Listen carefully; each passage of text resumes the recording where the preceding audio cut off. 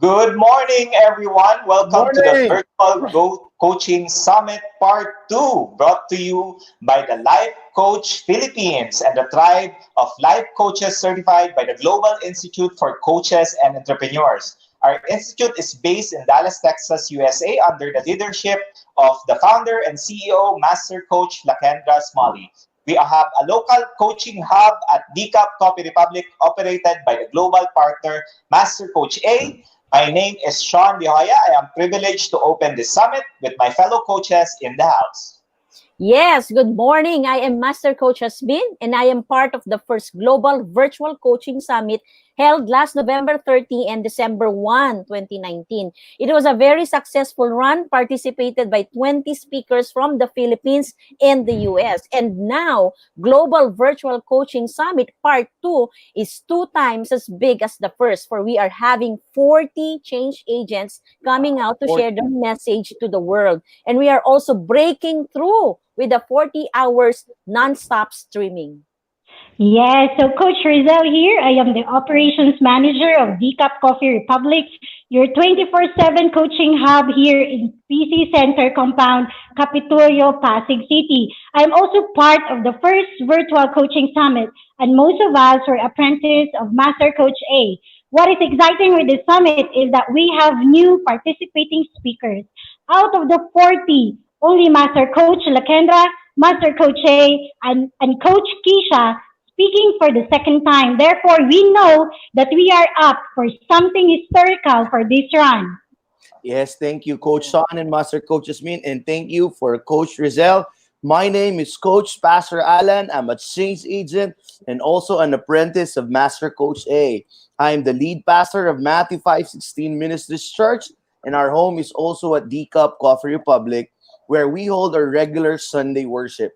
Today is Palm Sunday, the beginning of the Lenten season. And I would like to give my personal message on number 40 in Palm Sunday. As you and I are all aware, this is the Virtual Coaching Summit Part 2. Last time we had 20 speakers, and right now we have 40. And 40 is a very spiritual and powerful number in the Bible. It symbolizes completion. It symbolizes what do you call it? It symbolizes opening of the heavens, because when Jesus Christ finished 40 days of fasting, the heavens opened and angels were sent to his aid. And this is very timely because the whole world, not only the Philippines, is experiencing this global pandemic called coronavirus, or COVID-19. This 40 speakers is our spiritual offering to the world, so that we would be opening up the heavens and ask for the angels to come. I remember what David said in Psalm 91, you will send your angels to guide, to guard, and protect us. That is why the 40 speakers is powerful. And let me go to Palm Sunday. Palm Sunday is the event wherein Jesus will come to Jerusalem, and the people there thought that he was the king. I said thought because they have a different version of their king. But nonetheless, because Jesus to them is king, they offered their cloaks, they offered their palms as a way of honoring the coming king. And right now, I'm sure all of us are aware, there is a hashtag going on in the Life Coach Philippines and probably in the global coaches of entrepreneur, in coaches and entrepreneur. Corona Chef. Corona Yes. symbolizes the crown, and this is Palm Sunday. The true king, the legitimate king, the one and only king is coming into the world to get rid of this pandemonium, and to get rid of this bondage or virus. And our offering, our cloak and our palm, are these 40 powerful change agents who will be Yes. delivering their message. All right. It's Yes. such a Wow. beautiful time Wow. for everyone. Wow. Very powerful message, Coach Pastor Alan. Thank you very much for that 40 opening, 'di ba? Completion ng healing and the move of God in the world. Yeah, and it's a Yeah. beauty because it's Mm. multiplied from our previous summit from 20 to 40, and it's a beautiful number, sabi nga ni Coach Pastor. And it's a wonderful time for the 40 change agent, as also those people watching would be able to experience them and listen to their thoughts and to the wisdom that they have. Okay, And so this Global Virtual Coaching Summit is free community event brought to you by our tribe of hashtag Change Agent, both here and abroad. We'll be streaming via Life Coach Philippines and YouTube channels Coach A and Coach AI-Connect. This 40-hour non-stop video streaming where you will have the opportunity to connect with professional life coaches who are ready to serve you, especially during this unique time in our generation. Yes. And the Global Virtual Coaching Summit Part 2 is our service to the globe during this time of global unrest. This is our response to the community, to our country, and to every nations on planet Earth. We aim to connect and bring the message of love, hope, and transformation as we believe that we as a generation is now on pivot stage to break through. Yeah, and um, we really encourage you to engage and interact with us. Let us know your thoughts, any challenges, di ba, Coach Pastor? Or if you yes, need yes. support, yeah, please feel free to write it in your comments in this video or connect through 0917-586-1661. Di ba, Coach Pastor? Saan ba sila pwede mag-connect, Coach Pas? Yes, they can also connect with www.globalcoachingentrepreneur.org, Coach A Coaching Community for their coaching needs. And by the way, since we're talking about 40, before we continue, 40 years old is the age of Master Coach Jasmine 9 years ago. Hallelujah. So, we will begin with our first speaker in a short while, but before that, let us pause for a moment of silence and prayer.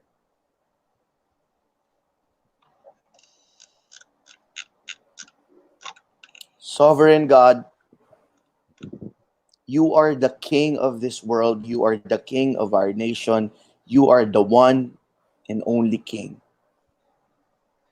And we are grateful because we are a part of the shifting that is happening right now in our midst.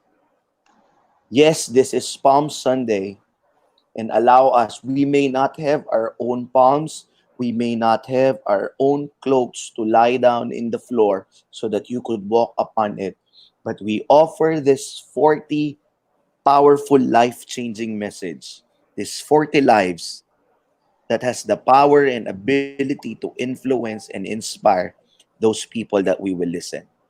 We lift up to you our dear Master Coach A and Master Lakendra Smalley as they lead this Global Virtual Coaching Summit Part 2. And I lift up to you, Lord God, the host for this segment, and most important of all, we lift up to you the hearts of every people who will listen and who will be touched and be empowered by the simple offering that we have for you. Glory, honor, power belongs to the one who sits on the throne, Jesus Christ, our Lord and Savior. Amen. Amen. Thank you, everyone. So, for everyone's knowledge, the COVID-19 ROI, the follow through, is a response to the original material of Master Coach A that speaks of the insights we can get from the present global situation. Diba, Master Coach Jasmine, Coach Yes. Pastor said, Mm. that's where really the conversation would revolve around and really about responding to, okay, we are in this situation right now where everyone is in quarantine. What's next? What are the things that you can do and what's next after? So for those people who's watching, we do appreciate if you share this video to your page, to your or if you have someone that you can tag so that you can join us and comment as well on the next couple of videos and speakers that we will have. So we will now proceed with number one of this summit. We will have four speakers, beginning with our master coach, Kendra, Timuel, Coach Alin, and Coach Glenda. So stay tuned for the next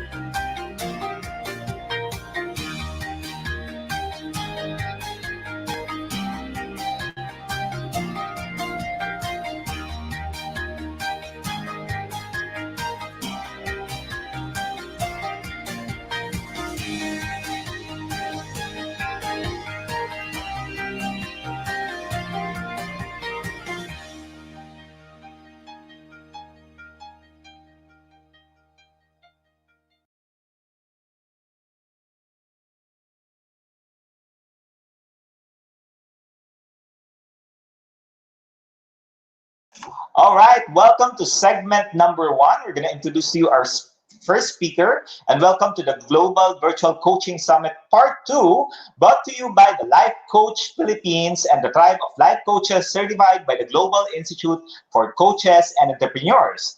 Our institute is based in Dallas, Texas, USA, under the leadership of founder, CEO, Master Coach Lakendra Smalley. We have a local coaching hub here at DCAP Coffee Republic in Pasig City, operated by the global partner, Master Coach at A. My name is Coach Sean Dihoya, and I'm your host for this segment. Hello everyone, good evening. I am Coach Teen, co-hosting the segment 1 with Coach Sean. We have 4 speakers per segment, and our first speaker have shared these interesting facts about herself. The quote, "Even though I am super scary, I love a good horror movie. Action-led activity and roller coasters. OMG, I'd be yelling, complaining, and laughing at the same time. I want to be the first black woman to do the XYX before I go off to heaven, just like my mother and grandmother. Regardless of money, rich or poor, I would always serve the people. It truly makes me happy." Yeah, and she also said that her theory of chaos is love. Theory of chaos is love. How wonderful is that if you think about it? Those with faith in something and love of something bigger than themselves and others operate differently when all hell breaks loose. We will explore the mindset of those who activate their hearts in the time of crisis and was victorious when it was all over. The heart always wins. Here, her talk is entitled The Outbreak of the Heart, Faith and Love Conquered Fear. So our first speaker is none other than the founder and CEO of the Global Institute for Coaches and Entrepreneurs, Master Coach Lakendra Smalley. Roll video, please.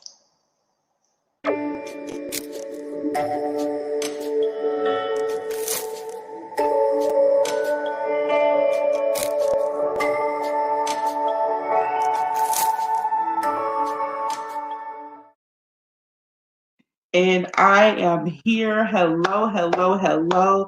And thank you so much for saying yes and taking time to be a part of this global virtual coaching summit, part 2, brought to you today by the Global Institute for Coaches and Entrepreneurs, Incorporated, based in Dallas, Texas, USA. And guess what?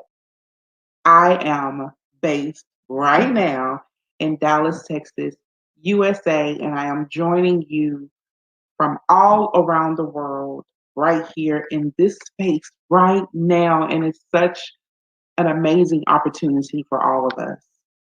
This talk that I'll be doing today is in response to the original materials that was brought to us by Master Coach A. Master Coach A, my beautiful sister, my beautiful global partner that I love so much. She did such a magnificent talk. And the topic was COVID-19 Return of Insight. And if you did not catch that, let me tell you something. You gotta go find us on YouTube, and I'm sure somewhere in this information you will catch our YouTube link or visit us even on Facebook and look up Cappy Night, which she does weekly, and look up that episode, COVID-19 Return of Insight. And you will see why you are going to get 40 hours of 40 amazing certified life coaches from our institute who have totally dedicated their time, totally dedicated their hearts to this space. And it has made me so excited and so privileged and so honored to be the first one up. So, who are you? I know that's what you're asking. Well, who is she? For those of you who don't know, I'm going to get into that. But before I get into that, I want to let everybody know that everything that I'm going to be saying is going to be boom right here in front of us on the screen. Why? Because me, who was a behaviorist for 15 years in education, knows that there are kinesthetic learners and auditory learners and learners that need to touch and see and move around and feel and listen. And so I have created that moment here for us. So my topic is right here: the outbreak of the heart, faith and love conquered. And we're going to move about this material from heart to heart to heart to heart. Fair enough. Okay, let's move a little bit deeper and let's find out a little bit about who I am. So, who am I? Well, I am Master Coach Lakendra Smalley, and I am the founder and CEO of the Global Institute for Coaches and Entrepreneurs. I am also the CEO and founder of Your Sister Girl Coaching and Educational Services, which is my personal coaching platform for, I don't know, 13, 14 years now. I'm also the founder and vice president of Hype Kids Nation Incorporated, alongside my brother, my only sibling, and he's my big brother. Let me not leave that out, even though I feel like I'm the big sister sometimes. He's my big brother. Um, and we founded this beautiful organization together, and it stands for Helping Youth to Prepare for Excellence. So all of my platforms centered around the excellence of serving and the excellence of giving and the excellence of growing in a posture of leadership. So I do business from the heart. Since I was 7, my first business I started at age 7. It all started from the heart of wanting to be a service in the community and a service to others.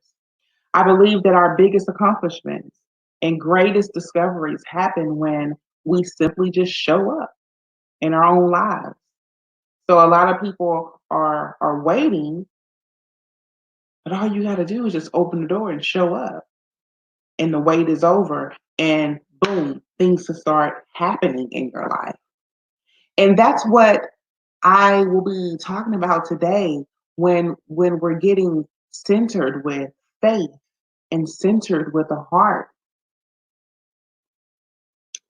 through conquering storms that we may experience or have experienced, and just getting us back centered with reflection of how we journey through and survive, or right now we're surviving, and what must we do to survive moving forward is what we're going to be speaking about today. And it's going to be just totally different. It's going to be in such, the content is going to be different, and it's really different for me. And so my anxiety was up really, really high, and it took me a while to come here in this space to do this. Even when talking to Master Coach A, I told her I tried not to make it biblical because I know everybody don't have the same belief. But every time I walked away from it and came back, this is what was given to me. Like in future, in future tense. Like I did this just the day before yesterday. Maybe it wasn't even that, but it was maybe yesterday where I kind of just tightened it up. And even I tried to walk away. I was like, let me go see if I can just find something that's non-biblical. I couldn't connect with it. So this is what I want to say to you before I move forward. And when I move forward, it's gonna be hard. It's gonna be, rigorous, right? Rigorous, like all the trainings that we do, where the learning is so impactful and so meaningful. So I do want to say this: in spite of what you believe in or don't believe in, what I would like for you to do right now is pinky swear that our hearts will connect. We're going to release judgment of the uncertainty of what I may or may not say. And we're going to find inspiration and motivation to help us to move forward, of getting somebody else forward with us who may be feeling left behind. And sometimes it's the story of another story that's not your story that can help somebody to get there. And the only way that you can even learn other stories is by connecting with the heart of someone else that may not look like you, that may not sound like you, that may not get out of the bed the way you get out of the bed, or go and worship where you worship or not worship. But the heart, the same operation. When my heart stopped beating, I'm no longer here. When your heart stopped beating, you're no longer here. But as it beats together right now, the song is beautiful and the rhythm is together. And I just want to share some stories of inspiration, faith, and of love. And that I think we can do together. Those are two principles that we can really kind of gel with each other, to have faith and love. Fair enough? Okay. So let's get into it. Because who I'm going to talk about next is he's such an amazing dude, right? And when I first learned about the great story of Noah, I was so in awe of Noah. And then when I got older, I began to go back and read about Noah and see just how great and resilient and faithful and obedient. Like during that time, I wasn't having like that obedience in my life. So to go back and to read about Noah and see why his obedience stood so strong, where he had saved, you know, uh, just the earth at the time. You know, he he he brought on the animals and saved them so everything could be replenished for the earth. Why was he so obedient? That type of stuff just like wows me. And I created the story of Noah here so we can share his inspiration, share whether if the story of Noah is true or false, it doesn't matter. The story is banging, okay? And we can totally connect with different experiences that we have had in our life where we showed up like Noah. Some of us are showing up like Noah right now. Like right now, we're showing up like Noah, like never before. So when it's raining in my life, I like to turn to the story of Noah, Genesis 6 through 9, 17th chapter. And Noah knew of the storm. In fact, he knew one that was so long and so strong that it virtually wiped everything out around him. I'm thinking of like if Noah was here in 2020 and he walked around and he was like, y'all, this virus is coming. Do you hear me? The virus is coming. And these are the things that we must do to keep from being destroyed by this virus. And people are just looking at him and laughing at him and like, you don't know what you're talking about, Noah. Go sit down. And Noah says, no, in my faith, God spoke to me and said that I must do this. And if you want to live, you'll come do it with me. You'll wash your hands for 20 seconds. You'll stand in proximity of people. Or you won't go out. You just won't go outside. You'll sacrifice. You'll sacrifice things. I know. I get it. You got to work. Your kids got to go to school. All of that. I get it. You're going to do all these sacrifices. But I'm telling you, if we all stand together now, if we all just do what God said, what God has spoken, we're going to be okay. And yeah, you don't know what you're talking about, Noah. What you talking about, Willis? Y'all remember that? Because Noah had no choice but to trust God. And his very survival, his story serves as one of the most powerful inspirations for all of us. The thing that most impresses me about Noah is his faith, and he conquered the storm because of it. Because he listened and because he connected with the desire of something that was probably burning so deep inside of him. It takes me back to many, many times where I heard voices that says, Kendra, don't enter. And I didn't listen. And I remember things happening where I had no control because I had entered into the space. And in my mind, I heard something that says, Kendra, don't enter into the space. It's a gut feeling type of thing. And I think that all people feel it at some point in relationships, in jobs, in just walking in the community, like, don't, hey, it's dark down there, don't go, right? Instinct. So to me, it was like Noah heard from God, instinct, feeling, gut. And God said a storm is going to come. It's going to be so freaking huge. It's going to wipe out everything. But if you follow my commands, you will survive it. So often it's easy to think about our faith solely as an internal anchor when we hit hard times. But that wasn't the case for Noah. He produced a physical depiction of faith so people could see and believe with him. How many times have we gone to our loved ones and we've given them the physical depiction of, listen, if you don't do X, Y, and Z, if you just look back on my life and see how I survived that, you don't have to go through this.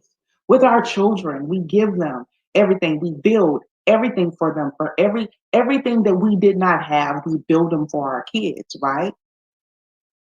The physical depiction that you don't have to go through the stuff like I did.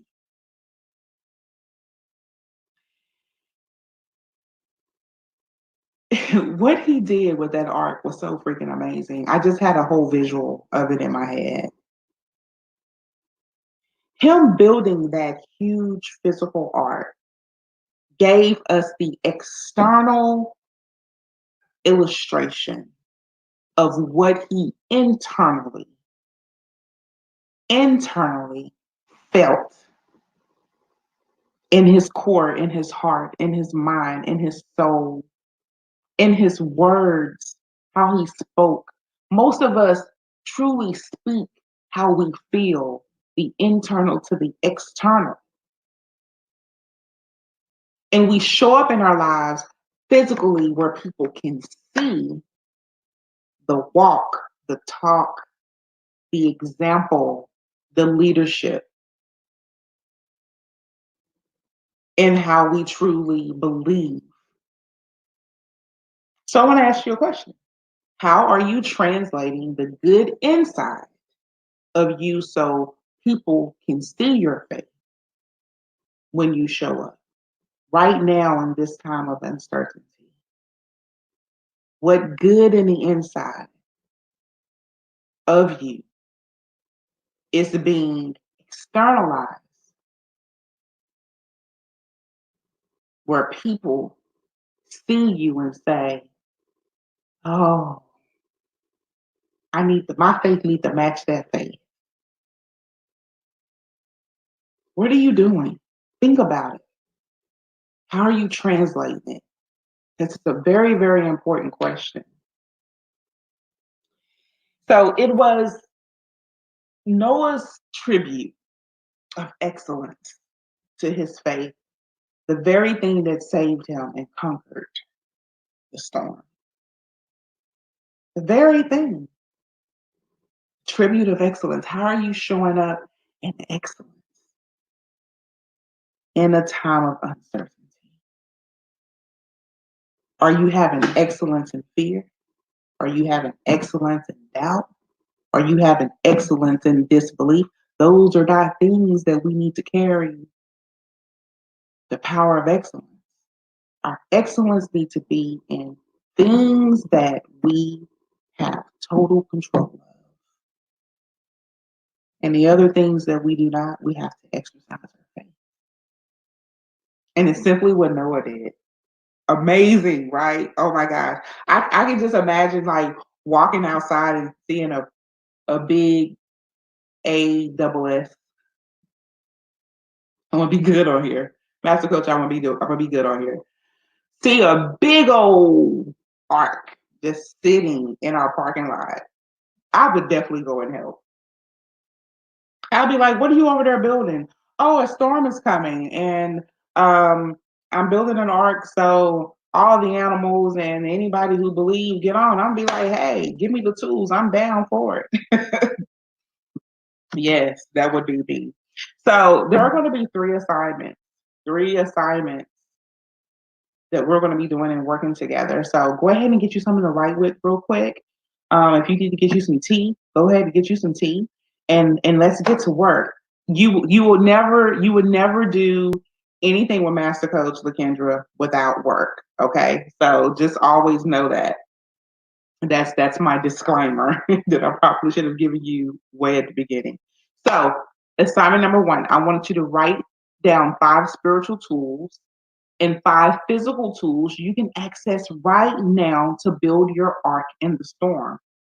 Think of your physical and spiritual body as the representation of the ark. How amazing is that? So, if you were the ark, if your body had to stand for the ark, what would you need to be building spiritually and physically every day?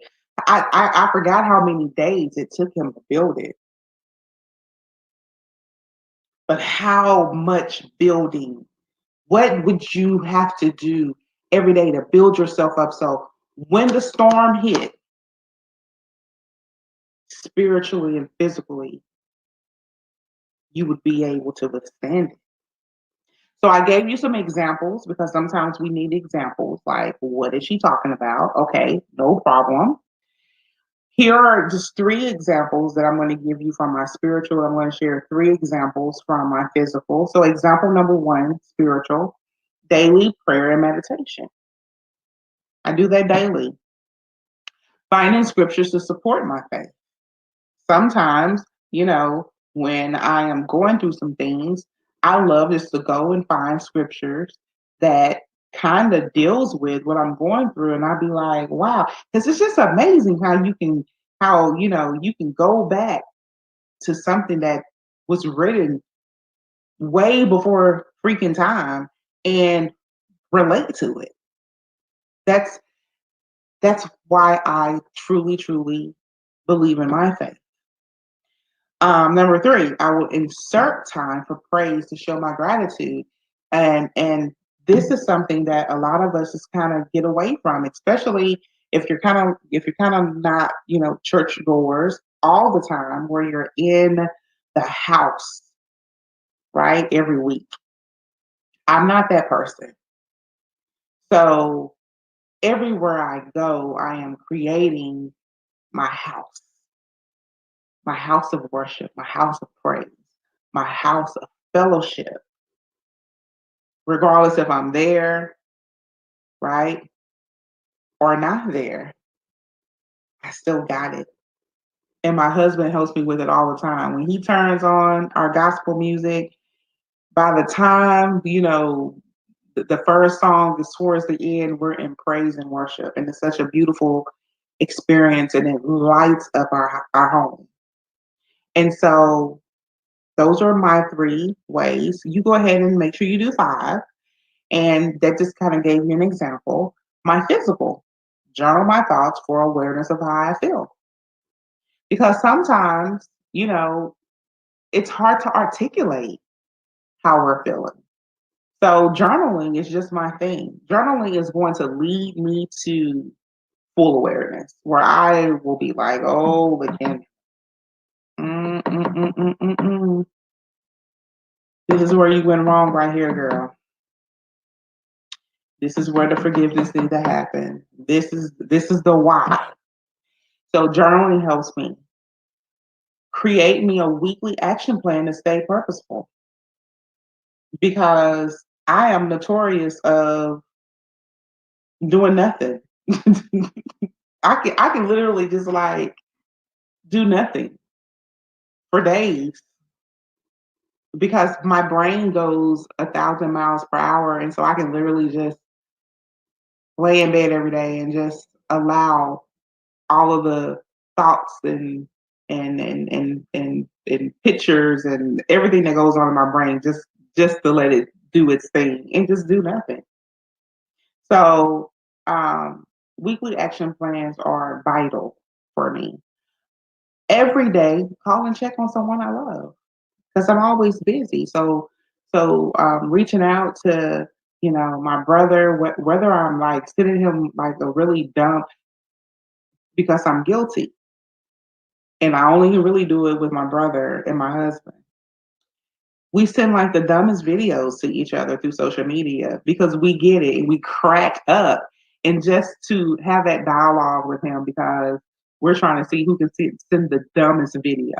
I don't know if anybody else can relate, but all of that, all of that prepares me for a storm because I'm able to connect spiritually because I'm already doing it. I'm able to connect humanly, just as a human of emotions, of of of stories of that I can have that I can reflect back on to make me smile. Like my brother sending me a dumb video and I'm laughing and then we're calling each other and we're talking about it. Like, where did you find that?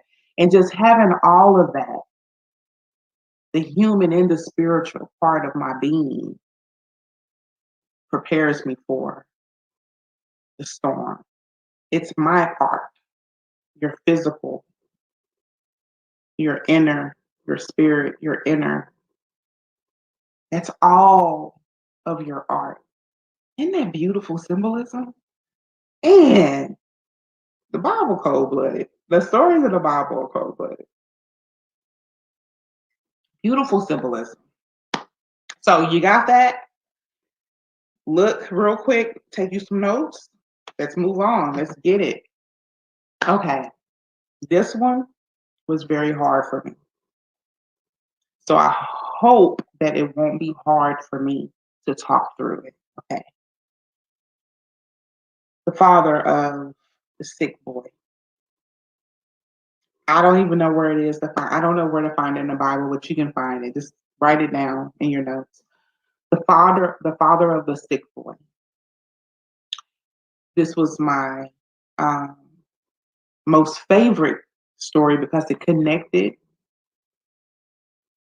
in such a way that I had to go and journal and reflect and truly ask for forgiveness.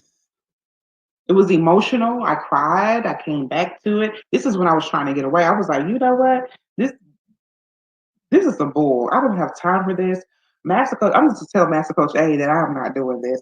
Or I'm just gonna go into the vault and get one of these old messages out of there and just teach it. It was this story right here that brought me to my knees. Okay. So here's a father with a son who's mute and he has seizures.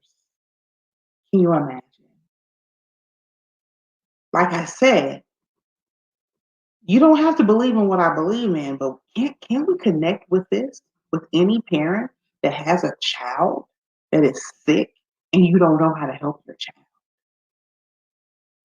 or your child that doesn't communicate effectively with you, and because of that, your child can't tell you what's going on with them. I could just relate, and I don't even have kids, but I can relate because I've worked with all type of kids, thousands of kids. So anyway, so he takes his son to the disciples of Jesus to be healed and comes away no different. Can you imagine taking your child to the freaking doctor and nothing happened? The seizures are still going. They're still not talking. Their fever is still high. Can you imagine? Can you imagine how that will challenge you as a parent?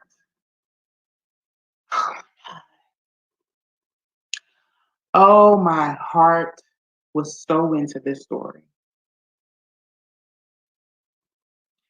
because this father was wrestling with his faith. Because I am prayed, I done everything you asked me to do, and my child is still sick. So he brings his son to Jesus, asking if Jesus can help. And I just visualize the whole thing, right? And then Jesus just points to his face. Like, you can't even point to that, like in real life. But I can only imagine Jesus taking his finger, pointing it to his heart.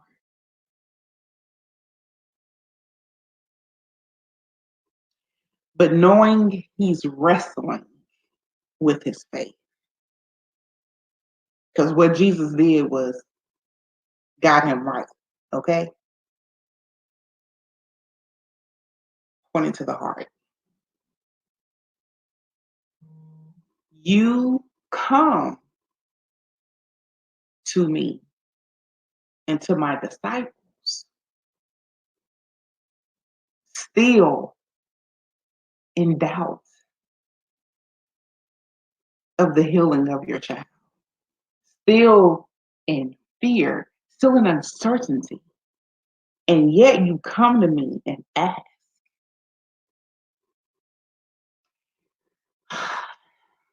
Don't we do it, y'all? We do it all the time. But it was as I continue to move through the story, and just saw the pain of the father as he wrestled with his faith. And he cried out to God. And when he said this, oh my God, I just had a whole church moment alone by myself in my room. When the father of the sick boy cried out to Jesus and he said, I believe, help mine unbelief. And then Jesus brought the victory. I had to walk away for about an hour just to meditate on, I believe, help mine unbelief. Because out of all of the stories that I've read in the Bible, this one was so human for me. It didn't have anything to do with just all of the spiritual stuff, right? If I wasn't, a believer of God, and somehow this landed in my lap, this quote, I believe, help mine unbelief, it would have connected me in a way that everything that I had ever possibly questioned about anything was simply okay. Because sometimes, even us believers, even in this time of uncertainty right now, there's still in our core fear of the uncertainty, fear of the unknown, fear that if I just walk out of my door, or if my husband come back in because he's out looking for work or whatever, come back in, is he going to pass this on? Like, and I'm probably one of the biggest believers of all believers because of everything I've survived and everything that I've conquered in my own storms. So you can't tell me about faith. So humanly, I connected with it because this is us. This is us for real. It's like, oh, I'm praying, but deep down inside, there's still some unbelief. So to find a scripture that says that you still can go before God and proud to God and say, I believe, help mine unbelief, and he still give you grace? It did something to me. OMG, it did, okay? Because God will help us win our wrestling matches by his grace. Because it's just a respect. It's just a respect within the grace that God still has for us. It's still the respect of, listen, I know you out there in the world and it's hard. I know it because I've given you power to design it. So for you to still keep it 100 with me, I'm still going to give you grace, even in your uncertainty. Ooh! And I'm not going to even get emotional with you right now because that right there took me out because it allowed me to see the human in my faith, the human in even sometimes I carried out. And it's okay because I'm in tune with it, right? I'm in tune with it. And it's not that I've surrendered because I'm fighting. You know, I'm like stone cold in the ring. I'm like the rock in the ring. I'm wrestling to win.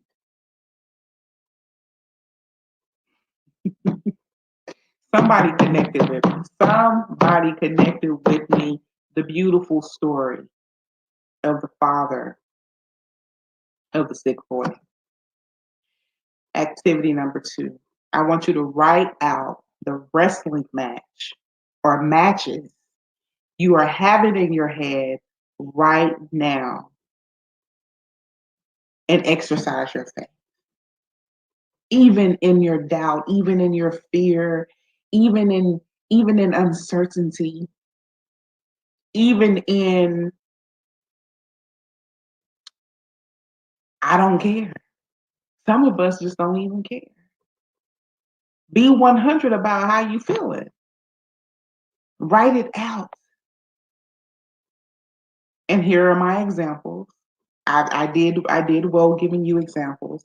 So the example, you're going to give 1 negative and 2 positives because even at the end of the day, we have negative thoughts that go through our mind. Even me, I'm probably one of the most positive people that I know. And even me, I have negative thoughts that go through my mind that sometimes I dismiss them and it's back a week later, a day later. So, okay, I got to deal with that thought because I don't need it to birth anything else, anything outside of my core values and my faith. Write that 1 negative, 2 negative, 3, 5, 10, 20. It doesn't make you a bad person. We're all human. You hear me? Look, I believe, help mine unbelieve because you are here because and you still here on my live. You're wrestling and you're fighting, and it's beautiful. You keep fighting. You keep fighting. You deserve it. You deserve it. You just keep telling yourself. So write your 1 negative, your 2, 3, 4, 5, however many, and I want you to match it. For each one, you got to have 2 positives. So if you wrote 10, then you need to have 20 positives. Got it?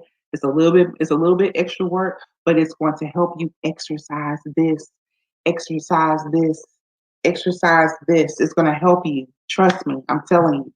The fight is on. I'm helping you to fight for your faith. So here are a couple of mine. So spend a minute just kind of looking at them. My negative is I'm fighting fear if I'll be able to pay my bills every month. Child, that hit me a month ago. I was like, whoo, I can't host a class. I have to cancel my class. We're canceling our classes out in the Philippines. I mean, I got students dropping out. Like, what's happening? But then I had to exercise my faith, right? So I wrote affirmations. I will work diligently every day, keeping an open mind, tap into my creative abundance of gifts. Child, I got a bunch of them, right? Tap into them and seek help, right? Don't fall into the ego. Ego, matter of fact, you go sit in the corner because we don't need you right now. Just go sit down. I'll call you when I need you. Go sit in the corner because if I need some help right now, I'm going to seek help and produce the outcome that I desire. That's my affirmation. Then positive self-talk, I'm going to always remember this scripture. This scripture will go to the grave with me. Faith without works is dead. It's something that my grandmother used to tell me all the time when I struggled in school. She was like, you got to have faith, Lakendra, and you got to push through this, but you got to do the work. That's what they don't tell us.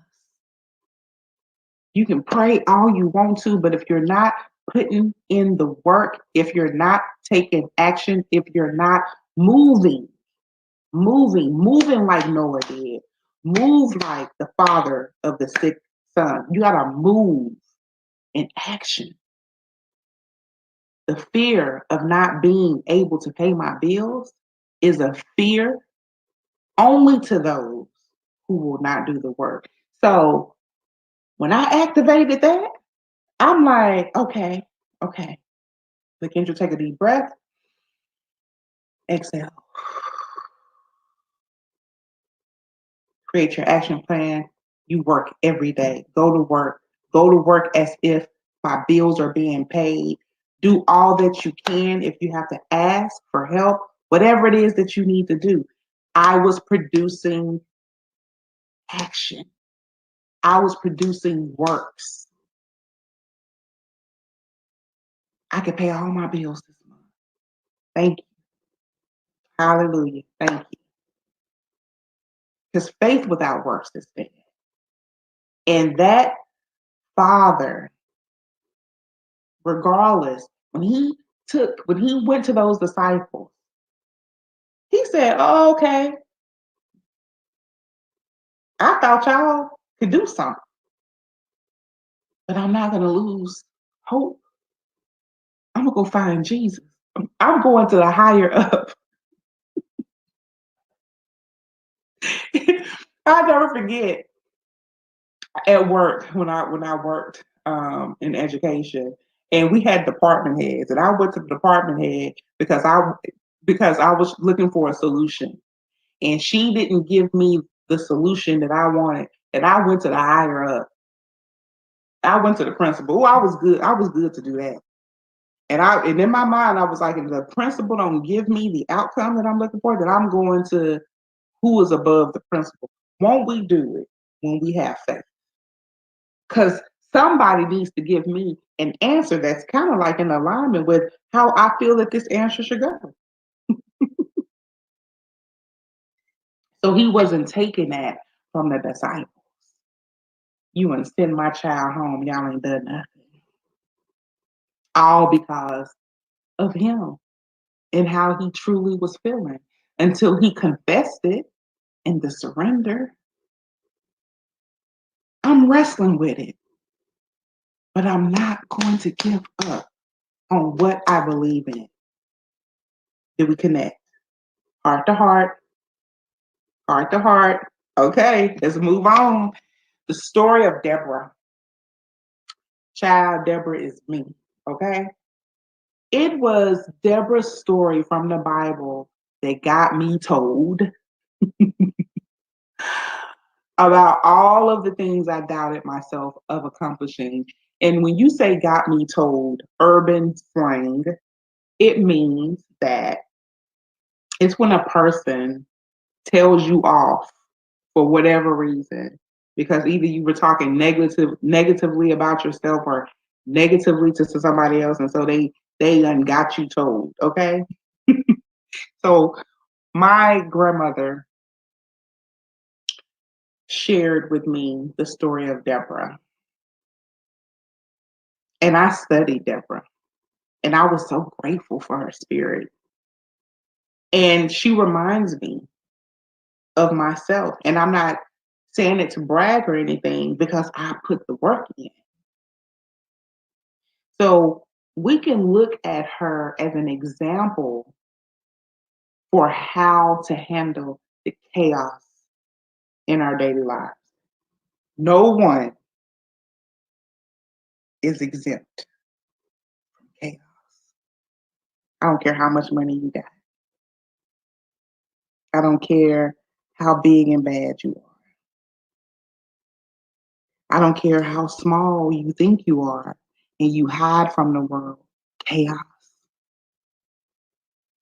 is inevitable in all of our lives. And Deborah was the superwoman of how to handle it. You gotta go and read the story of Deborah. Deborah was one of the most amazingly talented people who seemed to be able to do it all. We have friends like that. We call them jack of all trades. They know how to like my friend Dr. Bo. Dr. Bo is an orthopedic surgeon who also is a seamstress, know how to bake vegan cookies, knows how to fly a freaking plane. She has her pilot license, and she's an orthopedic surgeon. She know how to screen print freaking t-shirts. She's so amazing. Jack of all trades. She's a Deborah. We know people like that, right? She was a leader. She's a judge. She was a prophet. She was a wife. She was a mother. And along of all of those things, she courageously led her people into battle. Like she was like Maximus, lieutenant of the gladiator, Deborah in the Bible. I was just so in awe of her because there was a time in my life where even I like questioned my abilities to operate fully in my gifts. And I'm still, man, I'm maybe 75% there. Maybe. Could be fudging the numbers a little bit. But it was because of her faith that kept her balanced, that kept her focused, that kept her purposeful. And that's what I learned from her. Though phenomenally inspirational, her life can lead us into questioning, like, I can't relate to her. I can't do all that. But you can. You can. And in the time of uncertainty, this is when you should be exercising your gifts, figuring out what are you truly gifted in? What are you good at? In addition to what you're already doing in excellence now. Deborah will put you into that spirit. I mean, she got like some king and queen of the jungle face. And I just be in awe of her when I read about her story. The story of Deborah reminds me of the anxiety I live every day, just trying to accomplish task after task to maintain balance in my own life. And I know that a lot of you can relate to that because a lot of you are excellent at what you do, but the demands are heavy on your heart. Why? Because you still have a family that requires attention and care. And it's unbearable to even help them find their solutions because they're creating their own stories. And here you are trying to help save your child who can't even talk to you. Help save your husband that lives with deep secrets from his own childhood and you can't even understand his pain.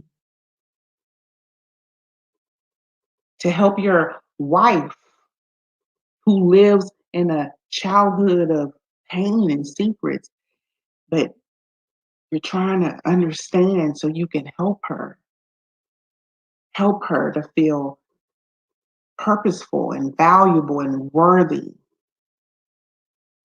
and still trying to balance yourself. The demands of settling disputes, right? Dealing with people conflict. You don't even know, like, why you don't like me, you know? Just dealing with those type of things. Like, what have I done to you for you not to like me? I'm so likable. Dealing with people um, slandering your name, dealing with your own conflict with your own self, the dispute versus the dispute of your own self, juggling marriage, relationships, finances, kids, health, all of that. So unbearable. We live with all those sections, right? I call it the 12 dimensions. It's too many, too many to balance, right? No. Deborah shows us that we can do it. That's the inspiration. That's why I told you, child, you don't have to believe in what I believe in, but we can connect with the heart. We can connect because we can look at Deborah, a woman with tremendous faith, and learn from her story, right? Take pieces of it that we can take pieces of from and be like, baby, if Deborah can do it, I can do it too. So I'm gonna be nosy, I'm gonna be all up in your business. Activity number 3, which means that we are coming to an end. Think about a time in your life when you felt disconnected from your faith. Think several times have come to memory already. Now think of the time when you felt the closest to your faith. And what do you think made the difference? Because if you really think about it, it's like you have this situation over here and you was resilient. This situation over here would have taken anybody out, but you was resilient with it. But this situation over here, you wasn't so resilient. Why? Why do they weigh two different weights when your faith should just be one? Why does one outweigh the other one when your faith should be just one? Think about it. Think about the differences and why. Because when you think about it, then those are the things that you need to improve in. That's where, it's almost like going to the gym. Child, stop working on your legs because your legs are strong. Work on your arms so you can do your pull ups because I can't even do one. Strengthen the muscle in the arm. Work on that muscle. So, this exercise is going to help you to pull out the things that you need to be working on, things that you're not willing to address. Let's go ahead and address it. Okay. What are the areas of your life that overwhelm you the most? Is it you're not living in your purpose, your kids, your spouse, your family? You're not satisfied with where you live? Is it your health? What is it? What is it? What is one thing that you could do to make your faith more a part of your daily life? Think about those things. Remember, I talked about mine. I don't care. If I feel stressed out, I can be in a movie theater, I can be at a concert. If I have to find myself a corner to give myself 5 minutes of breathe, breathing, that is what I want to do because that's part of me exercising my faith, me getting back centered and balanced with the space that I'm in. Who is someone that you can reach out and help this week? Because let me tell you something about that.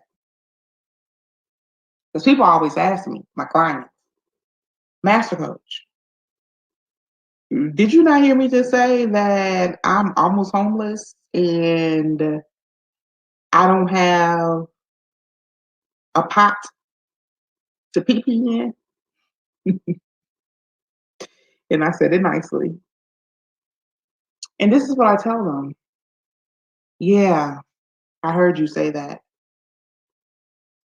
But when you can give grace to somebody else and watch the gratitude that they have because of you, it'll help you to see your situation more respectfully. So, not as bad when you go and you help somebody else. It activates your faith in a whole different realm of respect. It's like an act of grace, just like how God gives us grace. To go and volunteer and to see that mm, maybe I shouldn't be complaining about this because I really have control, or this this person is worse off than I am, and still they're able to rejoice and have a spirit of abundance.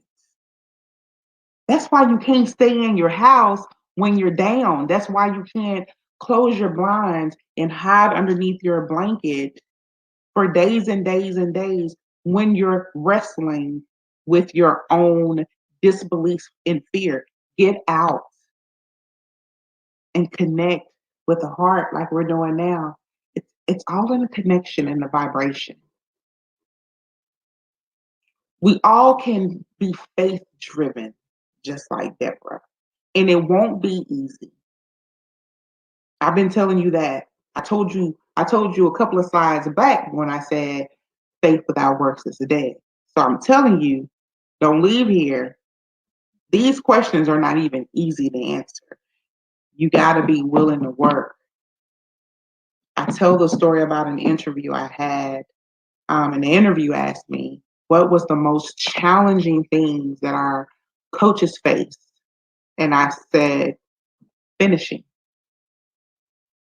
finishing what they started with so little faith, with so little uncertainty, so little disbelief, doubt, with complacentness, laziness. Push through and finish what you have started. That activates your faith. To push through all of that mess, and say, you know what? Because I started it, I'm going to finish it.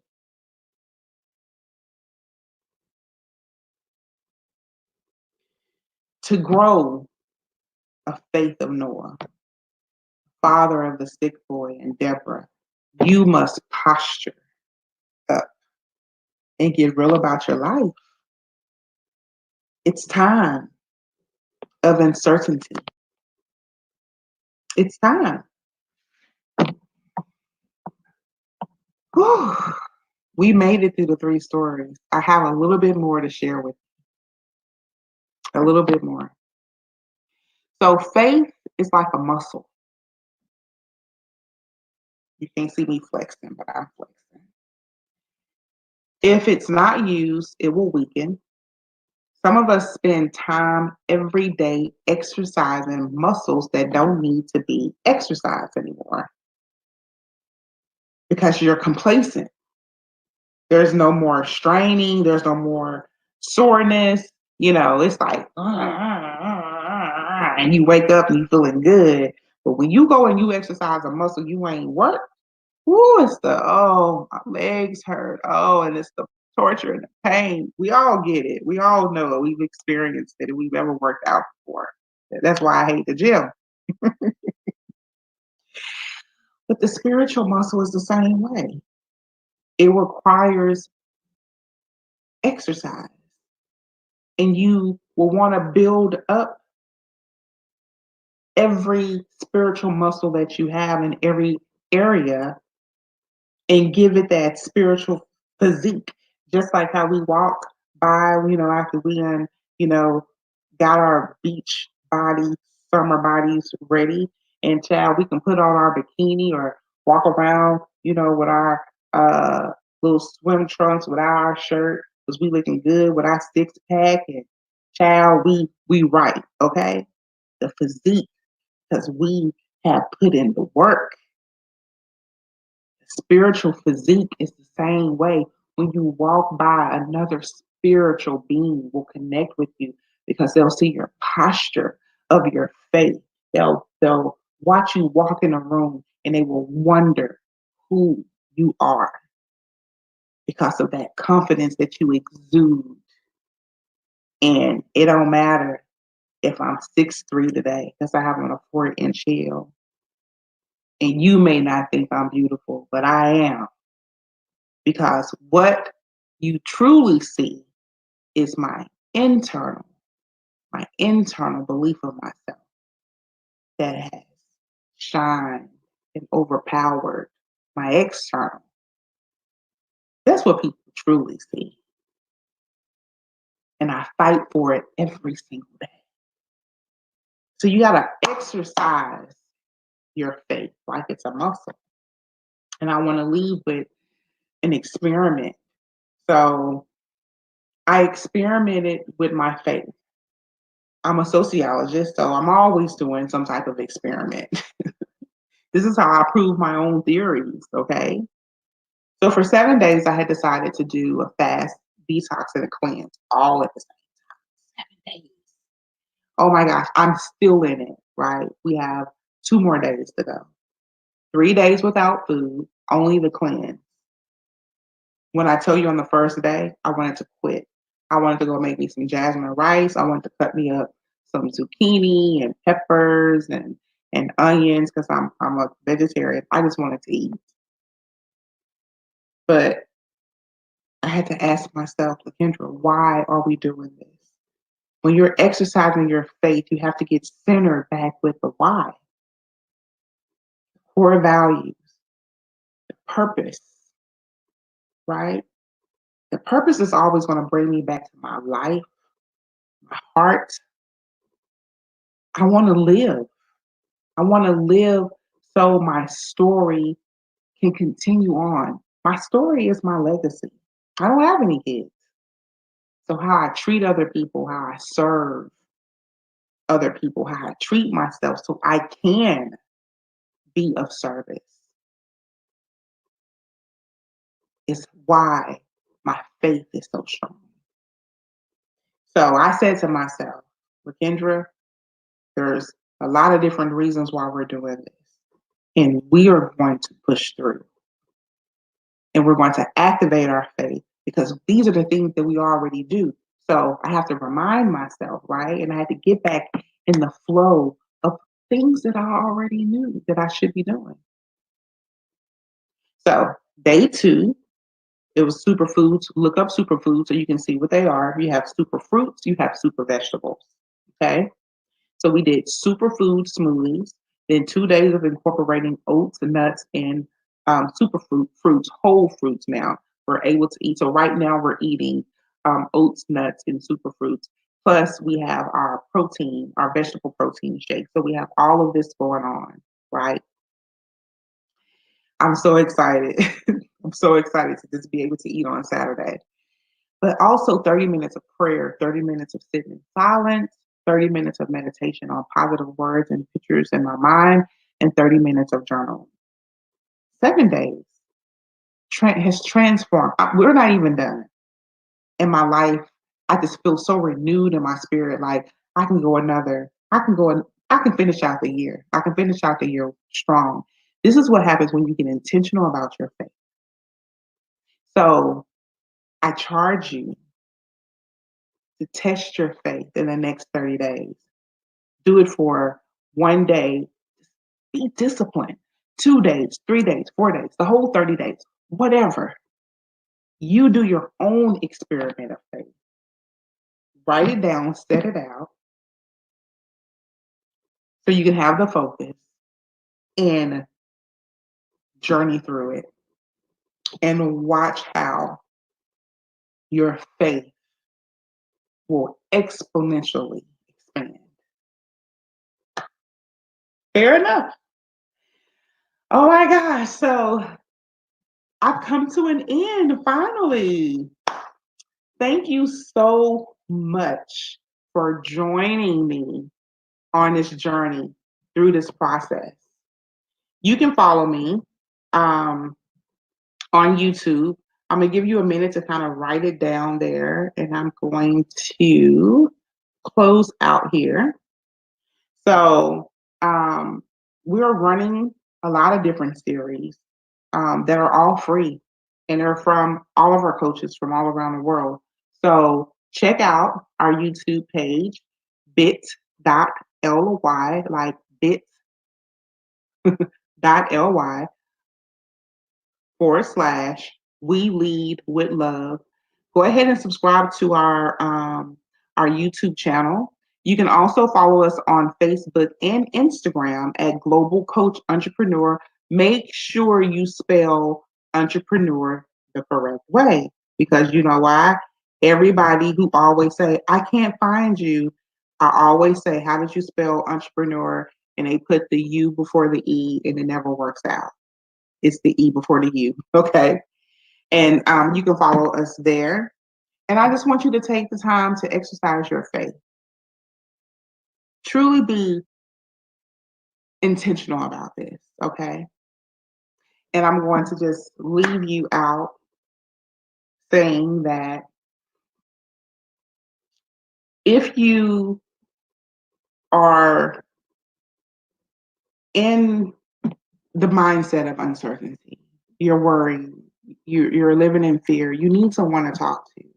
I want to open up an invitation of um, telling you to reach out. There are going to be 40 change agents on here, including myself.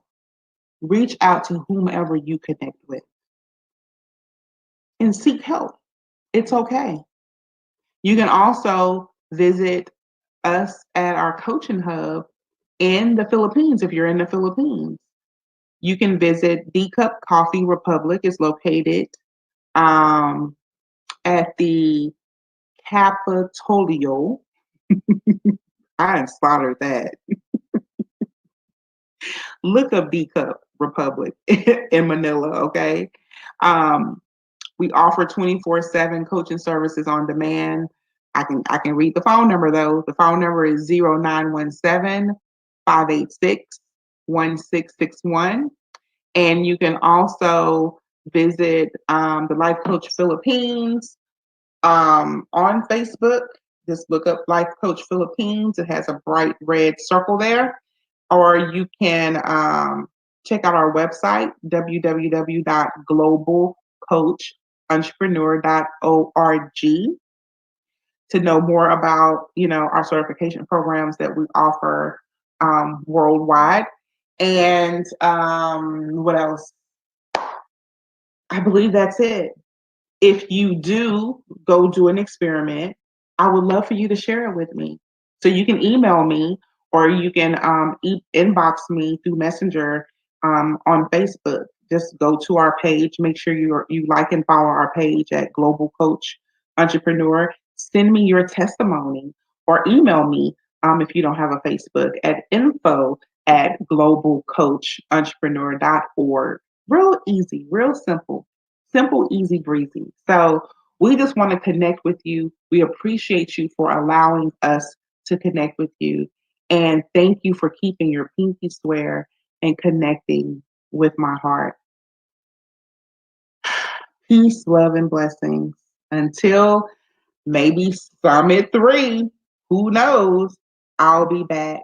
But this is Master Coach Lakendra Smalley, once again, the CEO and founder of the Global Institute for Coaches and Entrepreneurs. And I send you all vibrations of my heart. Bye for now.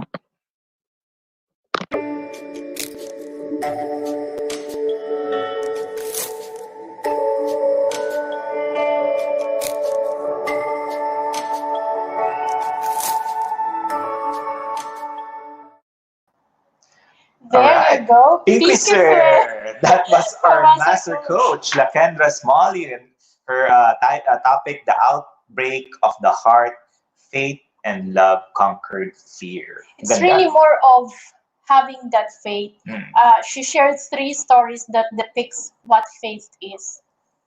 mm. So I really can connect with the Noah's Ark.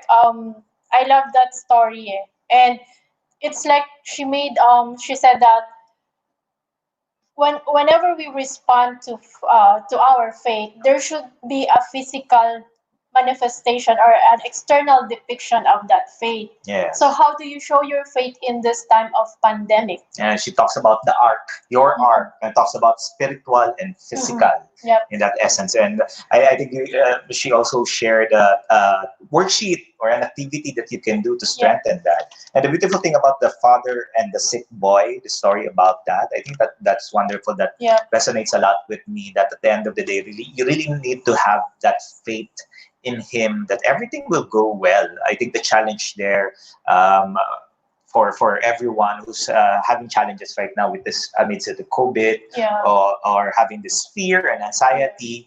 But I think this is the moment that you really need to have faith in him that everything would, be better. I like the vulnerability of the father saying that um, I believe, help my unbelief. Because at the Yes. end of the day, as humans, when we are frustrated, disappointed, we are in fear, we sometimes tend to let go of the faith, or we sometimes do not believe. But with him, he said that, help my unbelief. He acknowledged the lack of faith, but he wanted to have that faith. So Yeah. Jesus honored that, Yeah, it's the beautiful. faith that was given to him by curing his son. Yeah, and transitioning towards the third story, which is Deborah, Mhm. who has a lot of things on her plate, doing a lot of Yeah. things. If we think about it, we encompass that to what we do as well every day before COVID-19. We're Yep. so busy doing a lot of things in the workplace, putting food on the table, but we really forget about the value of why we're working in the Yep. first place. So the busyness in our life help us or stop us from really seeing what matters most in our life. So with the COVID-19, it helped us pause. It make us become reflective, and we were able to go back to our faith, just as Master Coach Kendra had emphasized on her talk. Yep. And remember what she said, faith is a muscle. Yeah. And you need to be able to test your or strengthen your faith. Like your regular, you're working out, you need to also strengthen that. Yeah. Diba, Coach Dean? Because faith which is not used is futile. You cannot say you have faith, but your action doesn't show it. Yeah, it's beautiful. I hope you've also written down some notes. We have Yeah. a lot of notes and takeaways and learnings from that segment and that video from Master Master Coach Coach A. And tune in. We're Master just Coach Kendra, Master Coach Kendra from USA. Hello, Master Coach A. And we're going to take a 10-minute break. Tune in. We still have three more for this segment. So This tune in. segment one. Yeah, for segment one, still have three speakers. So be back in 10 minutes. See ya.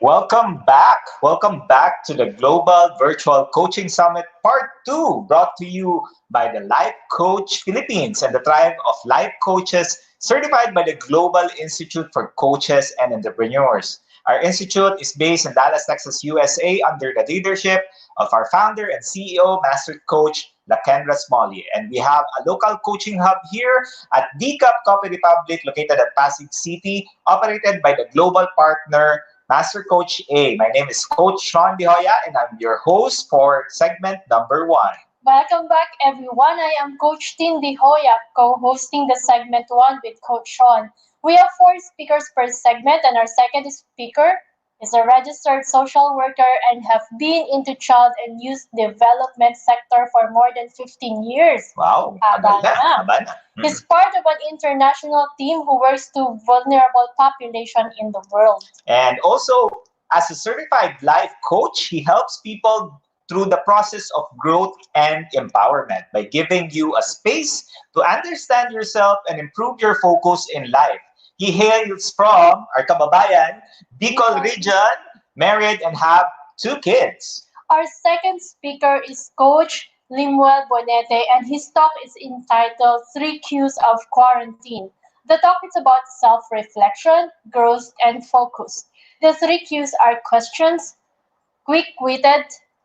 Quick-witted means you're mentally or keen or quick or fast, and quest, which is search. Oo. You're in search. Looking forward tayo dito Looking because forward for something. looking for something because quick-witted means is mentally being fast to do something and trying to look for something is a quest. I think most of us are in a quest as well on where we want to go, di ba, Coach Ting? Yeah. Mhm. So this talk centers this centers to his value, which is self-awareness and self-improvement. Yes, and for those who's watching, thank you very much for tuning in.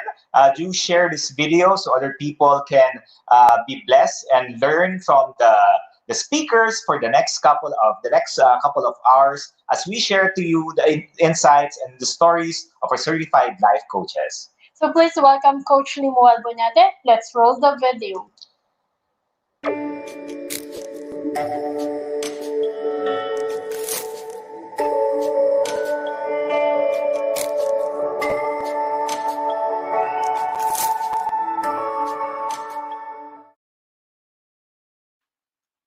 Thank you for saying yes and taking time to be part of this global virtual coaching summit, part 2, brought to you by the Global Institute for Coaches and Entrepreneurs that is based in Dallas, Texas, USA. This talk is a response to the original material of Master Coach A on COVID-19 ROI or Return of Insight. You may watch the replay for the said Kapihan Night episode at Coach A YouTube channel. I am Coach Lem. I am a registered social worker and been into the child and youth development sector for more than 15 years.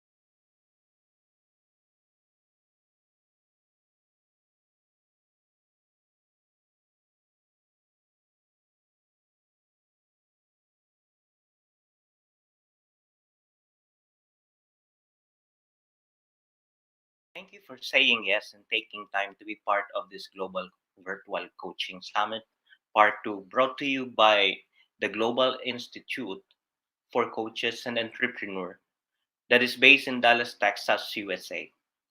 This talk is a response to the original material of Master Coach A on COVID-19 ROI or Return of Insight. You may watch the replay for the said Kapihan Night episode at Coach A YouTube channel. I am Coach Lem. I am a registered social worker and been into the child and youth development sector for more than 15 years. I am part of an international organization who works with our vulnerable population in the world. I am a certified life coach whose primary goal is to walk with you in the process of growth and empowerment by giving you a space to understand yourself and improve your focus in life. This COVID 19 had impacted our first quarter of the year and seems to be carried over to the second quarter. While in the Philippines, the enhanced community quarantine will end in the middle of April. The after effect of this pandemic, however, will be until the second quarter. And even to the rest of the part of the world, this will be extended until the second quarter. This means that everyone will still be in the process of adjustment. More help is needed from both the private and public sectors. In the third quarter, let's say, where and how do you think we will begin? What do we see after this pandemic? What do we hope for? What will you quarantine forever to live a better life? Yes, you heard it right. Quarantine this time is a common, scary word to talk about. But I would like to give you the value of this common, simple, and sometimes scary, and yet powerful word that may change your life. My promise to you is to bring you in a journey from a state of different views, different concerns, different and opposing opinions, discrimination, so much negativity, to a life of reflection, focus, and growth. So I made this talk titled Q3 for Q3. Where do we begin? There are three Qs that are necessary as we begin our third quarter of the year. Let's start. For the first Q is question. Here is a story that I would like you to hear from me so that we can expound more on this first Q. Some of my kababayans, while the enhanced community quarantine imposed here in Metro Manila and in some places in Luzon, walked from Manila to Bicol for 2 days, but they were trapped between Quezon province and Bicol region for 4 days before their respective local government was able to fetch them and bring them back to their own communities. Every time, every day, they posted their statuses in the social media. From there, I was looking for comments in that social media platform, and I saw two types of people. One is the one who questions for their reasons, while the other one is the one who questions for solutions. Most often, we ask questions not to find solutions, but to seek reasons. We are trapped in a cycle of seeking reasons after reasons after reasons. We always feel that we deserve explanation than acknowledging the fact that our contribution to solve a particular situation is far more sustainable than looking back repeatedly for reasons. Then you might ask me, Coach Lem, with all of this happening around us, what does the question for solution should look like? And how could that help us moving forward? Well, according to John Dewey, we did not learn from our experience. but we did learn from the reflection in our experience. Questions for reflection help us to understand ourselves better. It forces us to provide space between now and the future we want it to be. It gives us an opportunity to be mindful of our realities. Questions for reflection is often perceived to be applied to a negative situation only. But Nona, it should be present in every situation. Whether you are happy, you are sad, you are lonely, stable or unstable, in everything, everywhere, anytime. Here's a tool from Institute of Cultural Affairs International.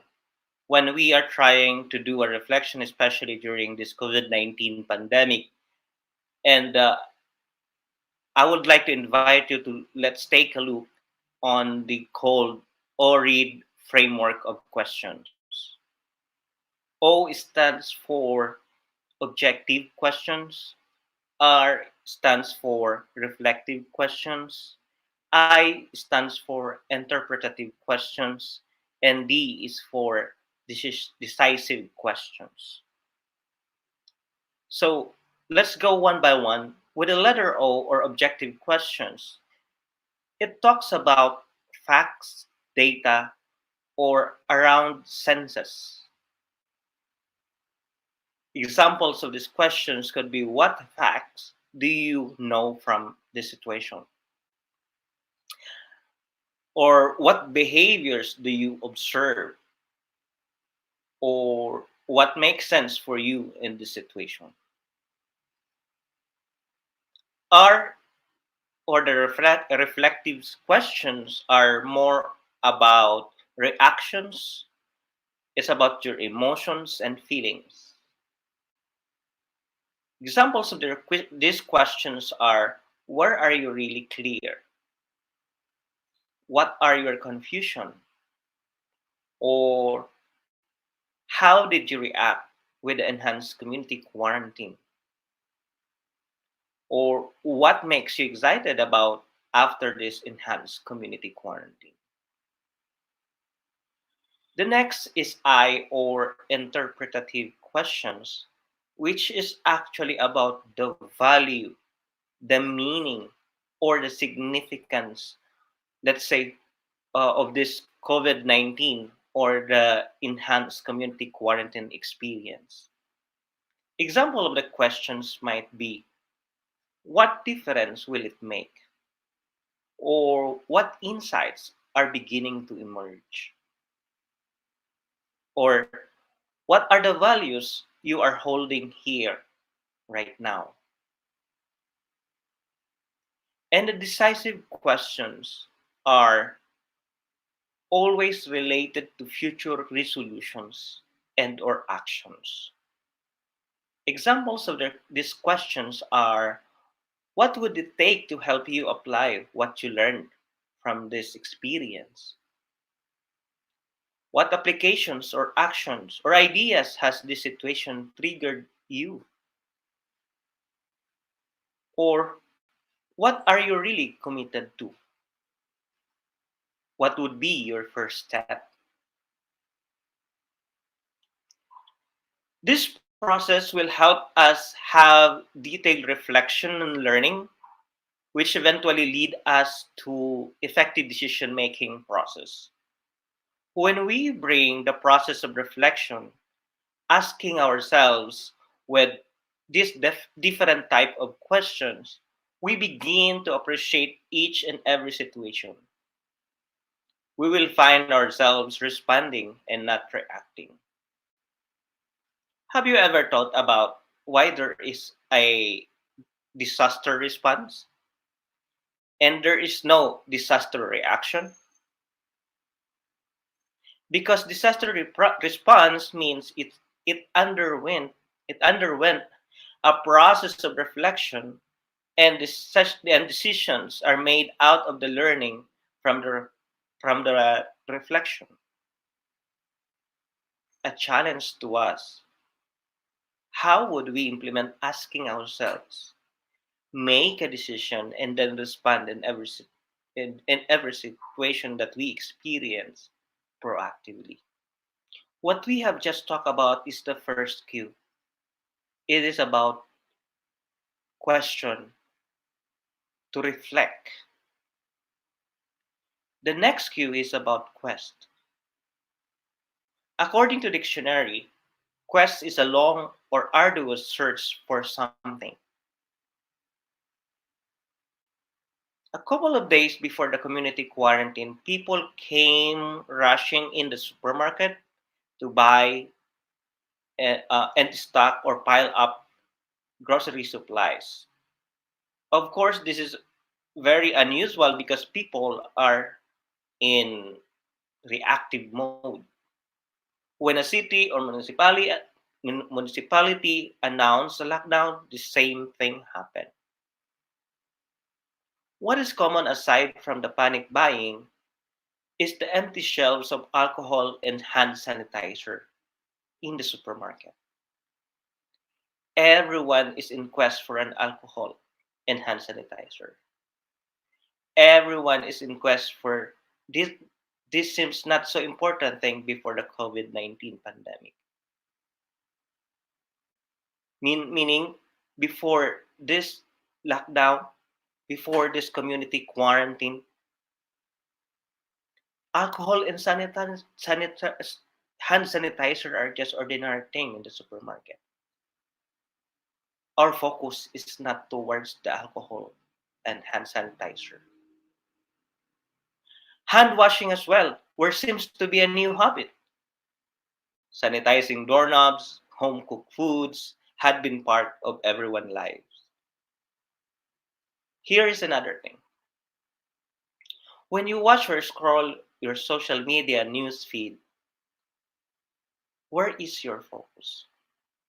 Where is your attention? Is it to the number of cases and death or to the number of recoveries?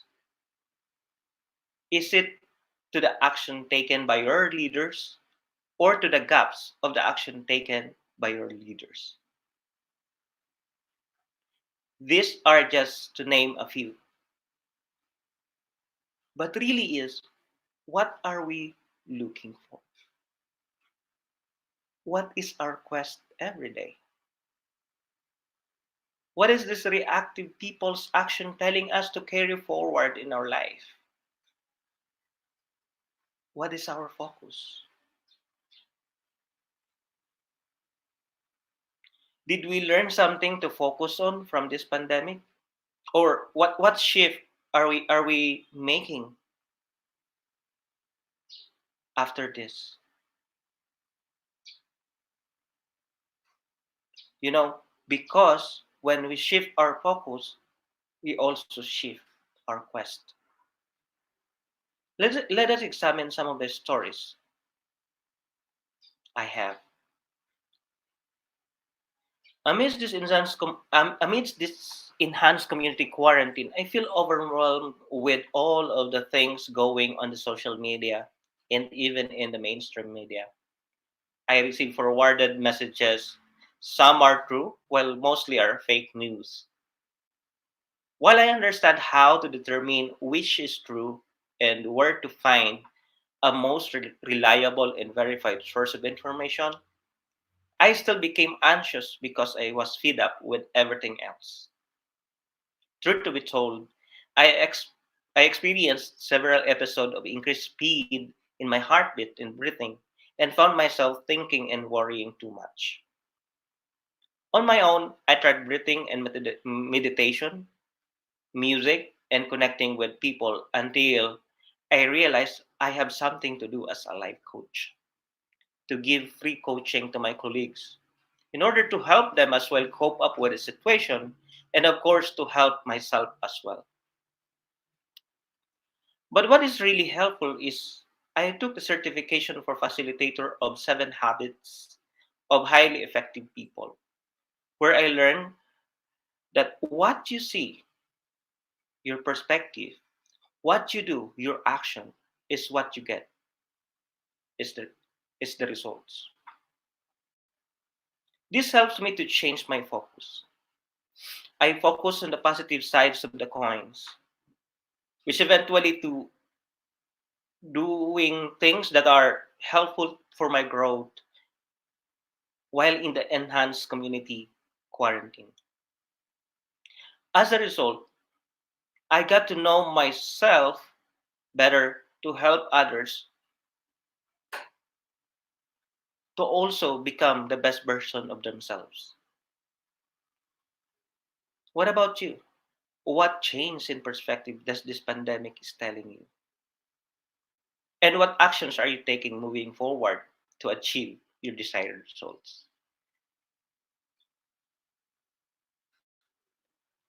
I was once in a seminar for the youths on journalism, and their topic is about camera. After the practice, I was stunned by their output. I learned that focus really matters. They have this term called rule of thirds. It means that if you place points of interest in the intersections or along the lines, that your photo becomes more balanced and will enable a viewer of image to interact with it more naturally. Come to think of it, to interact naturally with people is to understand where you are going to put your point of interest. You need to understand where is your relationship, whether it is with your partner or spouse, your parents, families, or friends, and with the creator. You need to understand your point of interest. And you need to understand who are there in your intersections. You need to understand how this pandemic improved your relationship with them, with the people that are important to you. According to nationalwellness.org, there are 6 dimensions of wellness that we have to assess our level of time and energy investment to determine our focus. We will go one by one with these dimensions, and I would like you to think through with it. Which of this dimension you put most of your time and energy? And how are you maintaining the balance? The first dimension is spiritual dimension. This is about your sense of purpose, you're connecting to a higher power, your meaning in life, knowing your own value, awareness of your life's journey, tolerance, and integrity.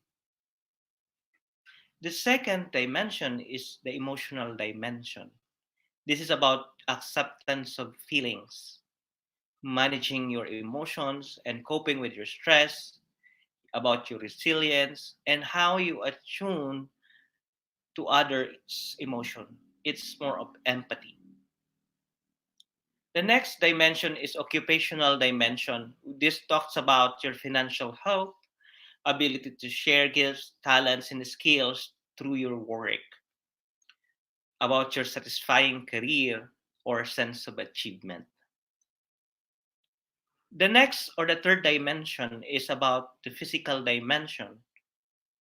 And this is about how you regularly exercise, eating nutritional food or a habit of nutrition, self-care, um, having sense of vitality and energy, avoidance of alcohol, drugs misuse, tobacco use, and connection with the nature.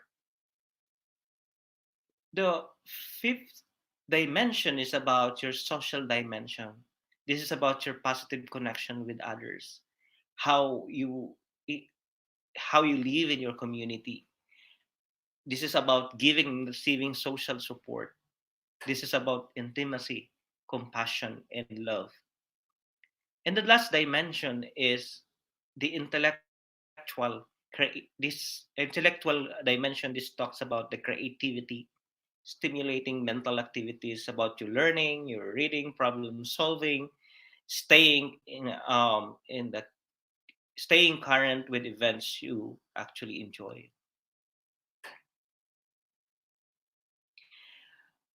So we have already the two cues that necessary in order for us to begin the third quarter of the year. The first one is about the questions that is necessary for reflection, and the next one is about your quest, which is actually talking about your focus. And then the last cue is about quick-witted. Quick-witted is defined as clear, clever, and intelligence to successfully cope with new situations and solve problems. During this enhanced community quarantine, I have found that most of my friends resorted to different coping strategies. Some do arts and drawing, some did cross stitching, some did poetry, some helped do household chores, while some enrolled in an online classes. All of them, and that includes me, has different coping strategies, as I've said. But what is common is all of these are the ones we all left behind during our base during our busy days before the quarantine. The point is, growth is not in the big things that we do every day. Growth is found in small things that we can often lose sight of.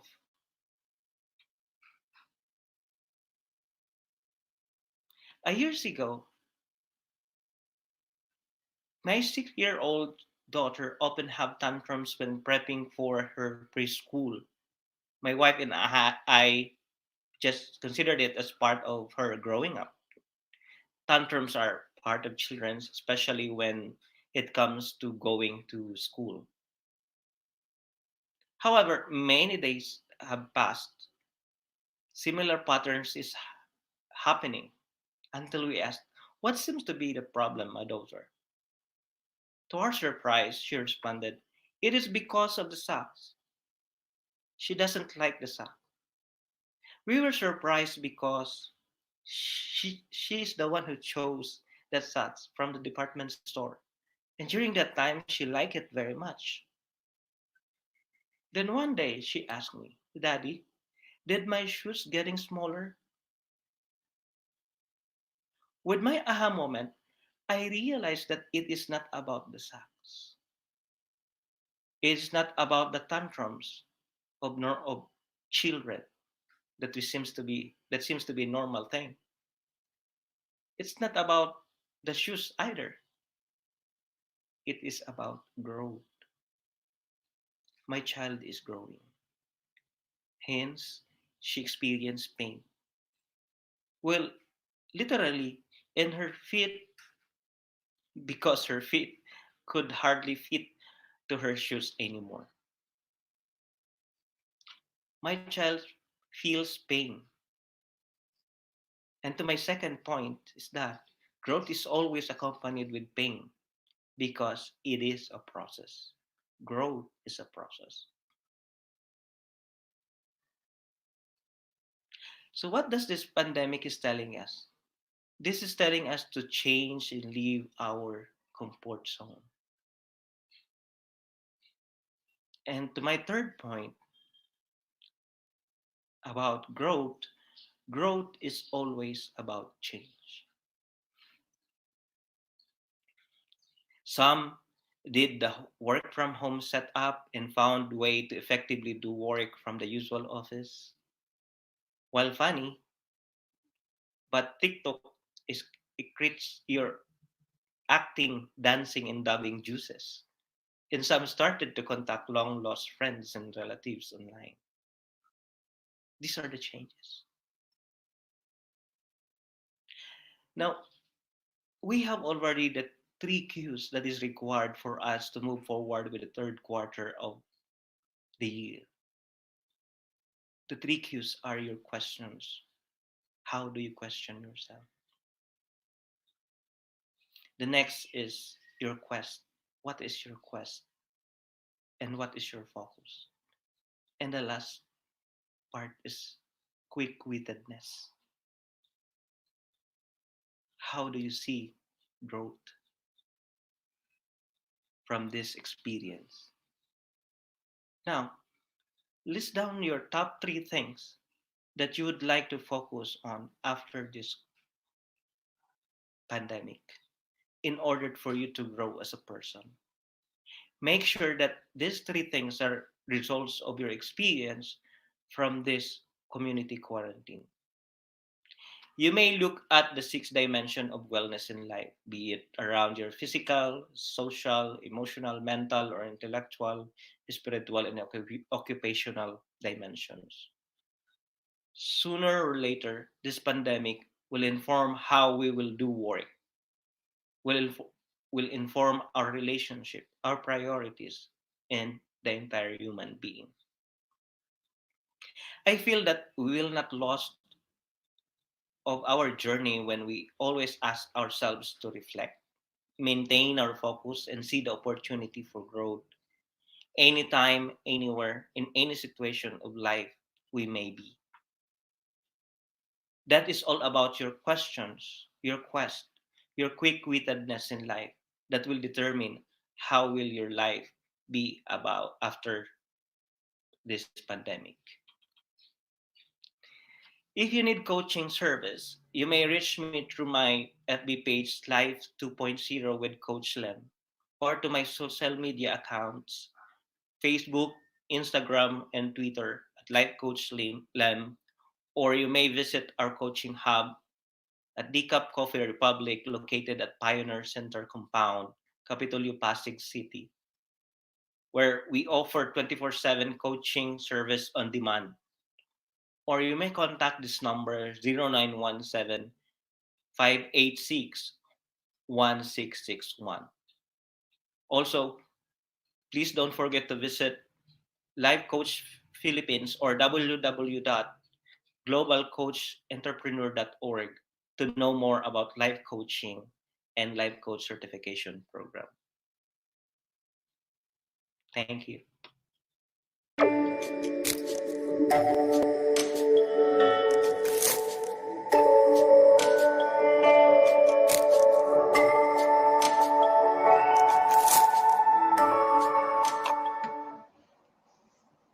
All right. Thank you, There Coach you go. Limuel. That's Coach Limuel talking about the three Qs of quarantine. Oh, diba? And it started from a question using yung audit, talking about objectives, reflection, interpretive, tsaka decisive. And ang ano dun sa audit na sinasabi ni Coach Limuel talks about yung objective mo, ano ba yung facts, what are the data, is the data making sense out of everything? Kasi it comes from the two types of people that Coach Limbal was able to check or was able to see during the announcement of the quarantine. The two types of people are those people who ask questions due to reasons, and people who ask questions due to reflections. So medyo may difference yan dalawa. Kasi pag sa reason, you just wanted to know what's the reason behind it, so the answer. Pero pag reflective kasi ang question mo, it's more of there's a depth to that question. Parang you wanted to know what's behind that reason. Hindi lang siya basta masatisfy yung response dun sa tanong mo. It's really understanding the facts behind it. Tapos ano pa doon? What makes sense? Ano ba yung nag-make sense sa situation or objective? Then the reflection talks about your reaction or the emotion or the feelings that you have. Because sabi niya nga dito, sometimes what happens is we react rather than responding. Because responding means that it already underwent a process of reflection. Which is tama naman. Kasi Beautiful. when we usually react, it's more of our emotion taking hold of us. So nagre-response lang tayo kasi yun yung kagad na emotion na na-feel natin. Unlike with the response, it's more responsible. Kasi nga, may process na siya eh. True. Kasi pag reaction, if you feel a certain way and you just act on it, then there's no assessment. Oh, wait. Is this something that will bring value to me or will bring value to the other person? Yep. And the next one is interpretative, where you understand the value, your meaning, and your significance about the situations that you do, the things that you do. Diba? Value is very important in the day-to-day life. Diba, Coach Tin? Yep, kasi if you don't know your value, mahirap po kumilos. Tama. Yun yung mga moments na in the quarantine season, hindi mo alam kung anong gagawin kasi hindi mo alam yung purpose mo or yung significance mo. True, so true. And the last one is being decisive, creating solutions. Well, creating solutions and actions. Sometimes kasi people are becoming a problem more than a solution. Hey, if you're gonna be in a situation where you're just gonna be there to create more problems, better not go there. At the end of the day, it's really just making sure that you're able to manage all of your feelings, all of your fears, and anxiety during this COVID-19. Tapos yung next pa, ano pa yung next na sinabi niya dyan, Coach Tin? Meron din siyang yung dimensions of wellness. Madalas itong gamitin din sa coaching. Kasi nga, we have that seven dimensions. So spiritual, he talks about emotional, social, physical, occupational, and intellectual. O yun po yung mga na-capture ko na dimensions. And he also talks about the rule of thirds, where I think yung na-capture ko, and maybe I misunderstand it, yung may mga tatlong taong nag-respond ba? Ganun ba yung rule of thirds niya? Usually kasi the rule of thirds is used in photography, wherein may certain points ka lang na i-focus, wherein mag-i-intersect dapat yung mga lines para mas maganda yung picture. So, in the rule of thirds kasi, yung application ata ni Coach Limber is more of having that three aspects wherein you can really respond properly sa every situation that you undergo. Sapat na sa tama ka, no? Yun yung yun yung quest, to talks about the quest, revolving on yung growth is found in small things. Yun ang hinighlight niya. Growth is found in small things, and from experience, sabi nga ni Coach Limel, what you see and do is what you get. Yeah. What you see and do is what you get, which is very, very beautiful, diba? If you think about the situation right now where you're focused on the negatives, malamang you'll get a lot of negative things in life rather than focusing on what's really working, what's really helping. Di ba, Coach Lynn? Yeah. So, quick-witted naman is more of your clear, clever intelligence to cope with new situations and solve problems. Yes. I think maganda, pag dinaanan mo nga na nag-question ka muna, and then you quest, and then you become quick-witted. Kasi, kumbaga, parang na-filter mo na from the top kung anong muna yung mga dapat mong gawin or iset aside, parang nagpa-prioritize ka lang. So, you become quick-witted to make the decisions. Kaya dun pumasok din si Orid, yung decisiveness in choosing solutions or actions to take. And focus naman yung Orid talaga doon is asking questions. Asking questions for you to understand ano ba talaga yung situation para to. Sabi nga nila, if you ask a great question, you receive great answer. Pero pag medyo pangit yung question mo, then di maganda yung nagiging sagot. Pero still a question pa din. Even if it's, sabi nga nila, even if it's a dumb question you ask, because there might be some people who really needed to hear the answer to that. Right. Ano nga minsan, kasi coaching is not judgment. But again, yun nga, as a life coach, it's always about asking powerful questions and a thought-provoking question that you would be able to really focus on ano ba talaga yung problema. Because sometimes, instead of asking question of what the problem is, we start creating solutions. Yeah, solutions kagad yung naiisip natin. Hindi pa nga natin napaprocess kung ano ba talaga or tama ba yung nakita niya dun sa question na yon. Baka naman question lang siya, pero hindi naman talaga yun yung main problem niya. Tama. So that's the thing that the beautiful thing, yung 3 Qs of quarantine ni Coach Limuel na really encompassing the question, yung quest and the quick-witted of every individual at this season. Yung tanong niya nga is how do you see growth from this experience? That's a beautiful question. How do you see your growth from this experience? Coach Finn? Yun. Ayan. Sasagutin sa mga sagot. Walang sa... Wait lang. So, Hindi ako na-inform. thank you very much for tuning in. Ano pa lang po, speaker pa lang namin for our first segment. We still have two on the way, and it has been a beautiful journey so far by far, from coming from our master coach Lakendra to Coach Limuel, and we have two speakers. So tune in, and for those people who's just watching right now, thank you for joining us. Meron pa po kami, this is ongoing in the next, ilang oras pa? Naka 2 hours na tayo, so 38 hours 38 hours pa. You're gonna get a lot of information, a lot of insights from the certified life coaches from the Global Institute for Coaches and Entrepreneurs. Yeah, so if you have comments po, you can do comments. You can also share this video. We would be happy to entertain your questions online. All right, so that's it for this segment number 2. We're gonna be back for our 10 minutes break, so stay tuned.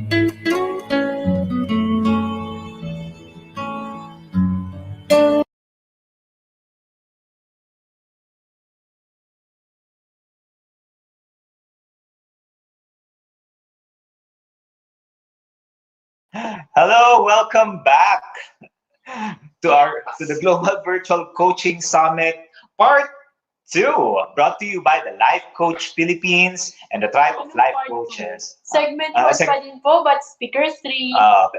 but we are certified by the Global Institute for Coaches and Entrepreneurs, and our institute is based in Dallas, Texas, USA, under the leadership and the founder, our master coach, Lakenda Smalley. We have a local coaching hub here at Decaf Coffee Republic. We're located at Pasig City po, Pioneer Center, operated by by the global partner, Master Coach A. My name is Coach Sean Di Hoya, and I am one of your hosts for this segment.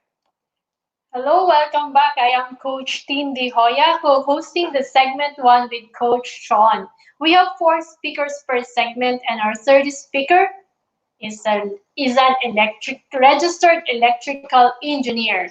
She is also a certified life coach from Batch 1, and she helps people to increase their competency and live in an inspired life, career, and social media strategies. Yeah, one of the bravest things she did, based on what she said, was to travel alone in another country where she has not visited. Nakapag-travel ka na ba, Coach Tin, na mag-isa sa ibang Tatry ko pa country? lang. Maganda yun, eh? Mag-soul searching. And she is also reading and collecting books and dreaming of having her own library. Oh, galing. Oh. She's currently reading Start with Why of Simon Sinek, How Leaders Inspire Everyone to Take Action. She liked to be remembered for bringing clarity to someone's dream and turn it into reality. Our second speaker is Coach Lynn Garcia, and her talk is entitled When Unrest Means Rest. So, how to find rest in time of unrest. This talk intends to make the viewers realize that even though the situation that we are in is not easy, we can still experience rest. Interesting. Ganda yan. You can still experience Finding rest rest in even the in moments uncertainty. of unrest. Wow, so that's beautiful. So yeah, and for everyone who's watching, thank you very much for watching. Do share this video so other people can be blessed by the stories and the insight. And let's roll the video.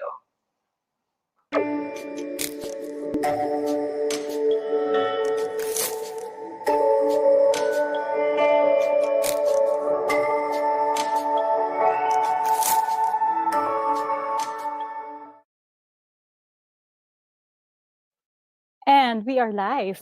Hello, everyone. Thank you for saying yes and taking time to be part of this Global Virtual Coaching Summit Part 2, brought to you by the Global Institute for Coaches and Entrepreneurs that is based in Dallas, Texas, USA.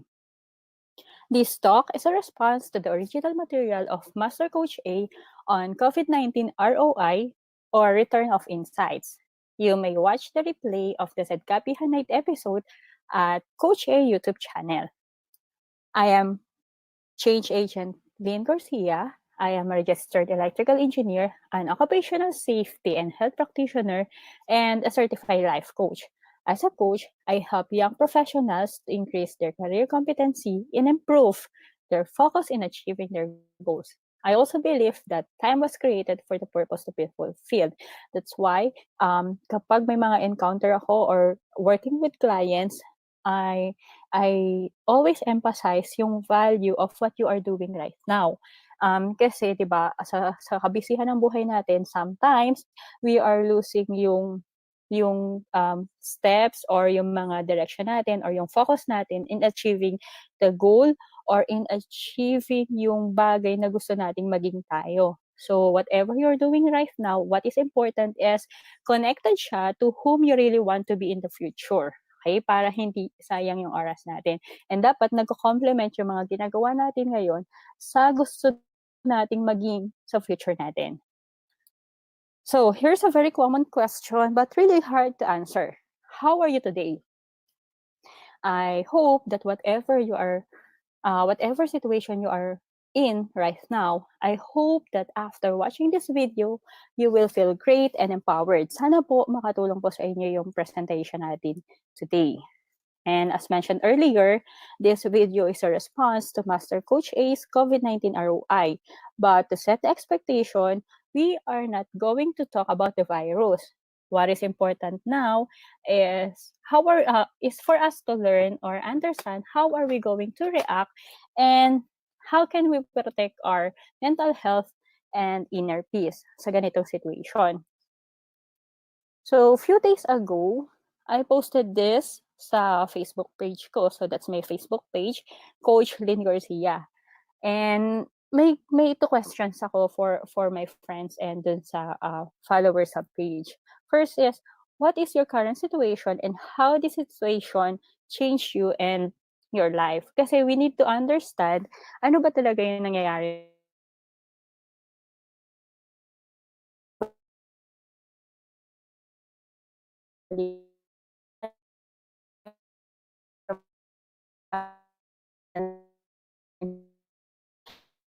Is what can share. Yan, for example, may mga nakausap ka, ano yung mga pwede nating ma-share. And I have this, ilang mga comments na nilagay ko lang dito. So first from Annex, I just want to highlight yung pinakasinabi niya na health is really wealth in circle of life. Parating naririnig pero di sinusunod. Marahil nasanay na tayong walang nararamdaman ay okay tayo. Okay? So, for Vince naman dito is yung importance ng family na before daw wala silang hindi siya nakakasama sa kanila. So, ngayon meron na siyang more time to spend with family. Then for Joy, mas na-appreciate ko ang buhay. Na-realize ko, marami akong blessings kahit maraming challenges. Nagkaroon ako ng time sa sarili ko, sa pamilya ko, at mag-reflect sa mga nangyayari sa buhay ko. Mas focus ako ngayon sa mga bagay na importante. So, highlight natin yon. Pag sinabi natin importante, ikaw, ano ba yung mga bagay na importante sa buhay natin ngayon? Then sabi niya, na-appreciate ko ang simpleng buhay at pwede pa pala mangyari yon. At kaya ko pala magtipid at marami pala akong naiipon. Uy, maraming ipon. Then, eto, hindi ko talaga yung name niya, but this is from Jenny May. Mahaba yung realization niya, mahaba yung insights niya, sobrang tago sa puso. Pero this one yung I want to highlight. Baka rin kasi ito rin yung pinagdadaanan mo ngayon, baka relate ka sa kanya. Sabi niya, wala akong savings, hindi ako prepared financially. Dito ko na-realize yung value ng pag-iipon, investing and all. Dito ko naisip na sana pinili ko na lang umuwi nung pinapauwi na ako ng pamilya ko habang pwede pa at makasama sila. Hindi masamang maging loyal sa work, but remember to always choose family over work. So, yun yung hugot niya kasi that time, she's working, tapos biglang may declaration, tapos yun, nung nag-declare na wala nang available na sasakyan pauwi ng Laguna. So, ngayon, she's currently staying doon sa bahay ng boss niya. So, buti na lang, mabait yung boss niya na adaptive siya. So, yun yung background ng sa situation niya. And then for Devi, sabi niya, "Hi Coach Lynn, paano ba ako binago ng situation?" Ang pinakauna talaga naisip ko ay kung paano mag-budget ng kakainin, lalo't mga bata yung kasama ko sa bahay at kung paano rin nila maintindihan yung nangyayari ngayon. So yun naman yung sa side niya. How am I going to explain etong situation ngayon dun sa mga pamangkin niya? Then tapos yung pagbili dahil walang public transportation, need talaga mag-bike para lang makapunta sa bayan na kailangan na lang talaga i-enjoy para hindi maramdaman yung pagod. So yun siya. So instead na mag-rant, magalit kasi malayo, so i-enjoy mo na lang daw. So yun naman yung insight niya. And again, yun dito kung mabasa niyo yung sa social media, naging mapanuri na rin daw siya. Ayan, tapos hindi nag-share ng negative. So, yun. So, ang maganda naman dito is, kahit ganito yung situation na na-experience natin, ay naging positive pa rin yung outlook. So, etong next slide na to is kumuha lang ako ng part dun sa iba pang mga comments. So, yung first na nakuha ko dun is hindi lahat na madadaan sa panic. Natuto ako magluto hindi kasi ako marunong magluto. Make yourself productive. Natuto ako na laging mag-communicate, mag-update sa pamilya ko, pray more. Ay, ito daw, nakakapaglakad ako pag namamalengke, na-exercise ako. Diba? So, good thing din siya. So, lahat nangyayari ng may dahilan. Dapat may time sa family, friend at sarili. Ngayon, kilala ko ng ating Panginoon at naging mapagmahal ako sa pamilya. Health is really wealth in circle of life. Tapos ito ay sa isang iglap, bigla tayo nagkaroon ng limitation sa mga bagay-bagay na halos nawalan ng value ang mga material. I became more concerned with my health and well-being. We are all busy making dreams possible and forget about ourselves. So for this one, be grateful for those people who are working tirelessly for our safety despite putting themselves in danger. Then we lost and already forgot the essence of time and the opportunities God has given us. Then I have appreciated things that we hated most, like traffic, commuting, and everything we hated in our daily living. So, ayun, meron pang nagsabi dito yung sariwang hangin ngayon, nabawasan ng polusyon, dulot ng usok ng sasakyan at pabrika. So, ayun, marami pang mga comments. If you have time, I encourage you na visit yung post na yun, yung mga comments nila. And, ayun, interact with each other din. Tapos, if you have something to share, feel free to share lang dun sa community natin. Now, ano naman yung one mindset that they can share? So, number one na, no, not number one, pero ilan lang, random lang to sa mga nakuha ko dun sa comments. Cooperation. Tapos, this next comment, it's from, ito ay from a nurse na perspective. It's not up to the government or us, yung kasi nga nurse siya, the medical workers, on how we can pull through this situation. Each of us needs to play a role in flattening the curve.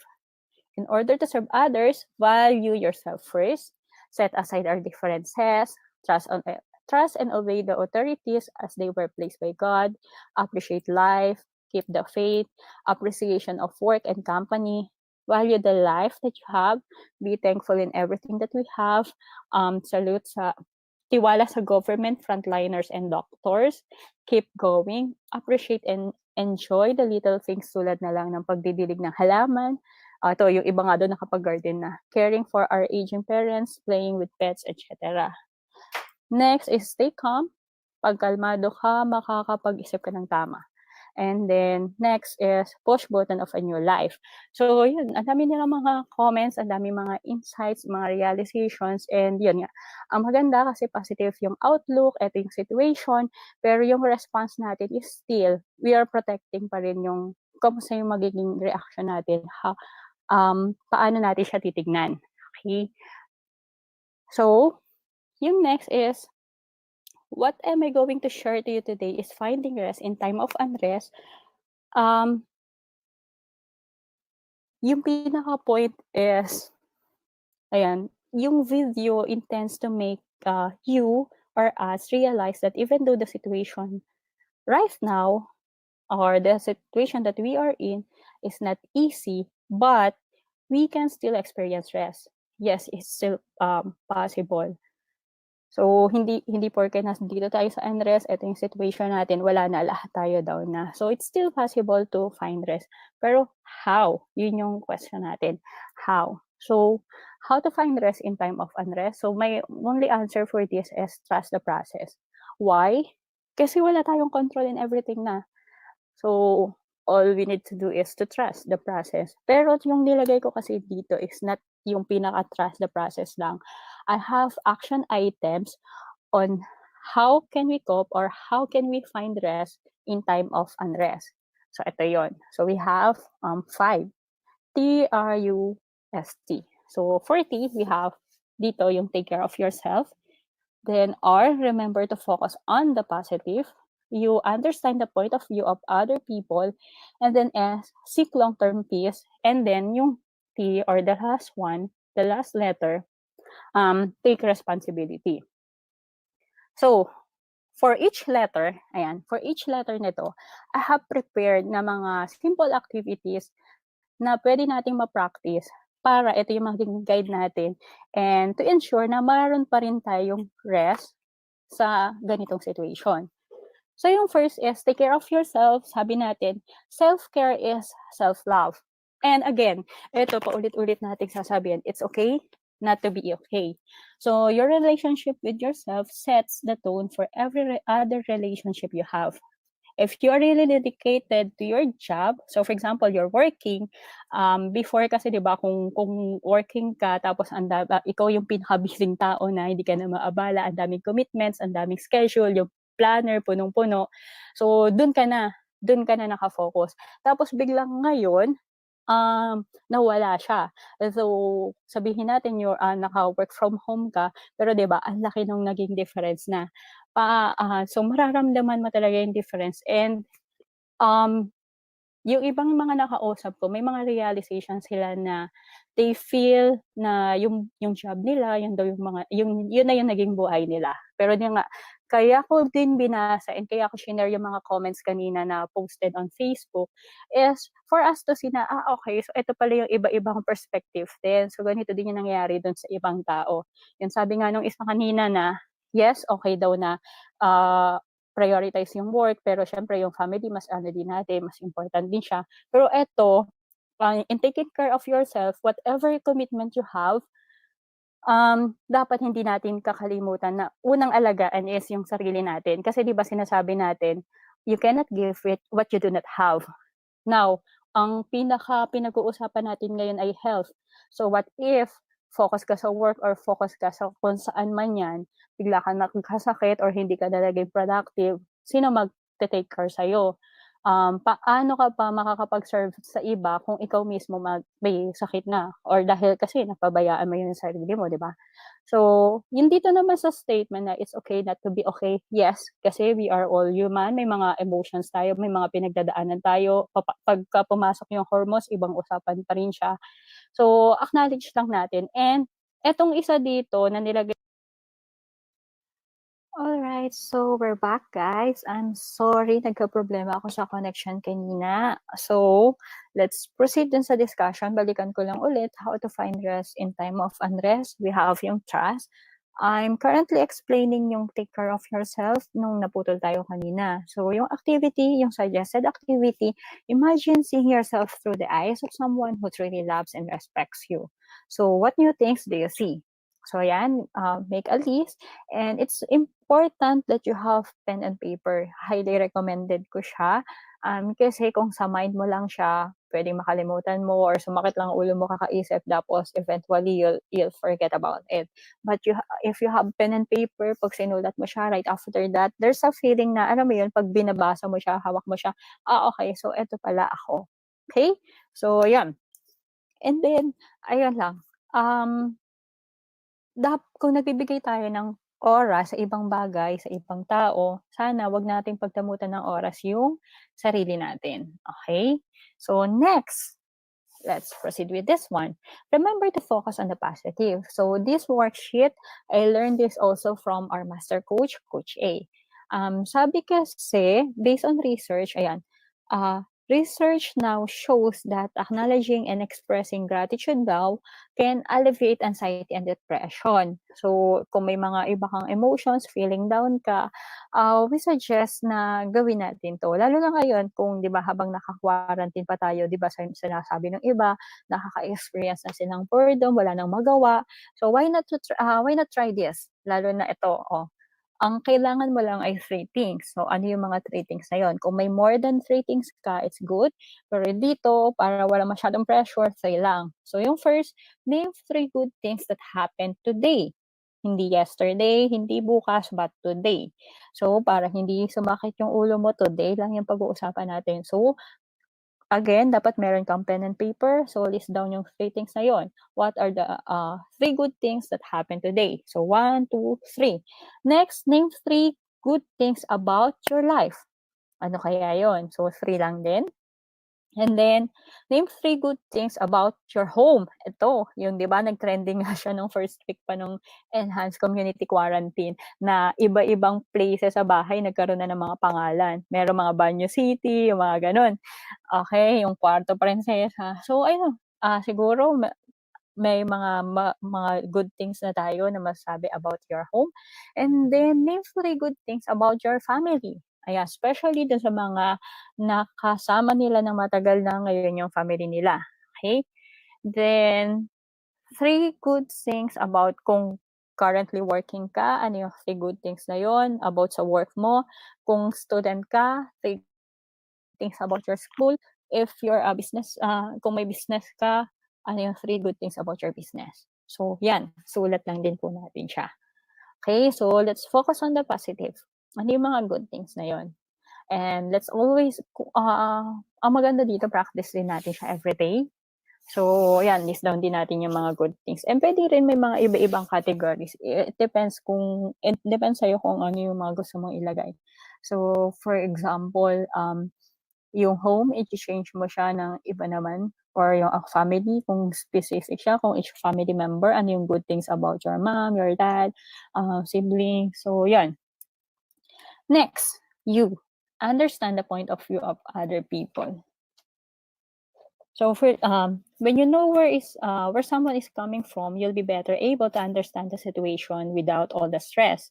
For example, if you can understand your manager's expectations, you can take action to meet them, or you can communicate your own more realistic expectations. And it also depends ngayon sa mga nakikita natin online. How are we going to react sa mga nakita natin? So sometimes, like dito sa image na to, so dalawang tao, they have different perspective about dun sa isang bagay.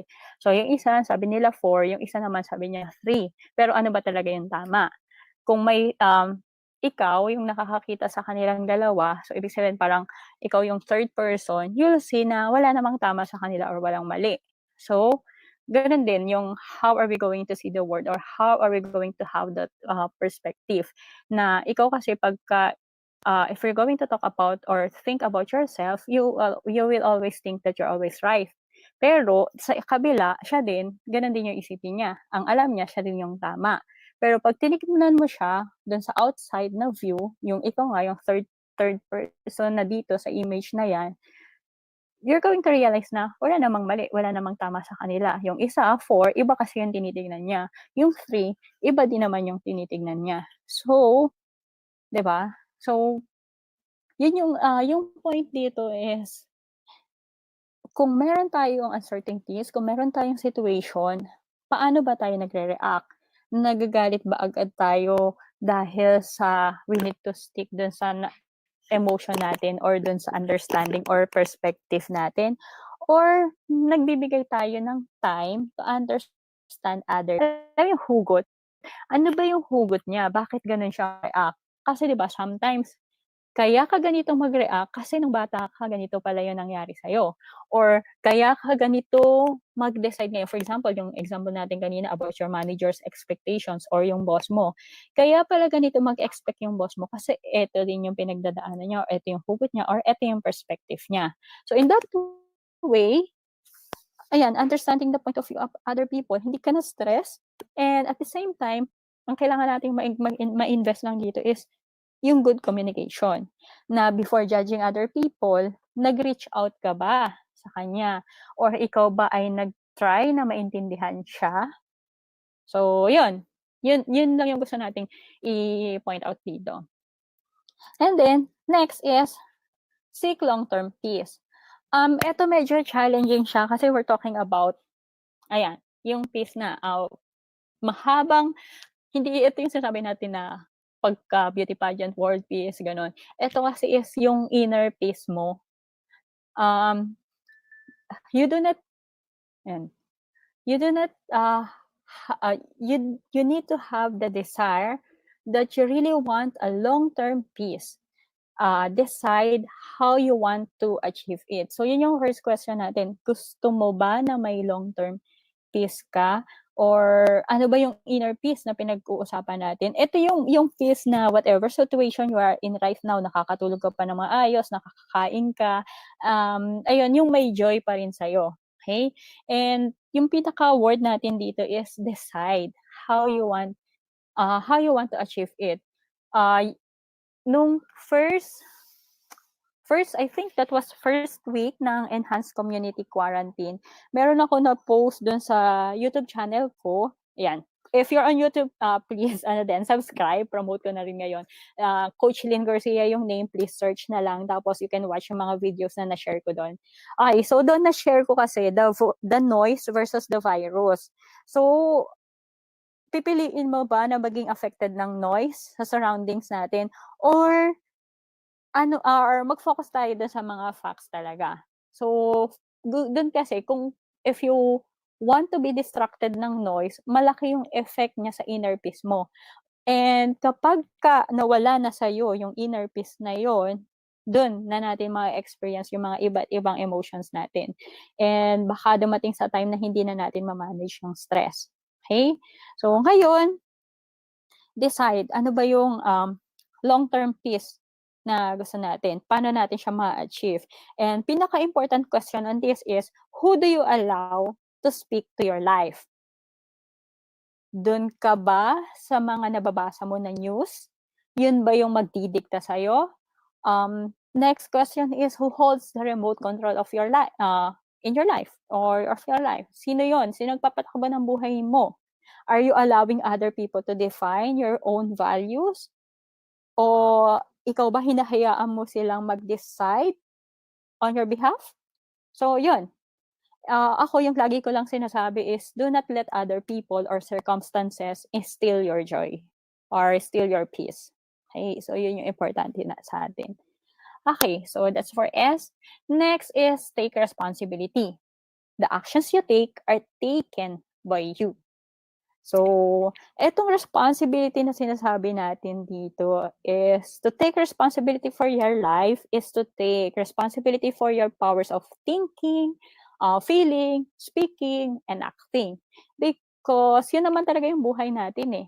How are we going to respond dun sa specific na scenario? And if you take responsibility for your actions, you can also reduce stress or yung mga negative emotions natin.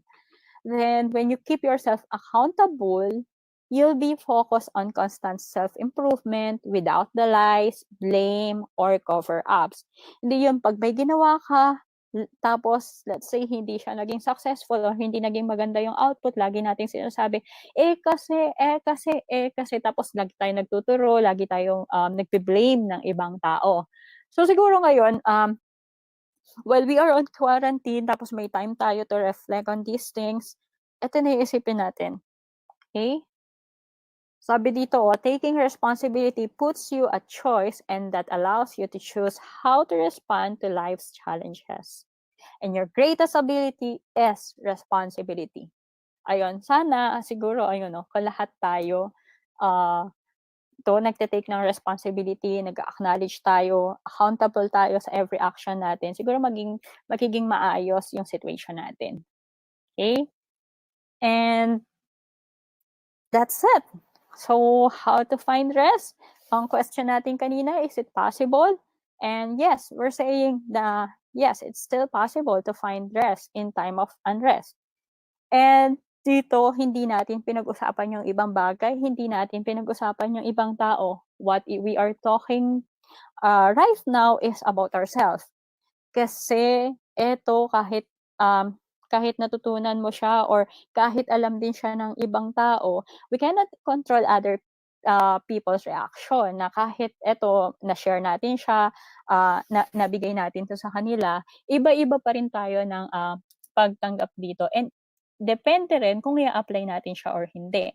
If you think na makakatulong 'to sa'yo, malaking tulong 'to sa personal mo, and then do it or practice it. And kung sa tingin mo naging effective siya dahil na-practice mo siya, then share it to other people also. Siguro one by one, kung isa-isa sa atin nagpa-practice nito, especially yung pinaka-favorite ko dito, yung understand the point of view of other people, siguro hindi tayo magiging ganun kagulo and bibigyan natin ng importance yung bawat isang tao. Yun nga yung na-mention natin kanina about negativities, about social media, about negatives. Ang daming nagsasabi na pangit sa social media, ayoko dito. Ang daming fake news, ang daming bully, ang daming negativities, pero lagi din naman tayo nandun. Now, if we can make a change right now, na ikaw mismo, mag-start ng change na yon, may baguhin doon. Siguro, let's make a commitment na whatever I'm going to post, dun, kung saang social media accounts man yan, either Facebook, Twitter, Instagram, or saan ka nandun, siguro make a commitment not to me, but to yourself, na whatever we're going to post starting today or right after watching this video, let's choose yung letter R. Let's focus on the positive. Okay? Kung isa man tayo ngayon sa laging nag-rant, laging nagpo-post ng negativities, laging may reklamo, siguro it's about time na tayo na yung maging change agent, tayo na yung mag-share ng change. Let's decide and let's be part dun sa community na, alam mo yun, positive siya in a way na pagka nakita ka ng mga friends mo, dun sa online pag nakita ng friends mo, nakita na nag-follow sa'yo na ito yung post mo, nakaka-encourage, nakaka-uplift na sana yun yung maging commitment natin after watching this. And then, yun, trust the process. Huwag pa rin natin kalimutan kasi nga, again, we cannot control everything. And let's focus dun sa mga bagay na may control lang tayo. And yun, never forget to put value to yourself. So, yun lang yung mga gusto kong sabihin dito sa 5 na yan. And sana makatulong po sa inyo. And for the last one, ayan, I also learned this from Master Coach A. Ako kasi dun sa watch ko, meron siyang reminder every day. 1 minute of my time, 1 minute per day, nire-remind niya ako na nakalagay sa kanya, breathe. So, pagka inokay ko siya, may timer siya na within 1 minute na yon, inhale, exhale lang yung gagawin ko. And then last time, last night, I forgot yung date na yon, nag-share si Coach A, eto, inhale courage daw and exhale fear. And then parang nag-strike sa akin na, oo nga no, kasi yung simpleng inhale, exhale lang, malaki na yung tulong sa akin. Imagine, 1 minute lang po yung hinihingi natin. Okay, ang dami kong sinabi kanina, ang dami kong shinare sa inyo doon sa presentation, pero let's say, nakalimutan nyo yun, hindi nyo siya kayang gawin, ayaw nyo siyang gawin, o sige na, kinig lang ako, tapos after nun, wala na. Ayun, ang request ko ngayon is sa lahat ng yon, kahit kalimutan mo siya, ito na lang po yung i-practice natin. Request ko lang, take a minute of your life, yung 24 hours natin, ang dami niyan. 1 minute, ibigay mo yan sa sarili mo. Hindi yan para sa akin. Ibigay mo yan para sa sarili mo. Di ba sabi natin, be kind to yourself? So, 1 minute of your time per day. So, sa 24 hours na yun, 1 minute lang. Inhale courage, exhale fear. So, practice natin. 1 minute, mag-timer ka kung gusto mo para ma-sure mo na 1 minute lang yung matitake doon sa time mo. So, inhale courage, tapos exhale fear. So, when you inhale through your nose. Tapos yung exhale mo, ganun. Tapos yung fear na yon. Okay? So, dun tayo, maganda siya kasi ako nung pinapractice ko siya, alam mo yun, yung mind mo, parang na-clear siya. Effective siya lalo na pagka hindi mo alam kung anong gagawin mo, na-stress ka na, or hindi mo na naiintindihan kung ano bang feeling na meron ka. So, ito, powerful siya. Again, give yourself 1 minute of your time lang. 1 minute lang po. Okay? And then yung question natin is, are you ready na? Are you ready to face the world? Eto, hindi kasi natin mapipigilan. Hindi natin ma-change yung mundo natin. Hindi natin ma-change yung mga nangyari sa labas natin, sa environment natin. Pero are you ready? If you say na hindi pa masyado, I'm not sure, it's okay. Okay? Remember, it's okay not to be okay. Pero ang point is, nagko-continue tayo mag-grow. And heal and help the world heal. So, yun lang yung pwede natin ma-contribute, maging matulong natin sa society natin. Okay, so that's it. And if you need coaching service, you may reach me through 0917-538-5446 or through my Facebook page, Coach Lynn Garcia. And if you're on Twitter, Instagram, isa lang siya, handle, @LynV Garcia. And you may visit our coaching hub, Decaf Coffee Republic, located at the Pioneer Center Compound, Capitolio, Pasig City.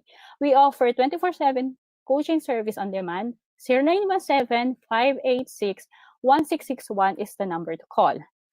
And ito, visit Life Coach Philippines or www.globalcoachentrepreneur.org.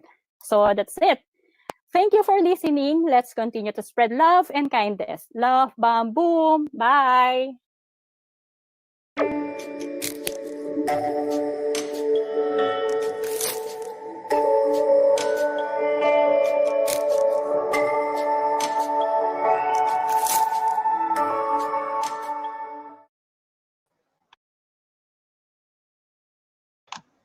There you go. That's Coach Lean and Inhale, Courage, exhale Exhale fear. fear. Wow, ang ganda nun, no? Yun nga yung Oo. tinuro ni Coach A doon, no?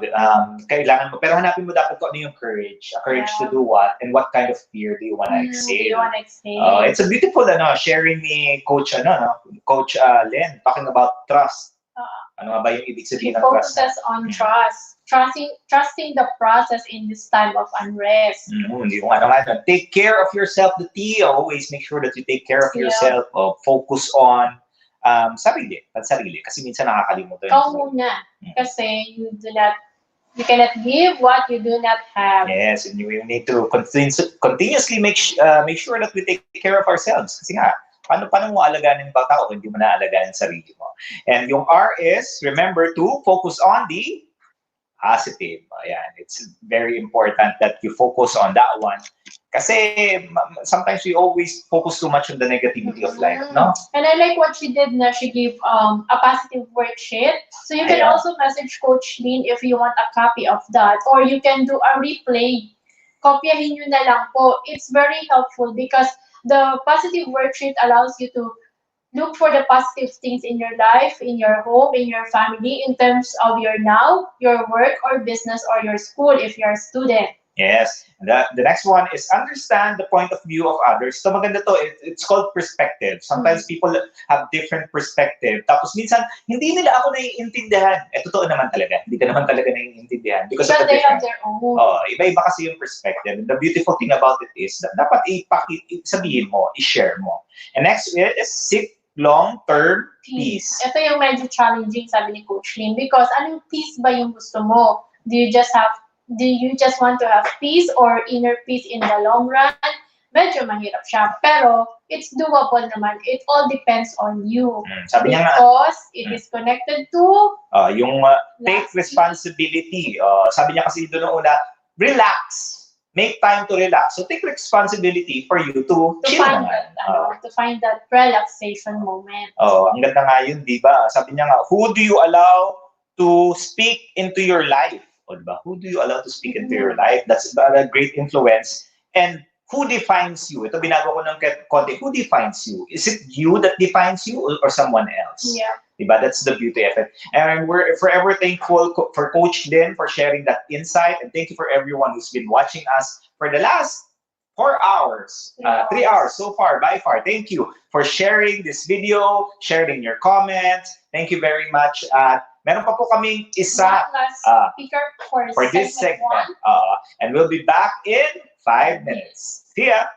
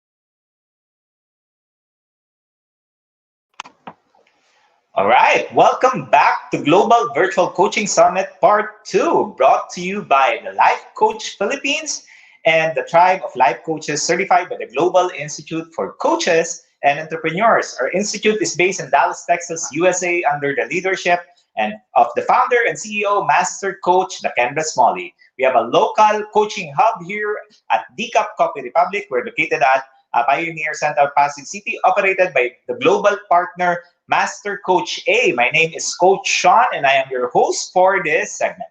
Hello, welcome back. I am Coach Tindy Oya, co-hosting the segment one with Coach Sean. We have four speakers per segment, and our fourth speaker is a registered nurse and a certified life coach, a holistic health and wellness coach from batch 25. She says that she loves her dogs and cats so much that when there was a talk about a lockdown, it was the food first. Yung food po nila yung unang binili before yung food ng mga tao. She enjoys her outdoor living space without walls, under an open sky, except lang pag nag typhoon or there's a volcano ash falling. Ano po kasi naalala niyo yung ash fall recently. She also enjoys running and walking, and when there is a decision to restrict public transformation to fight this COVID-19, she thought, yeah, no problem.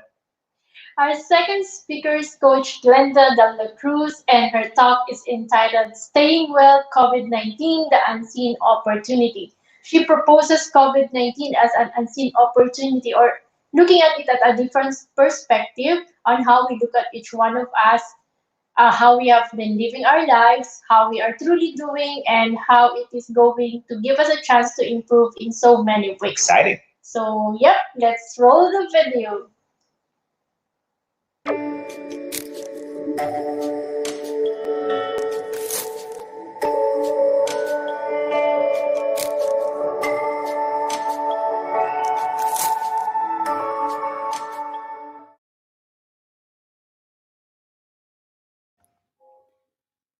Hello, everyone. Welcome to my segment of Virtual Summit, Staying Well, COVID-19, the Unseen Opportunity.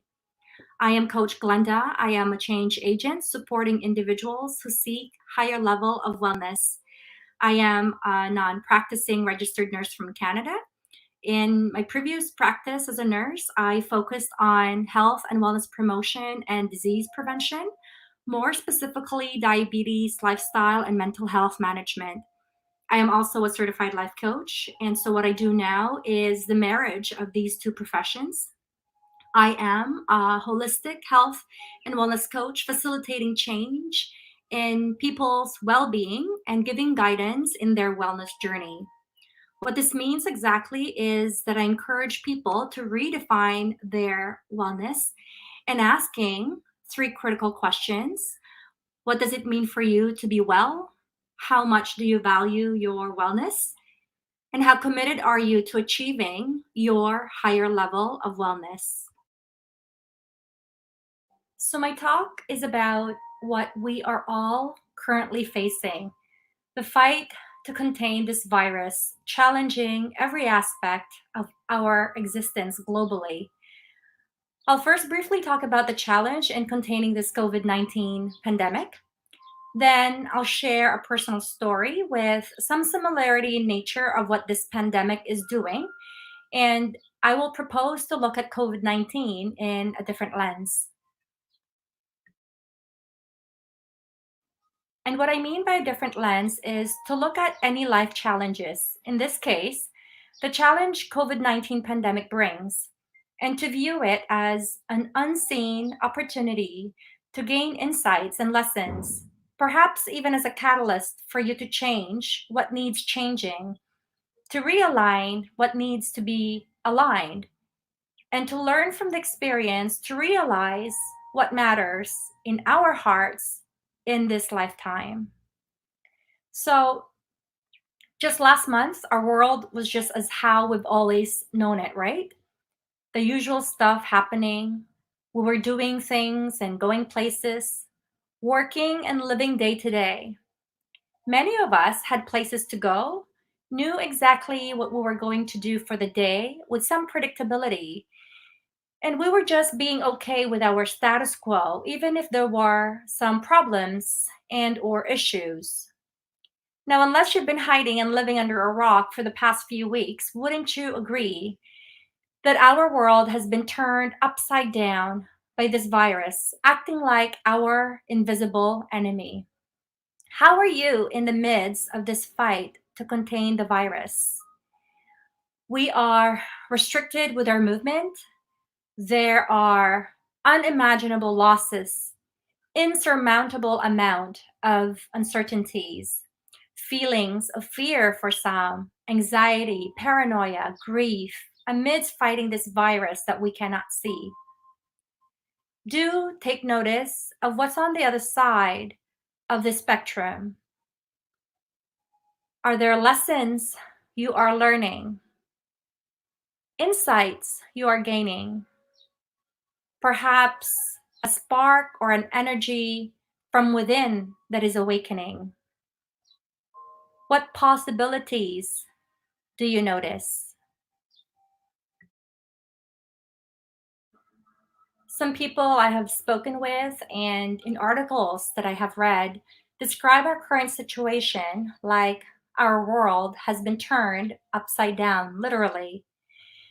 And with the looming knowledge that this virus is not going away fast and that we might be facing multiple waves of quarantines and lockdowns until we have a sense of having this fully under control, it is undeniably unsettling and understandably could push us, some of us, to breaking. How are you doing with all this? So, I want to share my personal story that turned my world upside down. It's a story of my most difficult moment when I felt I lost the most important thing, if not everything, in my life. This story I openly share with people, but often have conflicting feelings when I share it because I have concerns about stigma and discrimination. And my concern about facing stigma is not for me, but more so for my son. I do not want my son to face stigma and discrimination. And this is what holds me back from sharing this story. But now I know I don't have control of that. But I do have control of how I share this and hopefully impact those who listen. So this picture was taken in year 2000. My son was 4, turning 5 years old. And I remember this day vividly. It was my birthday. Fast forwarding from the time this picture was taken to year 2014, January to be exact, my son visited me out in Calgary, Alberta from Toronto, Ontario, where he was living with his father. He stayed with me in Calgary for just a few days for a visit, and I was very happy to have him with me. But one of those few nights he was with me, he claims that his toothbrush wasn't his toothbrush and was indirectly accusing me of doing something with his toothbrush. This puzzled me, but I didn't think much of it since I thought it was just a toothbrush, and so I let it go. The following month, February, I received a call. My son was in trouble with the law. So I flew out to where he was and got him out of police custody. When we got back to his father's house, my son tells me, "Mom, I hear a voice." As a registered nurse, I thought schizophrenia, but I didn't say it. As his mom, I said, "It's a gift." I told my son the voice that he hears is a gift and that we can talk about it and that we will figure out what to do with this gift. A few days later, I left him to go back to my work, 4 hours flight away. I remember calling him every day, talking with him long periods of time, trying to help him cope with what he was experiencing. Little did I know at that time that I wasn't talking with him anymore. I was just talking at him. He was barely talking, really, and I didn't realize he was going deeper into his psychosis. So March came, and the confusion and chaos became more apparent. It was the beginning of literally my world getting turned upside down. All in one day, I left my job, my apartment, and flew out of Calgary to see my son after getting another call that he was in trouble with the law again. His condition has worsened. And so that week, that month, and several more months after that phone call in March was still a one big blur for me, but the confusion is very much imprinted in my brain. My son worsened and he'd become out of reach. I was living, but I felt that my son was not. His world stopped, and so did mine. My heart was broken seeing my son in the deep trench of schizophrenia with hallucinations, paranoia, delusions, anxiety, loss of interest, lack of self care, loss of himself. Literally, he became someone else right in front of my very eyes. I was doing everything I could to help him, to get him back. I researched and connected to everything and everyone I could connect with to get him the help he needed, but I was left feeling exhausted. It was a behemoth roller coaster of a ride, of brief moments of him being present, and then soon after, he was lost again in another world. I was devastated, I was consumed, and so because I'm only human, I reached my breaking point. One day came and I thought, I can't keep going anymore. I didn't know what more I could possibly do to get him, to help him recover. I felt I had nothing more to give. And so that night, without thinking of the consequence of drinking a whole bottle of alcohol, I got intoxicated, fell, and passed out. So I am very blessed that my poor choice of action that night did not result in an unintentional, fatal self harm. I could have lost not just my son that night.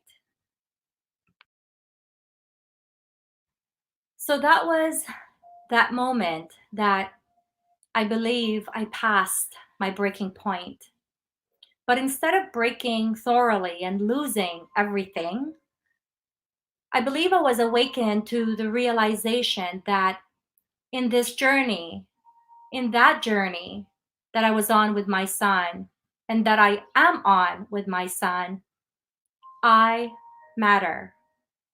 Although it wasn't an overnight process of realization, discovery, and awakening to the idea that I matter, it was the beginning of me understanding that my self value, my self care, my self love is connected to the bigger picture of how I move forward in life, as painful as the experience was. And this would have a great impact. My ability to making myself matter would have a great impact on how my son will fare in his journey with schizophrenia. So, fast forward to the moment just before this COVID 19 pandemic, I speak up and advocate for self care, self love, and to making yourself matter. While some people may say this is selfish, I say, well, let it be that then. if it is where they need to start to shift that mindset needed in taking steps to truly understand self care and to really do it intentionally. And so, why am I making this point? And why is it important to making yourself matter and this whole idea about self care being important in the midst of our fight to contain this COVID-19 pandemic? I'm going to give you two reasons. First is that because it is essential, especially in the time that we are in.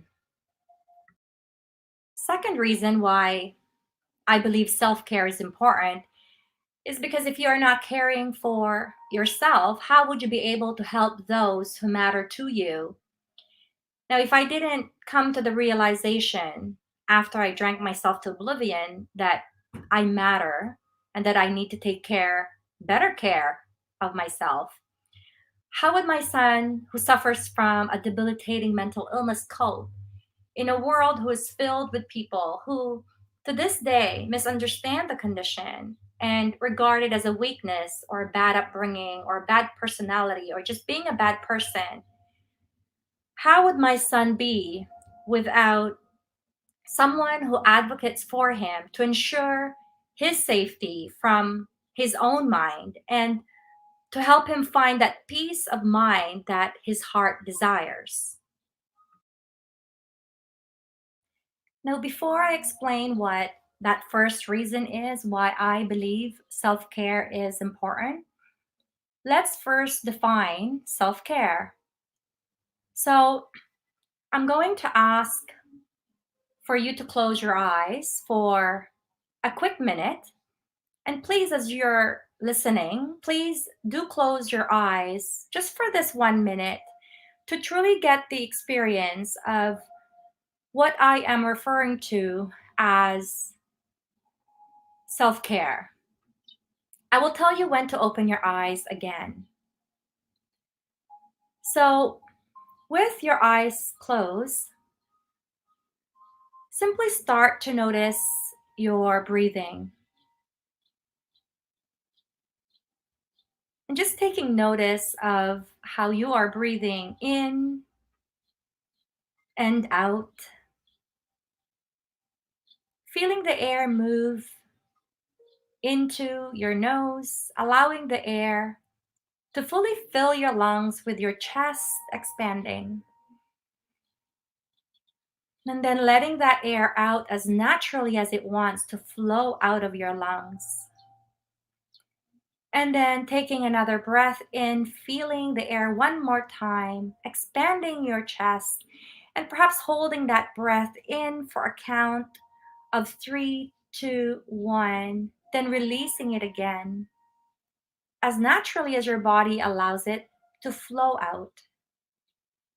And one last time, breathing in again, a little slower this time in taking in that air, holding it again at the top, 3, 2, 1, and this time taking your time to release that breath much slower than the last.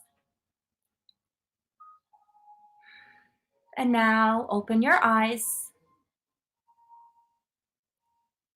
This simple practice of pausing, retreating inward to focus on the breath is one self-care that nourishes the body in so many ways. We get better airflow. With better airflow to the brain, our mind can function better, more likely to feel calm and clear. This simple act of pausing and mindfully breathing relaxes the body and the mind, releases tension, and if accompanied by simple body stretches, the relaxation effect is even more enhanced. And so, the self care and self love that I refer to are the authentic practices of intentionally doing self care and self love. These are the actions that happen when you make yourself truly matter. And those specific actions nourish your whole well being. And when done intentionally and it becomes your pattern of living or habit, you reach your unique definition of higher level of wellness, or in other words, your version of perfect health. Now, does perfect health mean without a condition or an illness? Most definitely not. We are humans. Conditions and illnesses is part of living. But what perfect health gives you is that you're able to get through and see yourself through conditions and hardships without suffering, and have the ability to move through those challenges in life and come out of it with lessons and insights, unbeaten, unbroken, whether it's a job loss, a business failure, bankruptcy, a failed relationship, a child with a debilitating illness, or yes, you guessed it, even COVID-19 pandemic.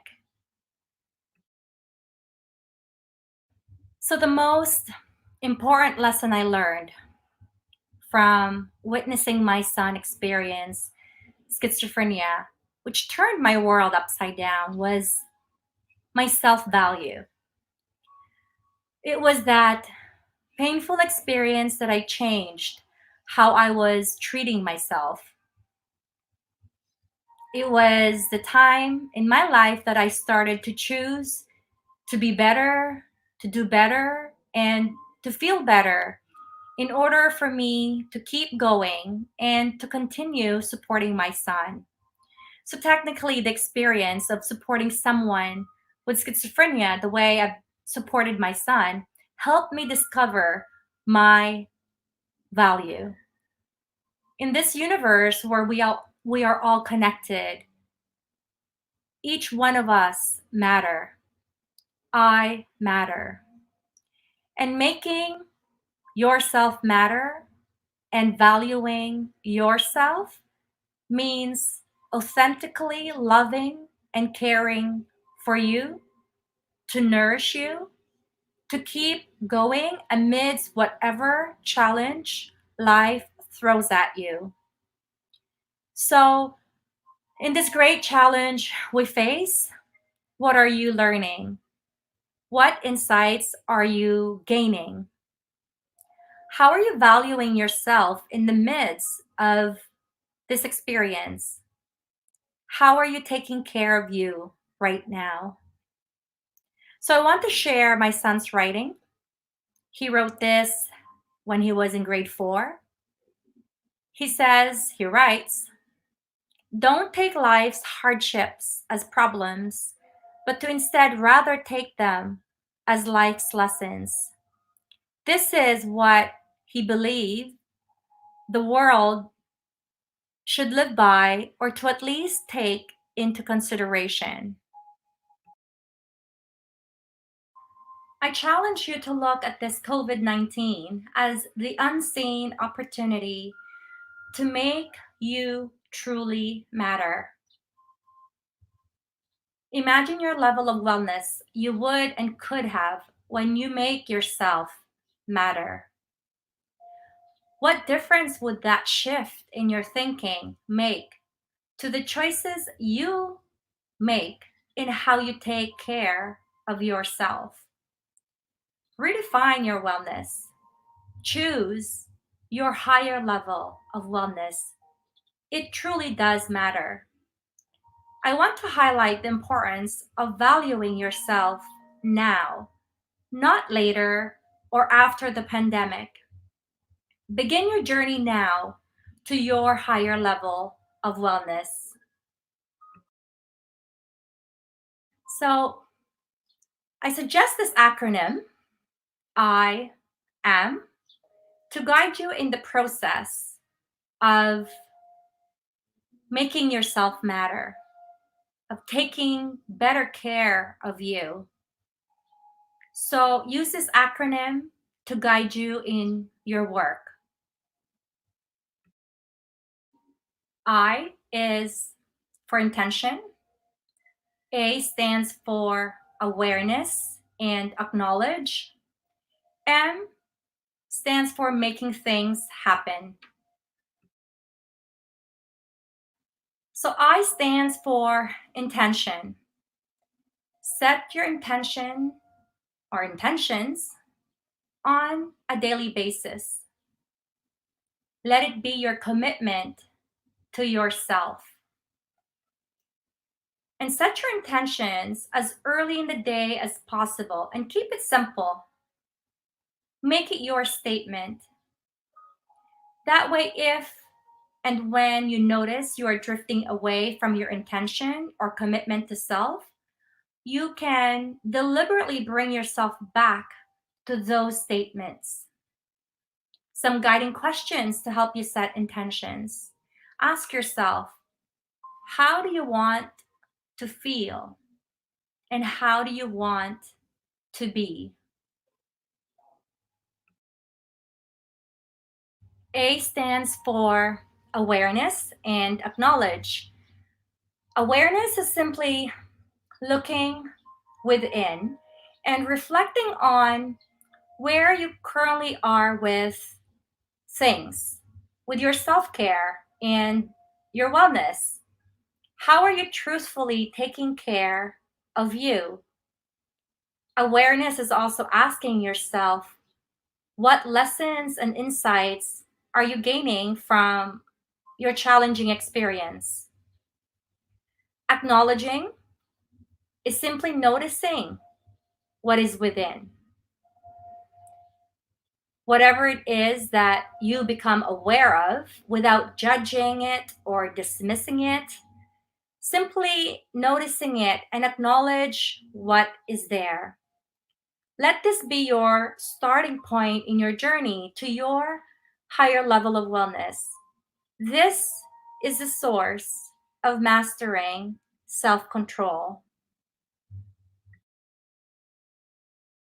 M stands for making things happen.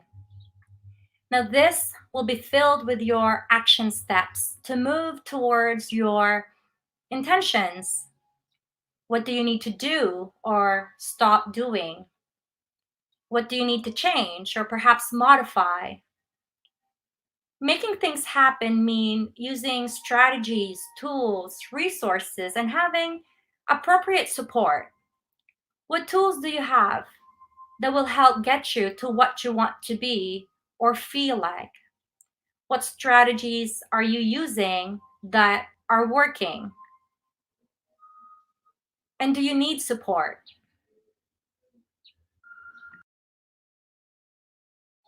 Support is so important with life-changing decisions, and choosing to journey to your higher level of wellness is life-changing. And as my gratitude to our time together in this talk, I offer you my support to achieve your higher level of wellness by giving you free access to my weekly online wellness group coaching session via Zoom for as long as we are in a lockdown. Let's start your wellness journey now. Message me to connect.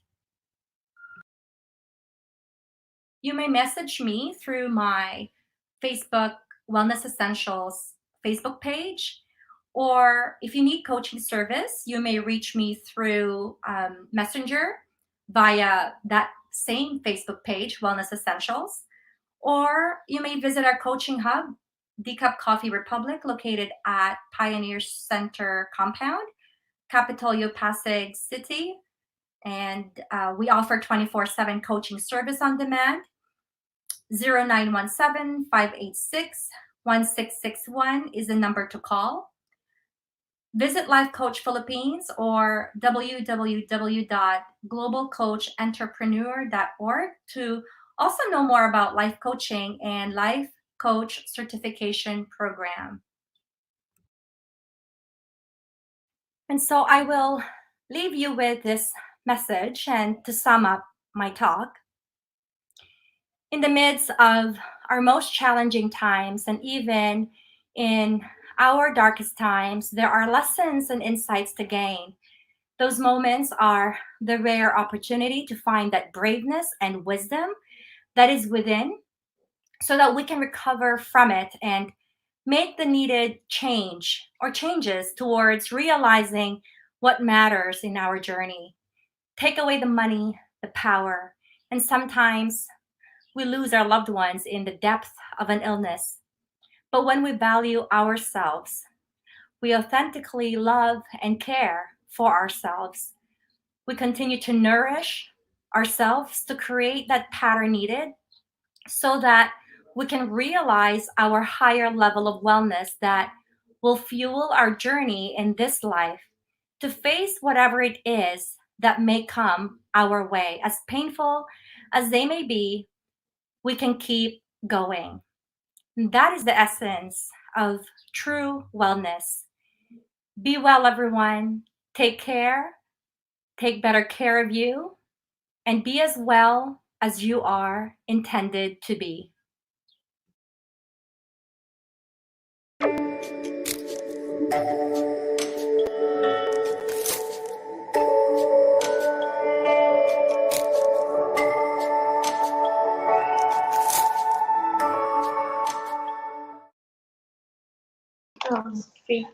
All right. Thank you very much, Coach Glenda, talking about staying well COVID-19, the unseen opportunity. Ang ganda nung sinabi niya doon when she showed the image, yung fear, anxiety, grief, and paranoia and losses on the left side. And she talks about lessons, insight, and possibilities on the right side. And in the middle is the unseen opportunity. Kasi commonly, di ba ang nangyayari rin sa atin, we seldom live at the present. Yeah. Most common, we live in the past or we live in the future.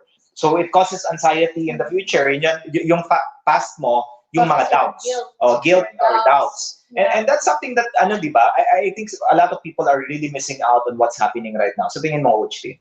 Yeah, usually kasi the natural thing for human is to really just focus on what was past and what is in the future. We really do not have the time to enjoy the moment or the now. Kadalasan ganun talaga nangyayari. Kaya nga yung COVID-19 is a very great reminder na despite na crisis siya, it's a reminder for us to pause and to really acknowledge or see our current situation or our now. Yeah, and I'd just like to give thanks to Coach Glenda for showing vulnerability during her talk. Kasi shinare niya yung story ng experience niya ng son niya and dun sa schizophrenia. And I think that's something that speaks of her strength right now during this time. Na alam mo yun, she's really focused on, sabi niya, I am.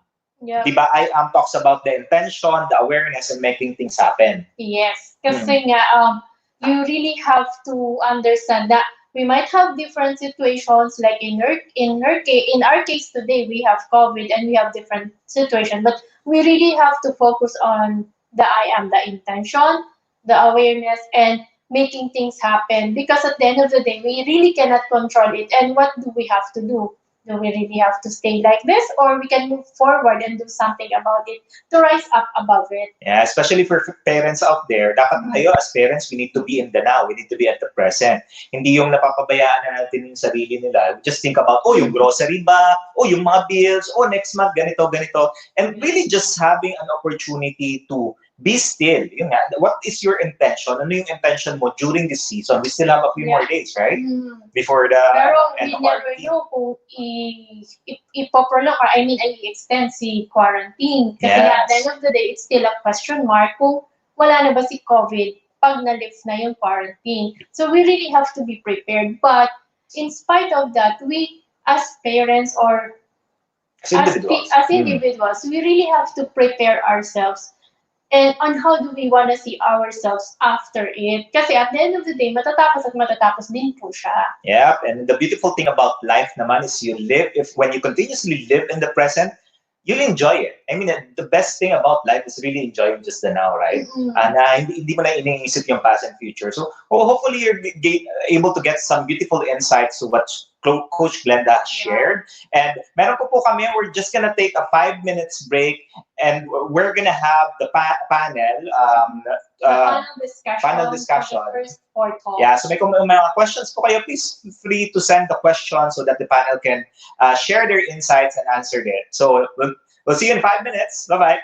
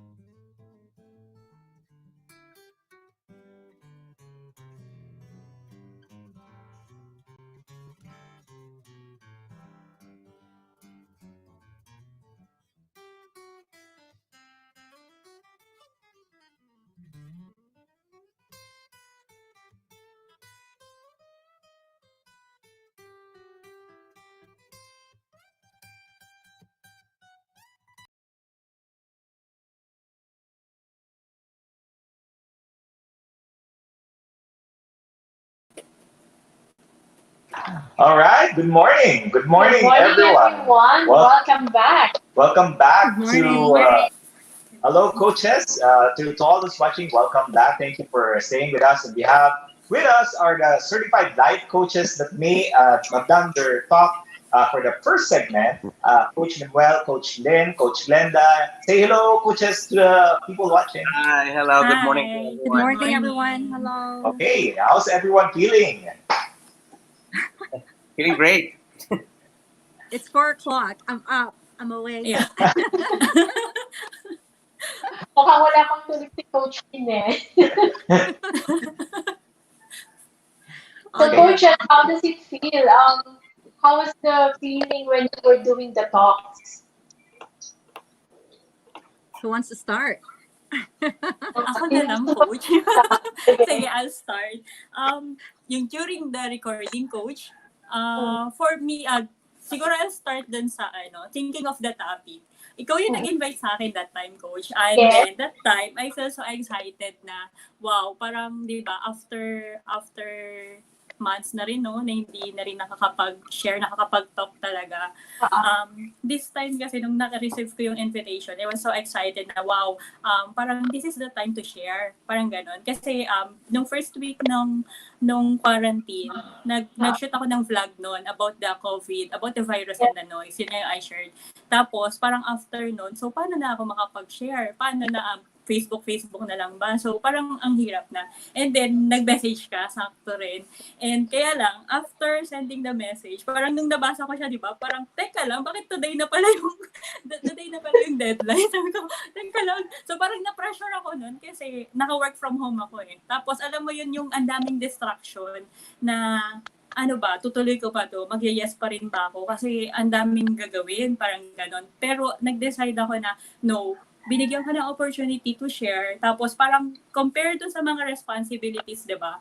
Yes, yung work kasi regular yan. Mahirap. Given na yan eh. So, mahirap talaga. May mga ganun tayong may experience. Pero ito kasi parang, ito yung opportunity na ngayon lang na tapos you have the message naman. Binigyan ka ng outlet, binigyan ka ng time, binigyan ka ng space to share.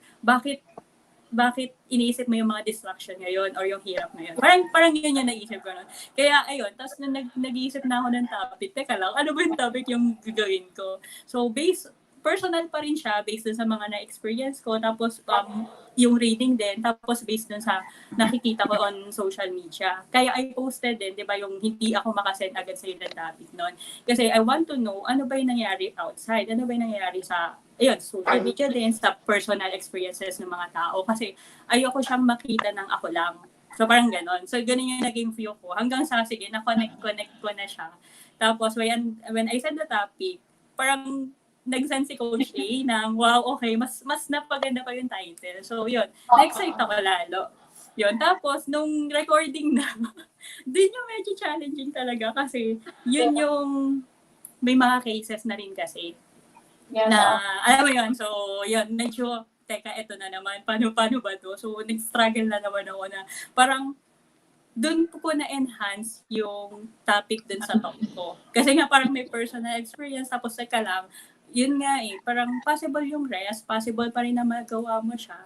So, eto siya. So, nag-come up ako ng gano'n. So, during recording, kanina, while watching yung sarili ko, parang naiiyak talaga ako. Kasi nga, yun, di ba, yung nakita niyo yung video, parang, alam mo yung may conviction ka na, tapos hindi kasi ako sanay na ganitong space. Yung kahit nag-vlog ako, hindi ako comfortable on vlogging kasi. Pero, yun nga, gusto ko rin magkaroon din ako ng space to share. Kanina, while watching, parang feel ko na, parang may galit, may gigil, may, eto na ba tayo? Parang, okay, sige. Tapos yun, di ba sabi ko sa inyo, parang naiiyak talaga ako kasi nga, parang, ito yung gusto kong sabihin eh, na sana may matatak, na sana may magbago. Sometimes kasi pagka naririnig nila na sinasabi kong chill, akala nila, pag sinabing chill, wala na tayong dapat reaction, na okay lang tayo, kahit hindi naman. So, iba yung interpretation. So, that's what I want to say, na pwede pa rin naman nasa chill tayo, pero hindi ibig sabihin na wala kang pakialam. So, yun yung ano. Kaya kanina parang, okay. Parang yung message ko kanina is, teka, para sa akin to ah. So, yun, ganun yung feeling. By the way, guys, Master Coach Lakenda will join us shortly. So just letting you know, EOP, English Only Policy. Yeah. Ayun. So, ikaw naman, Coach Linwell, how did you feel when you were writing the talk and recording it? So there is also a challenge actually when Coach Sean, it's you, Coach Sean, who actually invited me on that primarily. So I was like, I think this is I am called for that because it has been, since the COVID-19 the quarantine has started. I have started to really be more visible in my community. Like I offered free coaching to my colleagues, and then um, also keep posting about COVID-19. So I feel like reaching a much wider community. I think yung masaya siya sa pakiramdam para sa akin. And then I feel na this is also a biggest opportunity for me because one thing that I am actually working on is on doing live video, doing this type of um, videos doon sa social media na Galing, galing. hindi ko pa siya na perfect actually. Dami kong comments sa sarili ko afterwards. We feel you, we feel you. Yeah, we Okay. feel you. Talaga. Sorry, pero practice talaga para sa akin kasi until now, nung tinitingnan ko yung sarili ko, okay, may kailangan pa akong improve sa ganitong bagay. Okay, ay, marami pa pala akong kulang. So, there are a lot of things that I need to do. So, nakakatuwa kasi, watching yourself and then afterwards, you guys there trying to have a synthesis of everything else na sinabi mo. Parang, okay, yun pala yun. Tapos, parang ano ba, alam mo ba yung tinatanong mo yung sarili mo na sometimes, ganun pala yung message, and then, yung message pala na yun ay, may kulang pa ba or kumpleto na? Alam mo yung mga ganun na So, and then, ang ano nito, nakaka-ano lang nito sa pagre-record kasi maraming talagang beses mo kailangan i-record. Sa akin nga, ang ginawa ko, dahil hindi ko siya ma-continue, kinat ko siya, and then inilagay ko siya sa ni-revise ko siya, para dinugtong-dugtong ko siya kasi ang ganito nangyari. Pagka sa kaligitnaan na hirit ka na mayroong manok sa tilaok, there's a rooster, there's a We have roaster, our and I transferred to another room. But when I transferred to another room, there comes again my neighbor who there are sounds of hitting something. So I stopped recording again. And then moved to another space here in my house. Here comes the dog barking. Record again. So what I did is I really just go with it and then record it and then just do an edit. So that's what. Master Coach Lakendra, thank you for joining us. We were talking about the experience that the coaches had creating the content and recording. While they're doing the talk. And Coach Limen was sharing about people banging in the wall and barking. I can relate. I can relate. Okay. Coach Glenn. Well, I think same stories for me. I have I had roosters, I had my dog, but and they were all kind of going around me. So I said, well, I'm just gonna do audio. But I think for the experience, I really wanted to I really wanted to step out of my comfort zone. Mhm. So it was hard.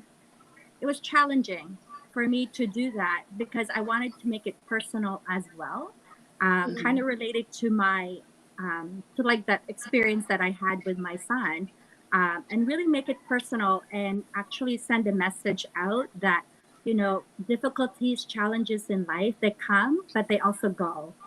But there's a lot of people that kind of get stuck in looking at the difficulties. So the experience in doing my audio, my video is really, I guess, very pushing my limits, which I think I did, which I think I did because it's the first time ever that I shared it like publicly. I always share it when I'm talking with people or when I'm doing like a talk, but I'm right there in person.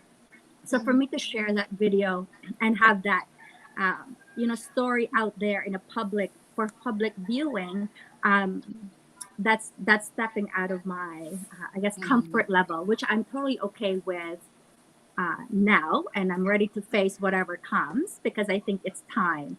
And I heard Coach Lakendra, and I hear all the coaches. It's like just really rising up and stepping up. Since the COVID, since the quarantine, I've been doing some live, so that's stepping up as well. But this one is really big step up for me, and I think it's time. And I think Coach Lakendra would would agree to rise up.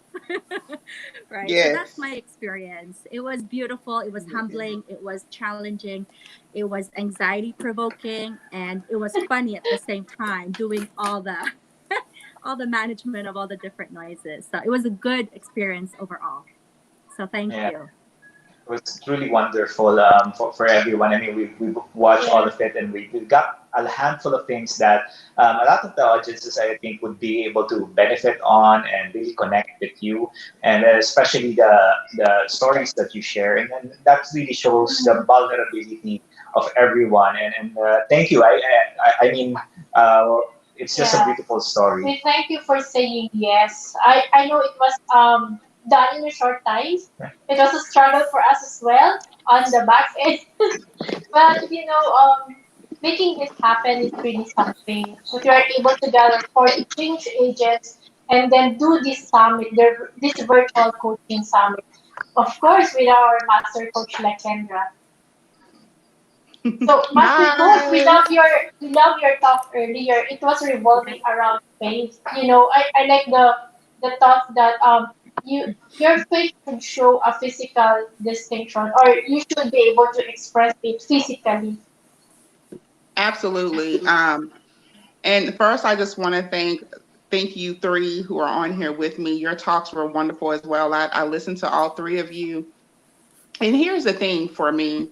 I was talking to one of my peers earlier, and we were talking about this platform and how Master Coach A has, created this tremendous platform, and then I'm creating the platform here for the change agents here. And one thing that you all have in common is that you're all fairly new speakers, right? You're Yeah. not you're not seasoned 5 year, 10 year plus speakers, and you're not known all around the world, but the impact that you are all making is an impact as if you have been speaking for 10 plus years. And so I want to commend you for that, because for some reason we think that the only time we can show up is when we're seasoned in something. And what we forget is that we've been living for a very long time. So we're seasoned in life.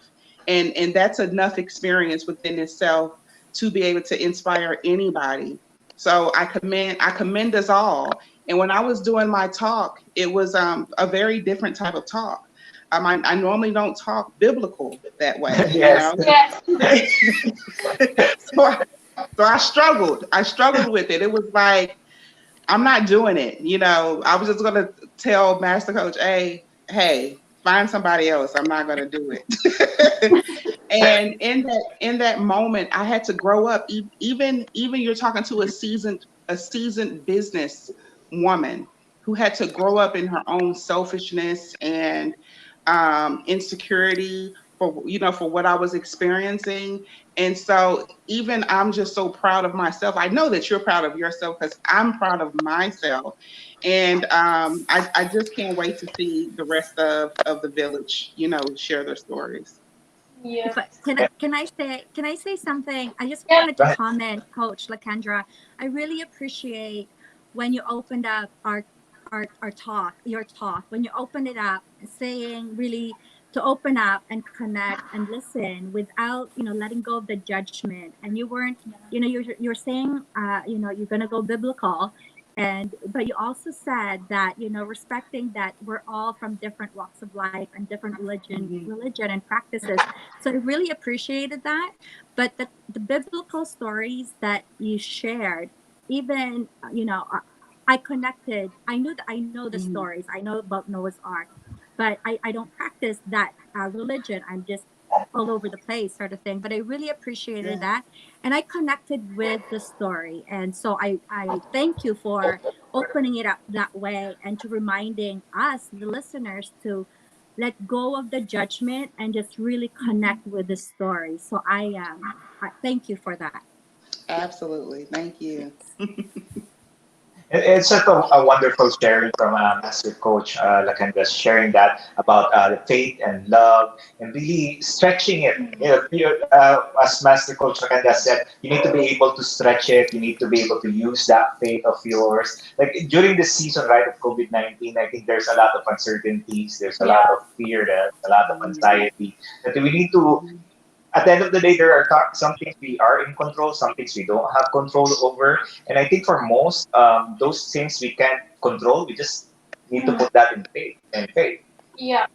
Because there are things that what we really have to do is just rely on him. Some of us might not be that spiritual, but when hard times comes, that's the only time that we're able to call him. So you see, the stories that Master Coach Nakendra has made was shifted into something that everyone could really understand. Yeah, So it was really very profound. informative, and you could really relate to it even if you don't really know the Bible. True, true. I Yes. mean, I Yes. like the stories. Yeah. Well, Yeah. spirituality isn't just like Bible. There's other Yeah. things, right? So like meditation and just really Mhm. calling to that higher power. So, and that's all connecting us. I just love the stories Yeah. that you shared. The ark being the body, and I think of it as like the ark being the vessel. Like taking care of it to ensure that we have all the creatures in place and that we can keep going. Um, Despite of whatever it is that's coming, whether it's big rain or the pandemic. Coach Yeah. I Lemegua, read go ahead, I Coach. read somewhere, oh, I'm sorry. I read somewhere, it was a quote, it was such a profound quote that I put it on one of my posts. But basically it said that the new man will see religion just as awareness, right? So we're really in a age where the new man will develop, and when they talk about man, they talk about us as a people, where the only thing that will probably just distinguish us is culture, because you really can't take culture away from a household, Yeah, right? Yeah. true, true. And but everything else, we will all be in alignment, because as I stated in one of my posts, when I first started traveling, I'm very well traveled. I've traveled all over the world, but when I first came into Asia, and I got on the plane, and 90% of the plane had masks on, and this has been well over a year, and I was like, what? Like, do I need a mask? Or y'all passing these out because I don't have one, right? And I was educated then, and that was well over 2 years ago.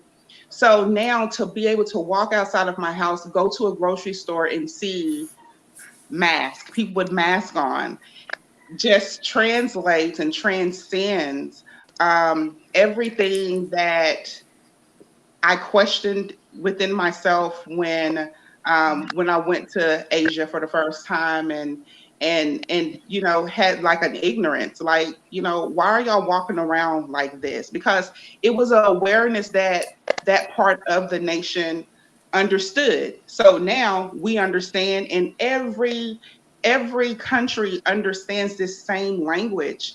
And it's just amazing how God will show our reflections to someone else that may not look like us, but now we understand, because we're all in awareness of just safety and environmental things that we may not can see, but we're still in protection of ourselves. So this whole COVID-19 thing has really opened up awareness just across the globe, and it has nothing to do with now just one country who may experience epidemics like this. Now it's a pandemic where everybody Yeah. is experiencing it, and everybody can have humility, and everybody can have grace and compassion for everyone.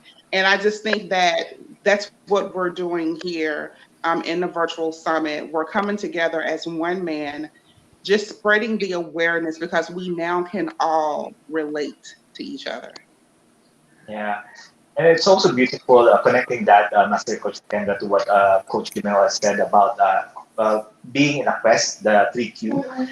Everyone is Mhm. currently in their quest right now of trying to figure out, okay, what do I really want to do after all of this, right? What's next after Yeah. COVID-19? Because Mhm. a lot of people have said after COVID-19, the normal will no longer be the normal. Yeah. There's going to be Mhm. a new normal. But the question there is, what kind of normal do you want? Yes. Yeah. Right, Coach Liman?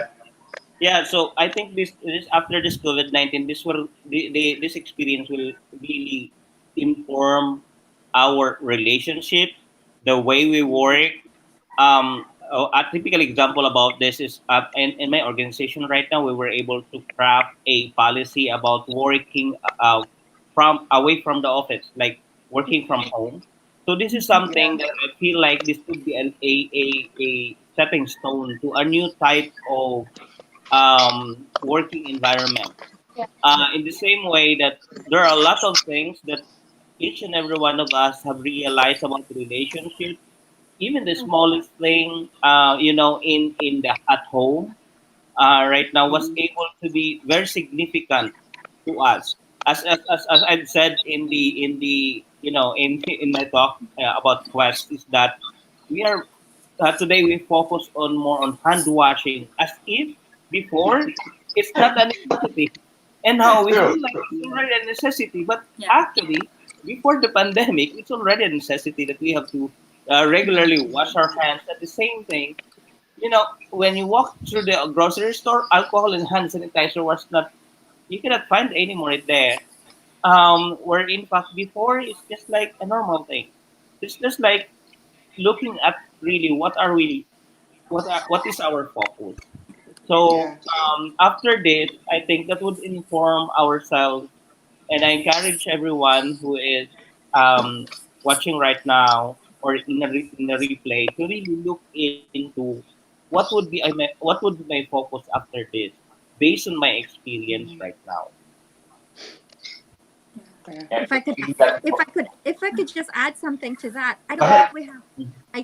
I think we can focus on what's now, right? Because then what we Yeah. do now will definitely affect what's after this. So Mhm. obviously, I'm going to talk about wellness. It's like really focusing on what's keeping us well now, and then Yeah. enhancing all those practices so that when this is all over, we're like much more strengthened. So I don't think we have to wait until after the pandemic. We can, do something now. Yeah. Yeah, Okay, so that's Coach, beautiful. can I add? Go ahead, Can Coach I Jim. add to the question that you asked? What will be the next normal? Maybe we can ask also who will be the new you. Okay, so the first thing is what is the Mhm. new normal, and next is who will be the new Will be you. the new. Now we are still in quarantine, and we still have time to think of who we really want to be after this one. Because yeah, we're saying that we cannot change these things. We Yeah. cannot control everything. But after this or during this time, who do you want to become? Who do you want to be? How are you going to look at things? How are we going like what Coach Lim said? What will be your focus? And after identifying that, let's set okay. So who am I after this one? Yeah, and I Mhm. think that's beautiful, encompassing all of the talks Yeah. talks about really awareness, right? The awareness of who you are right now. So coming in, Coach A asked this question because we were now talking about awareness. How do you What do you exactly feel feel right right now? Anyone Who wants wants to to take that? Who wants to start? Well, Well, I feel right. I'll start. I feel hello. First of all, hello, Master Coach A. Hello, sister. I love you so much. Um, I feel really good. I think I feel in the last 40. I'll be 45. Yeah, I'll be 45 really soon, like May 5th. I'll be Advance 45. And I happy was trying birthday. to think, like, will I be 44, 45? And I think it's 45. And and in the 45 years that I have been living, of course, we have never experienced anything like this Yeah. before. True. So I can say in the last, 20 years that I've truly been in awareness and thriving for just, personal growth and love and compassion. This is probably the best I felt in a long time because it has really gotten me so centered with my purpose. It has gotten me so centered with things that truly matter. And even though I've been on that quest already, this time of uncertainty right now has it has really transformed it into something even more profoundly reachable and attainable because at first it was like these are things that I'm intentional about, but trying to include everybody in the collective was kind of hard because everybody was all over the place. People were doing their own thing. But now everybody is so accessible. It's like the people that I want to reach out to, well, I can find them right now. They're And we're available. truly coming together. We're truly coming together as a collective and we're doing God's work. And to feel it all the time to now see it, it's just two different types of things. And I think that's what I really talked about with Noah. When Noah built that ark, that was a physical depiction of his faith. And now we're truly seeing the physical depictions of our faith. People are really truly activating and showing up in our own life. And it's just a beautiful time right now in our world. Yeah, so wonderful changes, positive, a lot of positive things Yeah. really happening, not just for us physically, mentally, but also around the world and even the earth itself. Right, Coach Glenda? Yes, I mean the changes that we're doing is just like rippling into our environment, so it's beautiful. But I want to answer Coach A's question: how do I feel right now? So I think I feel, I feel good. I feel strengthened. I feel also on the flip side of that, I feel that there's more to come. So, but I feel that I'm ready for what's to come. Wow, And yeah. yeah, and I think it's really, the whole idea of being called to action and you stepping up and rising up and doing a little bit at a time and really focusing on what you can do now or what you can offer now, and it doesn't have to be big. When you do that, you kind of just build your strength. So I feel good, and motivated, and really I feel like this is just an awesome platform to share that story that I shared. So I feel very humbled to be, to be part of this virtual summit. So thank you. I feel very appreciative and grateful for Coach A for just really leading this whole thing and doing the ROI, return of insight. So I feel good. Well, Coach A responded, "You bet it right. There is more to come." That's And we all we kind of have, already expected that. I feel Coach it. Glenda. Okay, so for me, I feel really grateful. We are having this. Primarily, I participated as well on the Who the Hour, and I was like the first time. That was really my shocking moment because oh God, I feel like I was put. I feel like I was very important in the tribe. The feeling that after the certification, I've been very busy with with my job, with everything else. Although I'm doing like coaching as a sideline or as a part time, but yet I really there are a lot of invitations that coming in to me. Going inviting me to DCOP, but I wasn't able to come because of conflicting job and the schedule. But right now, because still I'm thankful somehow. Actually, one thing that I'm very thankful about COVID-19 is that I was able to participate in a lot of opportunities that our tribe was able to partake to our community. So I am very thankful that I was reached out by everybody and given the chance to really share what I have in my own way, share what I really do or I love the most, aside from the work I do. So this is really something. This is very important. Like this is a something that should be highlighted in my if I am going to write my history in life. This is something that I have to write really in in the bold, like font 50 something in the book. Yeah, promise. It's really great to hear you out speaking, every one of you sharing your thoughts, your message, because every story needs to be heard. Yes. So, Coach Dean, how do you feel right now? Coach Lynn is not used to this kind of platform, so her doing this. Yeah, and honestly, she Right. was such She's a doing smart such a mom. great job. Yes. Okay, I feel so appreciated, especially when you introduced me earlier. And hearing those words, oh, that's me. And after that, so I feel good. And then I was triggered by Coach Lakendra's talk. Let me read the question. How can people see your faith when you show up? But I take that question in this way. How can people know me as a change agent? So right now, honestly, what I'm feeling right now is I'm thinking of going full time to coaching. But right Ah, now, but wow. if there's no what ifs, maybe I'll say yes to that. So I'm we still have time for this quarantine, and I'm going to reflect to that. And because like what I have said earlier, the moment I watch the video, the message that I'm sharing, there's a feeling that okay, you should do better than this. You can do more talks, something like that. So right now, honestly, I really want to focus on this one.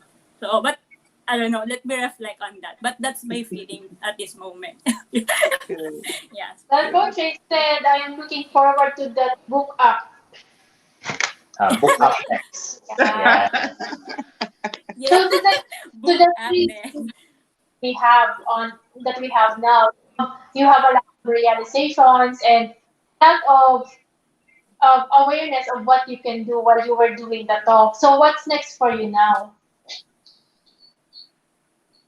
I think for me, I will just continue what I'm doing right now, like having talks. I think frequent appearance, probably on a weekly basis on my page or in our community.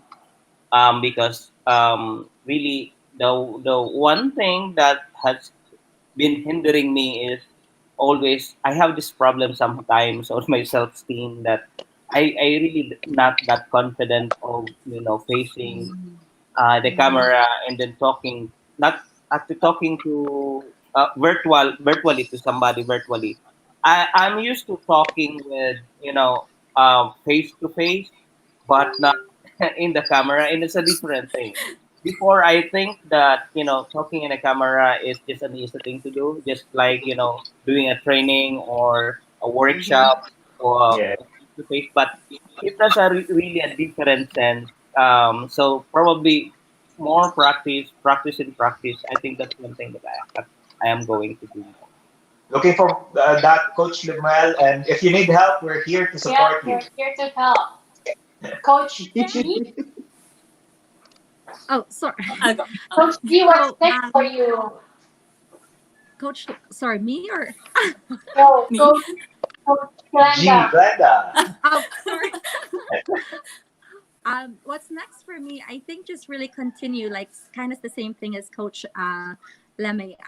It's really continuing what I've started doing. So I've been doing Facebook Lives on Saturday. So I'm gonna continue that, and I'm also starting virtual group coaching via Ah, Zoom. wow. So yeah, so I'm starting that as well. So I'm gonna be doing a lot of online classes.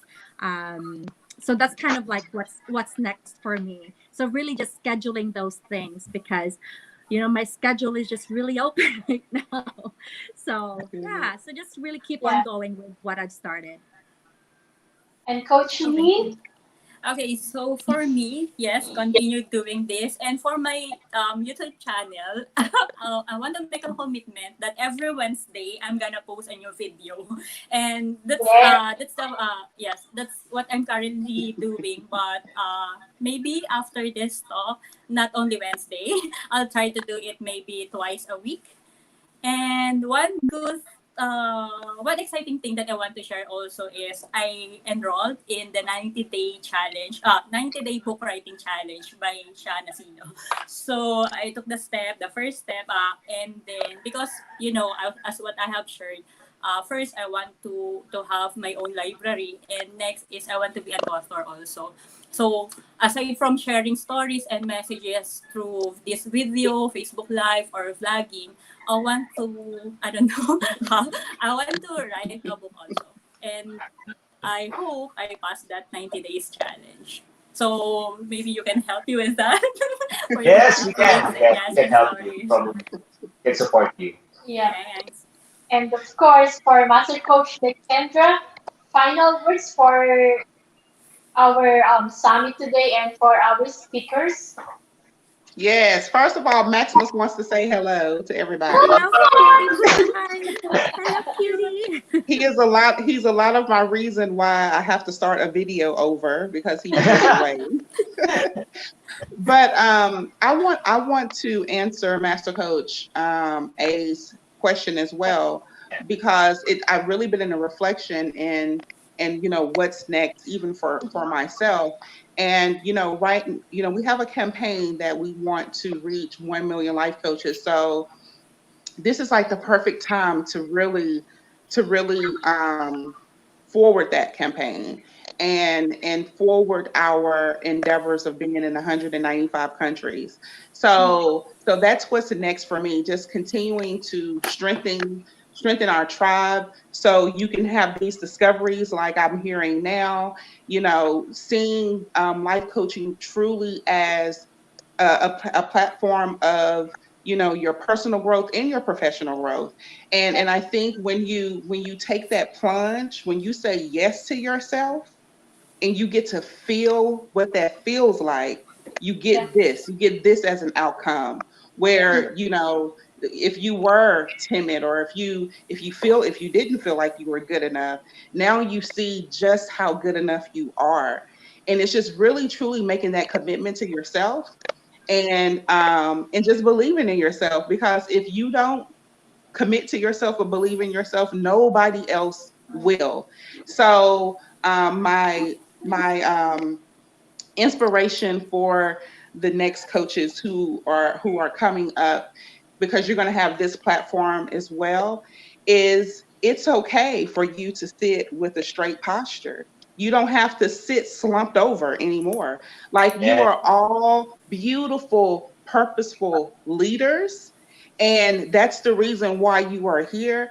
And as you continue to move forward in your journey, in this journey of uncertainty, continue to just build yourself up, make those commitments to yourself, set those goals. So if it's a every Wednesday talk you want to do, don't say, well, I think, just say, I am going to commit to my talk on Wednesday, There you on go. Thursday. And you just move forward and you do it, and you don't have to be perfect at doing it, because one thing I will tell you is this live that you did, you're going to go back and you're going to watch it again, and trust me, the second one you're going to do is going to be even better. You're going to find your own errors and you're going to correct your own mistakes. No one has to do that for you anymore when you take the position of leadership. And that's what I just want to tell all of our coaches moving forward. Just take the position of leadership, because you're all leaders in your own right. Mhm. Yeah, that's so wonderful. Let's read through some of the comments. Let's see. We have some comments here. Coach Pastor Alan said that thank you, Master Coach, for challenging us in exercising our faith, the one that can truly please God. Thank you for your faith. Thank you for your story. Thank you for your art. And yes, you are beautiful from the inside out. Thank you, Pastor Coach. And Coach Candy said, congratulations, everyone. Also, We have Coach Al. Thank you so much for sharing, Master Coach Kendra. Indeed, faith is the key. Yes. And there's a Okay. lot of people saying thank you to everyone. Coach, you said hashtag everyone matter. Um, there's also Coach K there saying thank you for sharing your powerful message. Is there any more? I think that's it. Yeah, All and right. let me say this real quick before we leave because our broadcast was blocked in the United States. So Oh, we can't see this broadcast in the United States nor in Canada and some more places. So if you're tuning in right now, regardless of where you are in the world, I want you to share this on your page, share it from the YouTube because you can't block God's word. You can't do it. And so we're going to stand even more stronger and even more united. And that's the reason why I need for all of our coaches to take a position of leadership because it's things like this. This is how you know that we're truly in alignment with the universal vibration.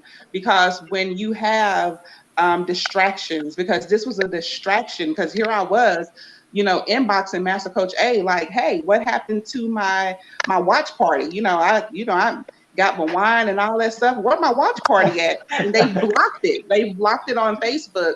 So we have to continue to push forth the mission. That's what disciples are. And we have truly been called and we will lead the calling. yes, Yeah, we will so true. continue to lead. Thank you very much, Master Coach Lakendra. Thank you, Coach Well. Thank you, Coach Glenda. And thank you, Coach Coach Lynn, Lynn, for thank you for joining us joining. Yes. and sharing your hearts to the people who's watching right now. Maraming pong salamat. Thank you, everyone. Bye. Oh, Yeah, so we're done with the first segment, and there was a lot of things that we were able to get out of the talks from Master Coach, especially about faith. And then to sum it up, the last three talks were more of awareness and growth, yes. your growth, because it has to start with you. So it was really so powerful for the first 4 hours. Yeah, and it's really that's really the common theme, right? It's really stretching yourself and being out of your comfort zone during this day of quarantine. Because at the end of the day, hey, what we do right now will define us after the 19. COVID-19. So whatever you're doing, put yourself into awareness. Take a look at it. Is that something that you really want to be after COVID-19, or is something that you want to improve or want to work on? Yeah. But if you're in a situation right now where you're having challenges, trying to figure out where do I want to go, how do I want to work on, you may reach out to us at Life Coach Philippines. Or call us at 0917-586-1661. All right. So thank you very much for those who's watched the first segment. We still have segment number 2, and we will have 4 more speakers there. So watch out, stay tuned. We'll be back in 10 minutes.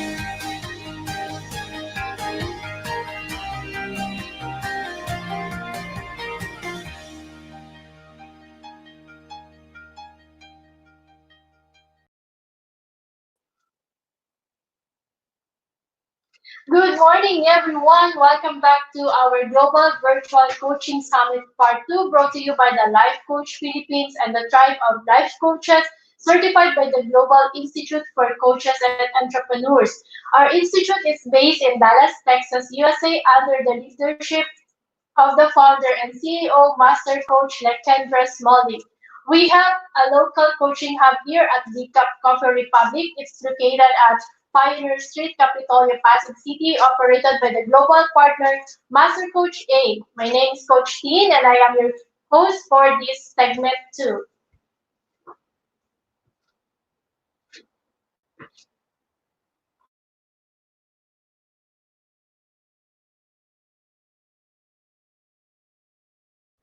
So, do we have Coach Ram as co-host?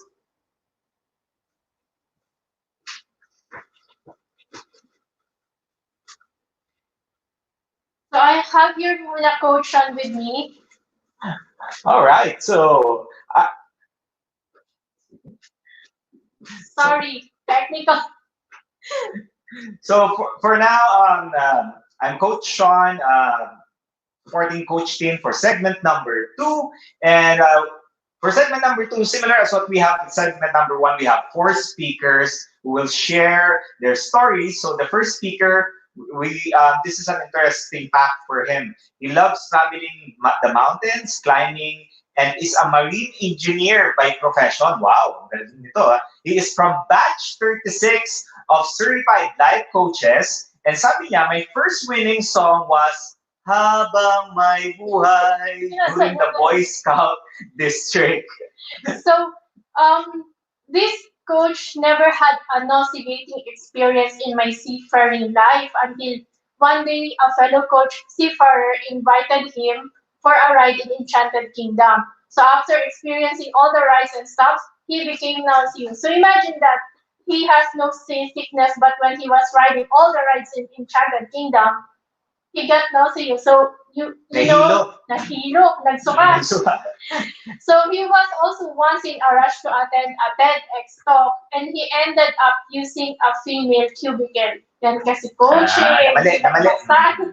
So as a life coach, our first speaker's niche is empowerment. He wants empowerment in community relationships for a better life, and he also wants to empower seafarers and maritime students. So please welcome Coach Vlad Palomo from Iloilo City. Roll video, please.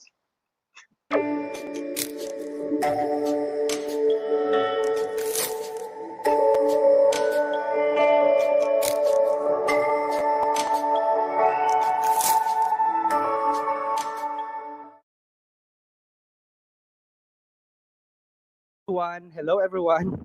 Thank you for saying yes and taking time to be part of this Global Virtual Coaching Summit Part 2, brought to you by the Global Institute for Coaches and Entrepreneur that is based in Dallas, Texas, USA. This talk is a response to the original material of Master Coach A on COVID-19 ROI or Return of Insight. You may watch the replay of the said Kapeha Night episode at Coach A YouTube channel. My name is Change Agent Vlad Palomo, a certified life coach from Iloilo City, certified by the Global Institute for Coaches and Entrepreneurs. I am also a marine engineer by profession, sailing for more than 10 years now, and I empower people in my workplace to live a life that matters. I am grateful to be part of this growing global community of life coaches with a goal to connect and make a positive difference in the lives of different people in our relationship community. In 2019, me and my friends founded Pagkakarbigan Incorporated. This is a community of volunteers for child education. We help schools and students, pupils, elementary pupils, with their in their education through sponsorship. And we are also happy that this community, we are glad that this community is serving these pupils by teaching them and training them some leadership trainings and team building activities. I also am the admin of an FB group, Powerful Tools for a Better Life. As of the moment, we have 380 members, and still, uh, this Facebook group is growing. I am so happy and I'm so glad that this Facebook group is growing, and a lot of the members are participating and engaging with the post and with the videos that I am posting every day. My talk for this hour is entitled 1 Hour Notice, a call to take action. For those of you who are not so familiar with this term, 1 hour notice is a master or a captain's order on board the ship given to all the responsible crew of the vessel as a command, which means that the engineers and the rest of the crew from on deck must prepare the engines and the ship for sailing. Or if the ship is arriving to a port of call, a crew or the crew has to prepare the ship for anchorage or direct docking, or we call it direct berthing. Have you known any seafarer? Is he your father? Is he your husband, your classmate, your neighbor, your friend, your uncle, your brother in law, your sibling, your partner, your boyfriend, or your ex boyfriend, your client, your student, your business partner? Or is it you watching right now? Are you a seafarer? Or are you an OFW? Or do you have any family member or a friend who is an OFW? This talk will give you an insight of the reality and the challenges we face as members of the overseas Filipino workers. So, ladies and gentlemen, welcome aboard. There are about 1.6 million seafarers worldwide, and the Filipinos belong to the nearly 20% of the total population.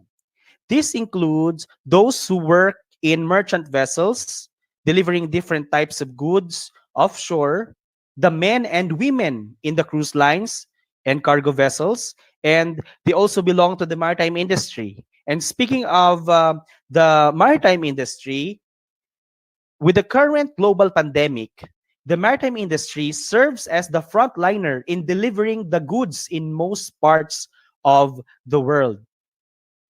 I remember during summer, starting July to September, in parts of North America and Europe, our ship travels or sails to the Arctic Circle because during those months, the icy water is navigable. However, starting October, the operation closes because during winter time, there are already thick ices that are forming in the ocean. The ship operations continues to serve different ports. Due to lockdowns of many countries, safety procedures were taken into consideration. Ships that are not allowed to dock or anchor few miles away from the nearest shoreline, and the goods that they deliver are taken by the barges or the small boats. The seafarers, on the other hand, are used to this system since most of us depend on the guidelines or protocols or the rules set by the port authorities. Speaking of our seafarers, a lot of them are facing different challenges as of the moment. Long before the virus has become a pandemic, and now this pandemic has brought a lot of stretching in their lives. There are three types of seafarers facing the challenge right now. I call them the active seafarers, the home based seafarers, and the pending seafarers. Let's get to know them one by one. The active seafarer.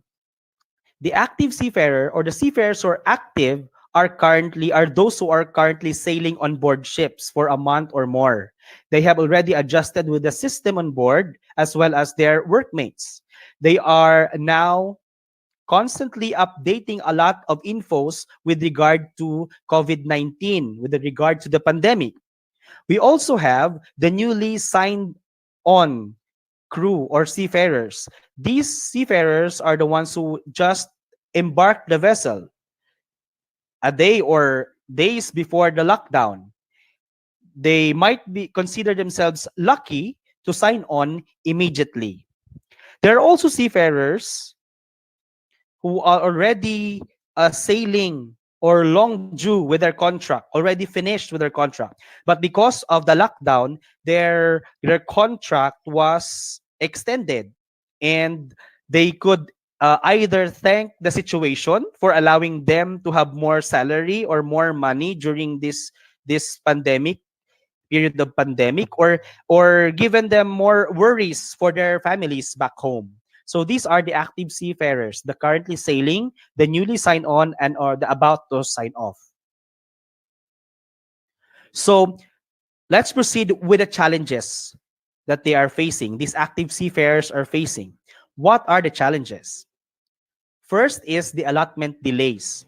With the shipping company based in Manila, or the branch that is in Manila, adopted the work from home process, it will take some time processing the remittance from offices to banks, as everything will take place via online transactions.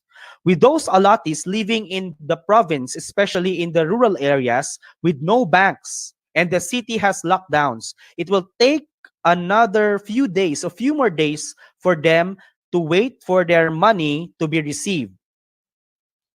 And for the safety, although seafarers are obliged to deliver their goods, safety precautions has to be carried out. In some parts of Africa where the Ebola virus is present, no crew is allowed to go out of the ship, and it will take some days or more days for visitors to embark the ship due to the strict compliance of the quarantine procedures. I experienced that myself. I was not able to go out to the dock to the yard to buy my goods, to buy anything that I like, because the port facility, the port authorities are not allowing us to go off board. And those visitors that we have, it will take about 2, 3, 4 days for them to embark the ship because of the strict rules, because of the outbreak of the Ebola virus. Let's proceed with the provisions. Provisions are the food supply on board. We call it provision. If the ship cannot dock to a certain port because of lockdown, the master will request for a barge or supply boat to cater the needs of the crew.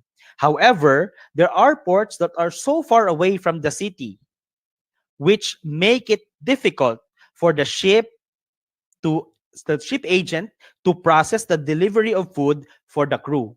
It will be very difficult, especially if you are in Indonesia. There are lots of loading at anchorage there. So it will take a lot of time for the agent to arrange the food supply for the crew. Let's proceed to the welfare. No shore leave is allowed to ports with high number of COVID-19 cases. With this, the crew is required to stay on board until further notice. This affects the mental health of the crew. If the ship has sailed for, let's say, 15 days or more, there is a need to unwind, no, or to chill outside. With this restriction, staying inside the cabin during breaks is the least you can do. We experienced this when we sailed from Brazil to China. It will take about 40 to 45 days, not including the anchorage days. So uh, if you sailed for more than 40 days without seeing any shoreline or seeing any piece of land, so it is really quite challenging mentally for a seafarer. And with this pandemic, the staying or the port stay is extended, and at the same time the crew cannot go out, so it is really a challenge for a crew member. He cannot go out, he just stay on board inside his cabin. And for the convenient port, since the lockdown has been carried out in some parts of the globe, there are parts that are not convenient to sign off. My younger brother is working on a cruise ship, said that they are supposed to dock in Italy. However, because there are rising cases of COVID-19 patients in Italy, the ship owner decided not to bring the ship to Italy. With the rising of deaths and positive cases, the company decided to send them home to the Philippines via different route. So the company decided to send them home coming from Brazil, where they first discharged, or they first traveled from parts of Europe, and this crew or these passengers already signed off, and it's time for the crew to be given the tickets to go home. So they depart from Brazil, and now they are in the Philippines, carrying out or participating or cooperating with the government, and still in quarantine for 14 days. For the cargo vessels, the crew is expected to extend his or her contract until the ship arrives in port of convenience. So it is really up to the country where you are signing off if they will allow you to go home from their country. If they will not allow, if they won't allow the crew to go home, then it is with the company's discretion to and the master's discretion to send you home to the next convenient port. The next group of seafarers are the home-based seafarers, or home-based seafarer. These are seafarers who are in the Philippines, either fresh from sign off before the lockdown, they already arrived home, or could either be on extended vacation, and those who are inactive or not sailing anymore, but doing some profitable sideline. When a seafarer is on vacation or vacation leave, the contract with the company has ended. And most of our seafarers are not receiving a salary or a standby pay. Well, it depends upon the company, but most of the seafarers are not receiving any standby pay. However, there are companies who are offering standby pay, provided that the seafarer has to go back to the ship in a month or two. Well, it depends upon the agreement of the company and the seafarer. So, what are the challenges they are facing right now by these home based seafarers? First is budget or finances. This would probably be on the top list. At the end of the contract, you begin to spend, as a seafarer, at the end of your contract, you begin to spend at the expense of your personal needs. Not only your personal needs, but the needs of your loved ones. You have your house, if you are paying for your house or bills, electric bills, water bills, if you still have trainings to finish or updating courses, or if you have a car, you have a car loan, housing loan, or insurance that you are paying, that would add up to your spending. If you happen to have extended families, that would again add up to your additional spending. Your goal is to help, your goal is to make anybody else happy, isn't it? So, thankfully, there are banks who extended which extended their loan payments to the customers or to the clients. So they have given, some of them gave a month or 2 months extension for them to pay their bills and their payments. So thanks to those banks that offered that um, mode of payment or extension for our seafarers. Now, let's proceed with a safe environment. Due to the enhanced community quarantine, you are only allowed to go out unless you are a frontliner or the person in charge or the head of the house in charge of buying the goods. For those who can relate, We are exposed to different outbreaks already. For those seafarers, we're exposed to malaria, to cholera, to Ebola virus, and we have been practicing this in our term, no, in our contract as seafarers. For those seafarers who are listening right now, I know for a fact that you already experience a lot of outbreaks depending on what country you are docking. This time, it's different. No, as a seafarer, you're experiencing it on board. This time, it's different. We are in a physical space with our family. So the tense or the stretching is different.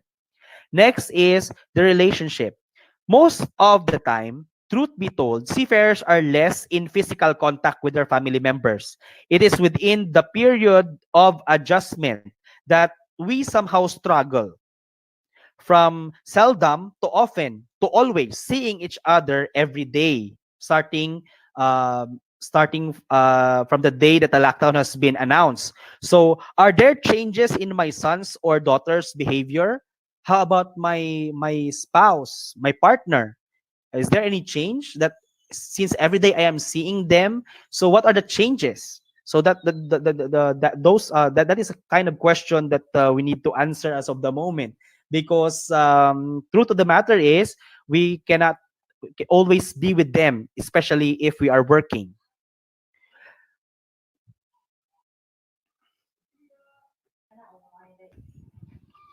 And the third and the last group of seafarers are the pending seafarers or the pending ones. Okay, I just call it the pending because it's not yet finished.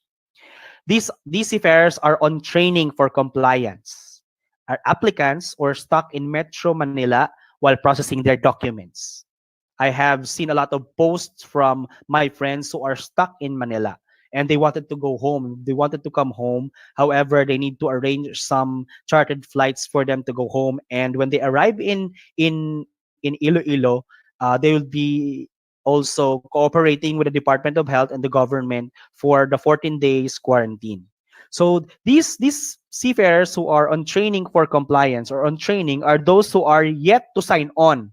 However, they need to update with the requirements. Most of the seafarers mostly spend a month, no, in Manila or satellite branches to comply with the in-house training, so that is set by the shipping company, or international required trainings, that is STCW required trainings.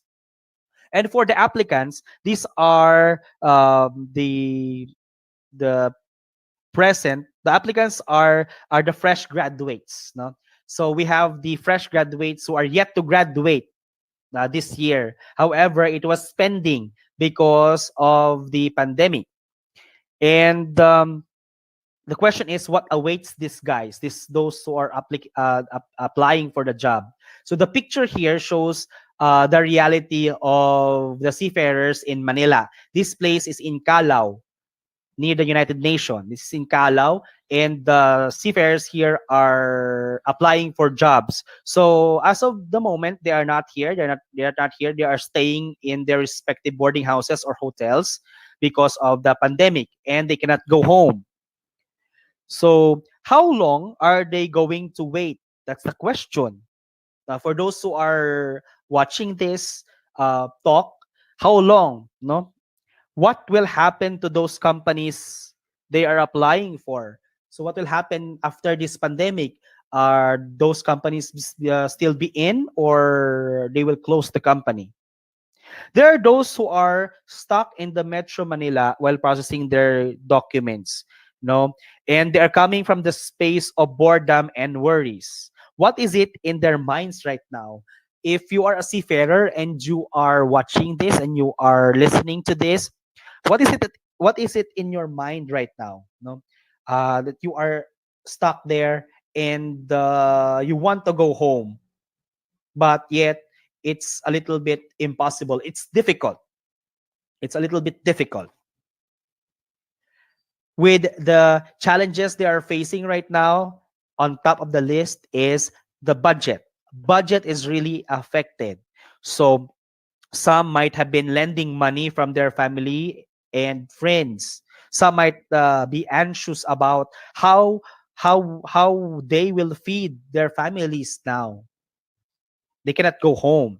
How about the opportunities for the cadets and those who apply for a new company? They are struggling financially in Manila, and yet this pandemic has extended their struggle, or it really gave a lot of stretching to them. The environment now in Manila might have been filled with fear. I wonder how these seafarers now are coping. How stable is their mental health now? So I wonder how are they right now?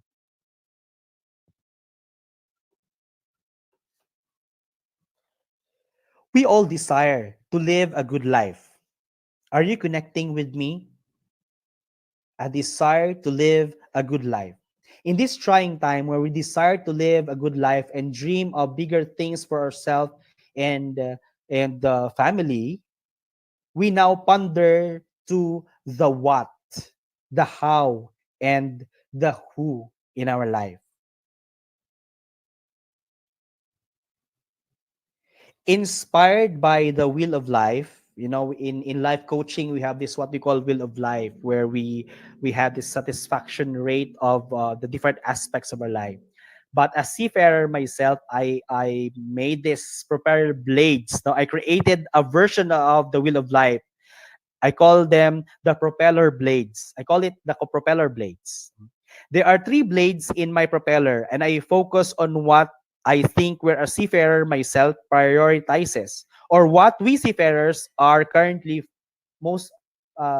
focusing in the aspect of our life as a seaman. For a ship to run, the main engine should start, and the main engine is connected to the propeller. The role of this propeller is to move ahead or forward, or astern, or we call it backwards or astern. No. Forward and backward. Ahead, astern. The propeller is giving the ship the movement. Question is, what moves us to keep on? What moves us to keep going? We have we have our career to take care of our finances, to feed our families, and to buy our needs. This is essential for us to move forward and to cater the needs of those who depend on us. Seafaring career is not only limited at sea. Some of our seafarers are serving as professional maritime instructors or in different shipping companies on land. Our health is vital. Being physically fit is a must. One cannot join the ship is he is unfit. We have the regulations posted, or we have the governing body, which is the Department of Health, who is um, giving us the guidelines about our medical. Physical or good physical health helps us to work with endurance, to do hard jobs. We are exposed to long hours of workload. Our mental health is also important in dealing with the stresses like conflicts, shipboard hierarchy. We also have bullying, homesickness, among others. As with relationship, whether on land or at sea, we are we are moving because we belong to a community of different people. From the comfort of our home, we take the inspiration and the motivation to get going, and towards the business of the workplace, we need to mingle and interact with our colleagues. So relationship is important. These three propeller blades, the career, health, and relationship, work together in keeping a continuous movement of our life, or your life as a seafarer.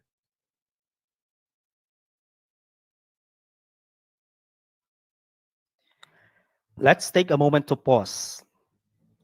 To the seafarers who are watching this right now or listening to this talk, let's take a moment to pause. Take a look at the three propeller blades with you at the center, with you at the center of it. Are you at the peak of your career right now? Or are you just starting or stepping up? Are your goals progressing? Are there any other concerns that needs clarity? What do you do to maintain a physically or medically fit body? Or what things are not helping you achieve a physically healthy body right now? Talking about the mental and emotional health, what gives you motivation or inspiration to keep going? How do you cope with the stress and anxiety brought about by the pandemic? How do you respond to your fears?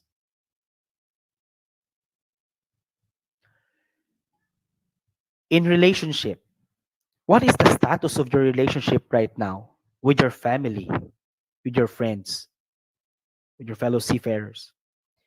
How do they help you cope with the changes? What aspect in your relationship that needs more time to heal, more time to rebuild, or more time to restore? How do you spend your time with people you love amidst the physical distancing? Are you with me right now? To advance to the next level, preparedness is one key for us to get going. With these three important prime movers, we need to find out how to fill in the missing pieces or lacking strategies to attain the satisfaction or the fulfillment you wish to achieve. Now is the time to focus on the things that you can do with the available resources and skills you have to continue moving when the next opportunity knocks. Are you really excited, or are you excited for the next opportunity that would come? Now is the time to identify who you need, who you need to journey with, and who you need to help you move forward. This is also the best time to speak up, to listen to, and to learn. A call to communicate. Communicate to understand and be understood. Do a self talk. Create a personal or an assessment. Coordinate with your agencies. In the aspect of health, you can always find somebody to be your fitness coach or to be your health coach for your mental health. Also, you need a life coach like us. You know, you're gonna need a life coach or anybody that you trust to help you understand that you can still be able to serve your purpose and your utmost potential. My dear seafarers, in this particular time, your heart and your mind and your your ability your ability to communicate with yourself and with others is very important. In this particular moment, your time with yourself and loved ones can be your motivation.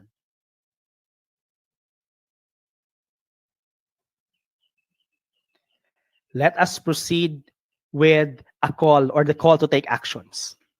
Now, I want you to list down the things that you are going to pursue after this enhanced community quarantine. What is it in your mind right now? What do you plan to do? What goals do you have? You need to set goals to move forward. You need to visualize your what to do's. You need to visualize your how you see yourself one day, no? And Of course, you need to put your what to do's and what not to do's. Find that alignment of your resources or your abilities now to your desired outcome. What outcome do you want? What outcome do you like to achieve? With what is present, what is available in you, how will you use them?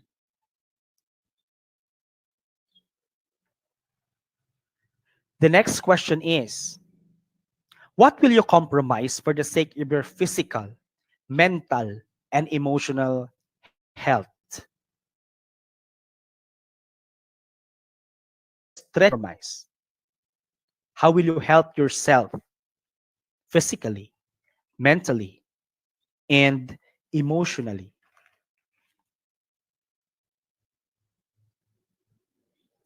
In the ladder of growth, what specific mindset do you opt to improve or develop? How do you see yourself progressing in terms of your health? How do you see yourself progressing in terms of your career and relationship? What specific mindset that you would like to change or transform after this lockdown, after this enhanced community quarantine?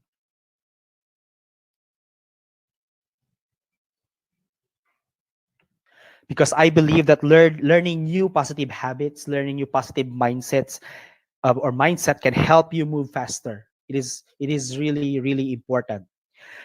Regardless of your rank or your position on board, it is not too late to recalibrate your thoughts, your non-working principles, your limiting beliefs, your ability to do more, your capacity to help, and your courage to face another season of your life. If you are just starting to become a full-fledged seafarer, how beautiful is it or it is to know where you are positioning yourself right now and what will you bring within you in entering this very challenging profession. Our next port of call requires us to comply with the standard requirements set by the authorities and administration.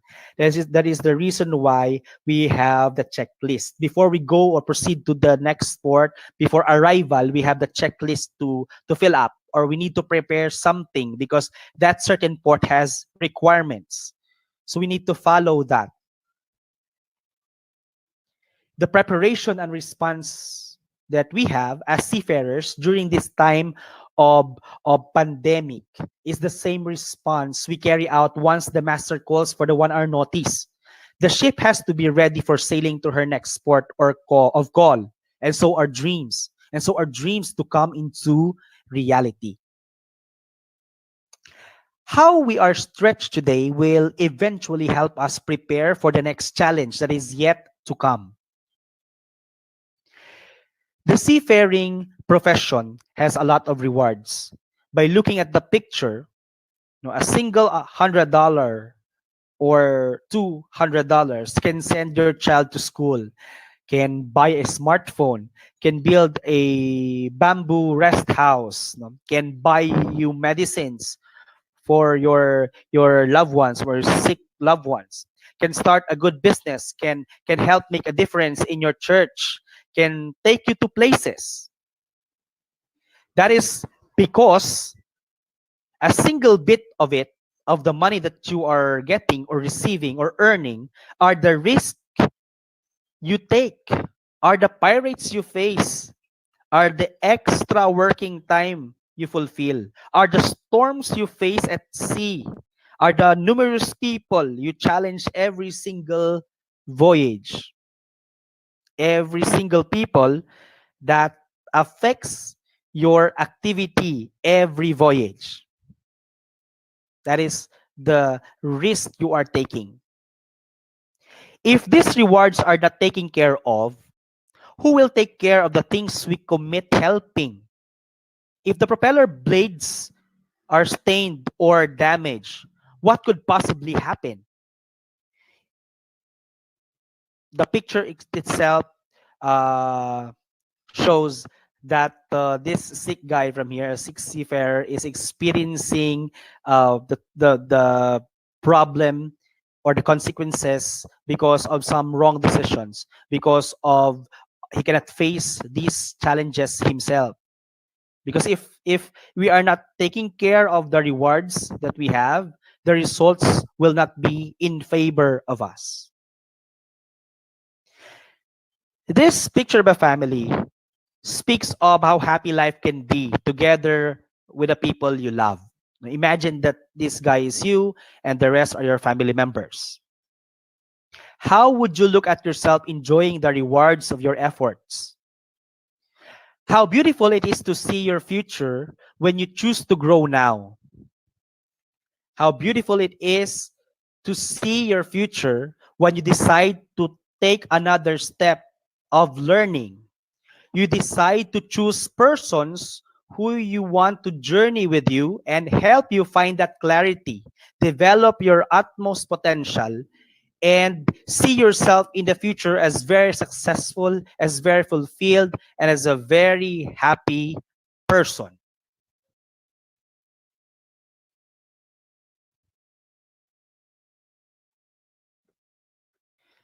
As a seafarer myself, I am so happy and I'm so blessed. And I felt so very blessed because I belong to a community where all of us are being transformed into a better person, into a growing person. That is why it is my pleasure and it will be an honor for me if you'll be part of the growth that I'm having. And I'll be part of that growth.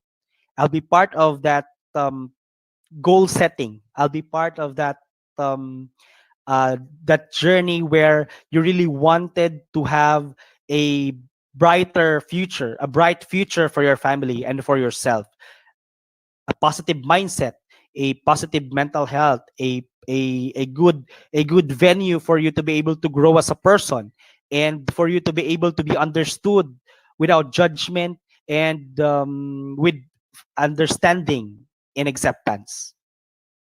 If you need a coaching service, you may reach me to the following platforms. I have the email address, the Facebook account, the Instagram, and my mobile numbers. Or you may also visit our coaching hub, the Decap Coffee Republic, located at Pioneer Center Compound, Capitolio, Pasig City. We offer 24 by 7 coaching service on demand. Yes, yes, it's 24 by 7. 24 by 7 actively and happily waiting for those guys who are willing to go and ask for help, or if you need someone to talk to. We are offering coaching service on demand. You may call 0917-586-1661. This is the number to call and we will be happy to serve you. Or visit the Life Coach Philippines Facebook page or www.globalcoachentrepreneur.org to know more about life coaching and life coach certification program. My heart is blessed with the beauty of this profession, the seafaring profession. And now I am happy that I am also part of this growing global community of life coaching. Thank you for this opportunity. Thank you for allowing me to bless you with the things that I know about this maritime profession. I hope that those seafarers right now are listening. I hope to see you one day, and I hope to journey with you. Thank you, and God bless everyone.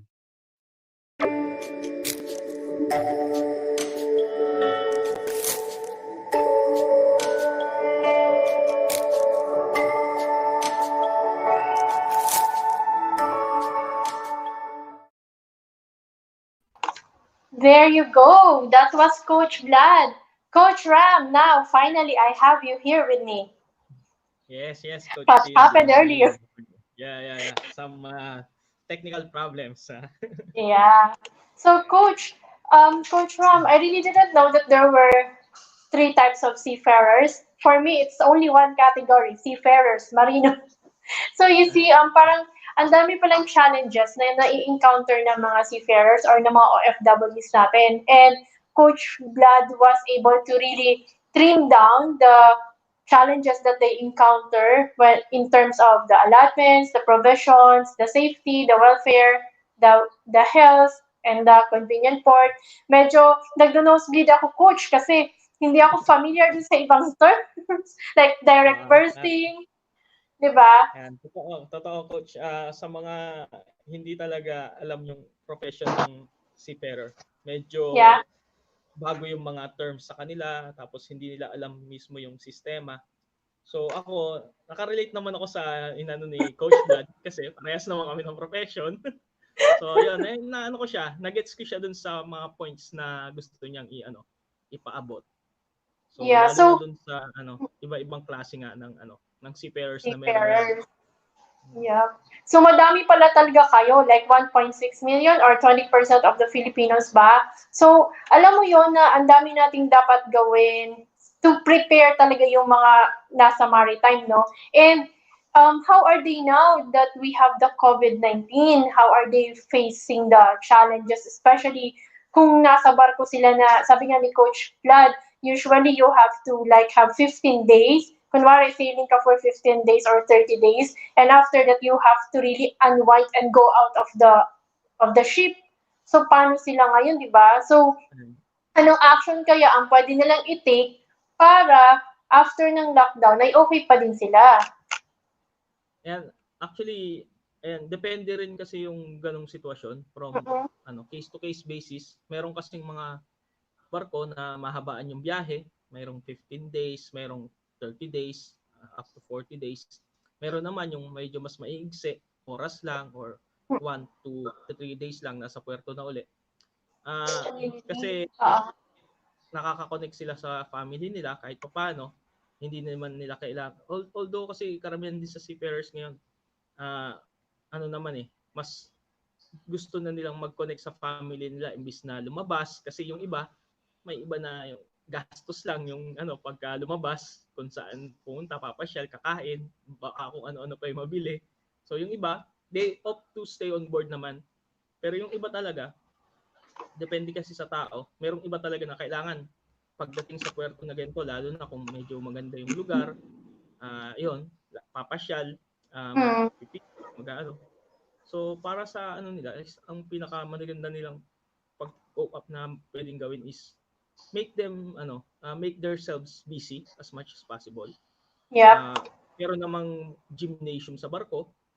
So yun, focus sila sa pagpapalakas ng sarili nila, ng katawan nila, ng immune system. Yun yung isang sa magandang gawin nila na dahil nga hindi naman makalabas. Mag-focus, yun yung pinakamagandang time na mag-focus sila sa health. Strengthen themselves, yan. Physically and mentally. Yan. So, ayun. Ang ganda lang nung background ni Coach Vlad about the maritime life. And yun. So, later on po, we still have another speaker because we have 3 speakers in a row. So, for those watching, please do join us. We have a 40-hour run that will continue until April 6th that will last until 4 p.m. of April 6th. So we have 40 change agents, 40 transformational messages, and 40 hours of non-stop learning. So please join us. You can also watch us at our Coach A coaching community, or we also have the Coach A page at YouTube and also the Coach A iConnect. You can also watch us there. So by the way pala, nagustuhan ko din yung sinabi ni Coach Vlad na propeller tools, the propeller blades. Yun yung parang wheel of life niya, no? So yun. So later on, tatanungin natin si Coach Vlad sa panel kung ano nga ba talaga yun. So okay, Coach Ram, thank you for joining me. Babalik pa po tayo. We will be back after 5 minutes. We'll just take a 5-minute break. And then we'll get to our next speaker for segment 2. Okay. See Bye-bye. you. Bye.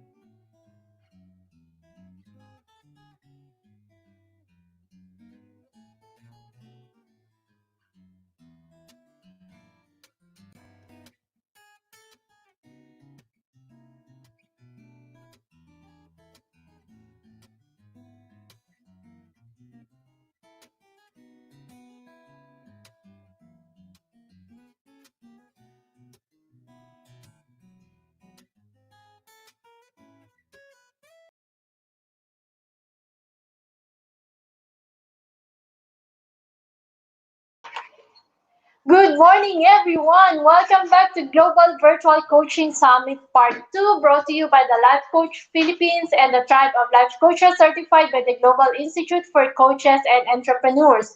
Our institute is based in Dallas, Texas, USA, under the leadership of the founder and CEO, Master Coach Lakendra Smalley. We have a local coaching hub here at DCAP Coffee Republic, operating 24 by 7 online coaching service on demand, and it is operated by the global partner Master Coach A. My name is Coach Tindy Hoya, and I am your host for this segment too.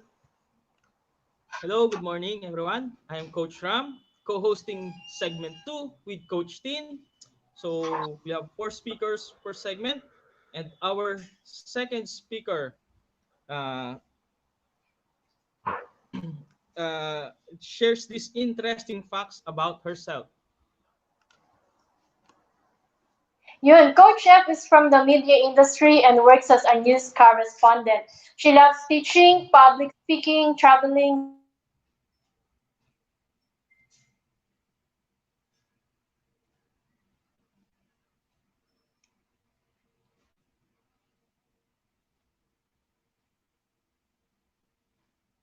also loves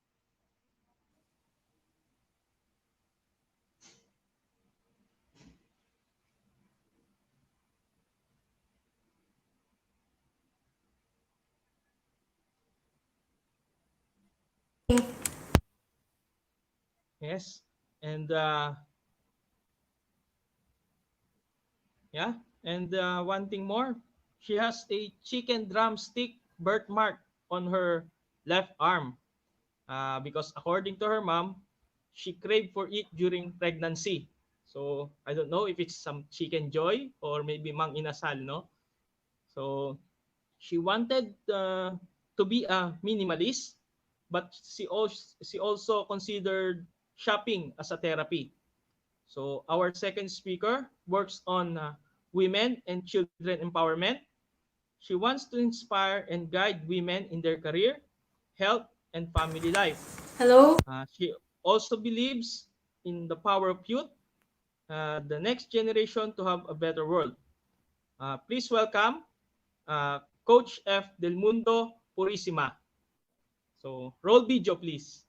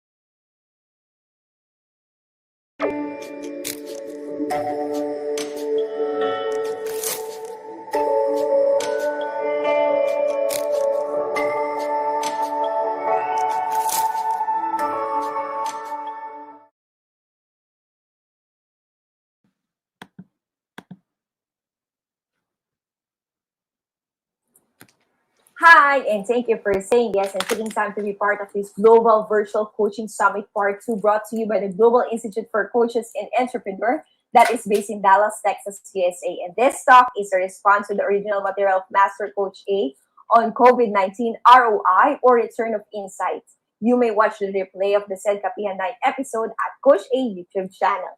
And I am Change Agent F. And aside from being a life coach, I'm a journalist, a reporter, a wife, a working mother of two kids. One is a toddler and a baby, and we do not also have a helper, so we are yaya-less. I still tandem feed my kids, I breastfeed them, and we homeschool our firstborn. So it's more on multitasking, more on juggling household chores too. So how do I survive and how do we survive? We don't know, but thank God for the energy and thank God because we survive daily.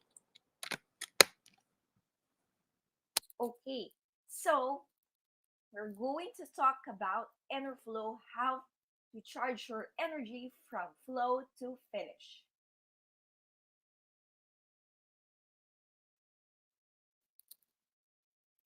It's actually conquering the COVID-19 challenge. Let us start with a story first. A man in his hospital bed.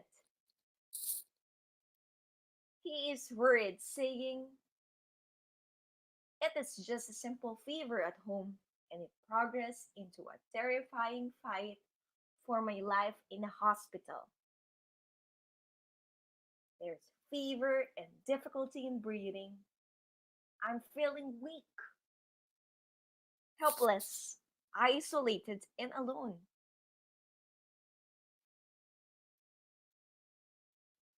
The worst is I'm asthmatic, diabetic, and hypertensive. I am feeling scared.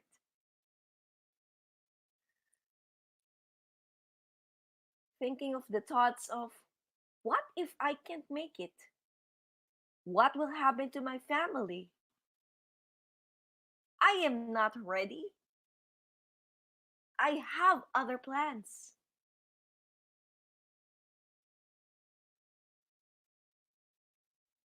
I'm scared to death.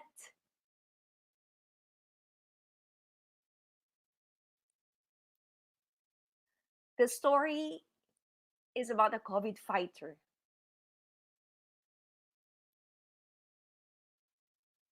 He said, I was already giving up and was preparing myself for the worst. My wife was crying, but she kept saying, Laban, kaya mo yan. She told me to pray together and just concentrate on getting better, telling me to repeat, gagaling ako. May purpose ako. Gagaling ako. May purpose pa ako. But after enduring several days of medicine, tests, and an immense amount of pain in the hospital, you received the greatest news on day 14, the end of quarantine. He's asymptomatic and for discharge. Now, he said, I'm just happy to be alive.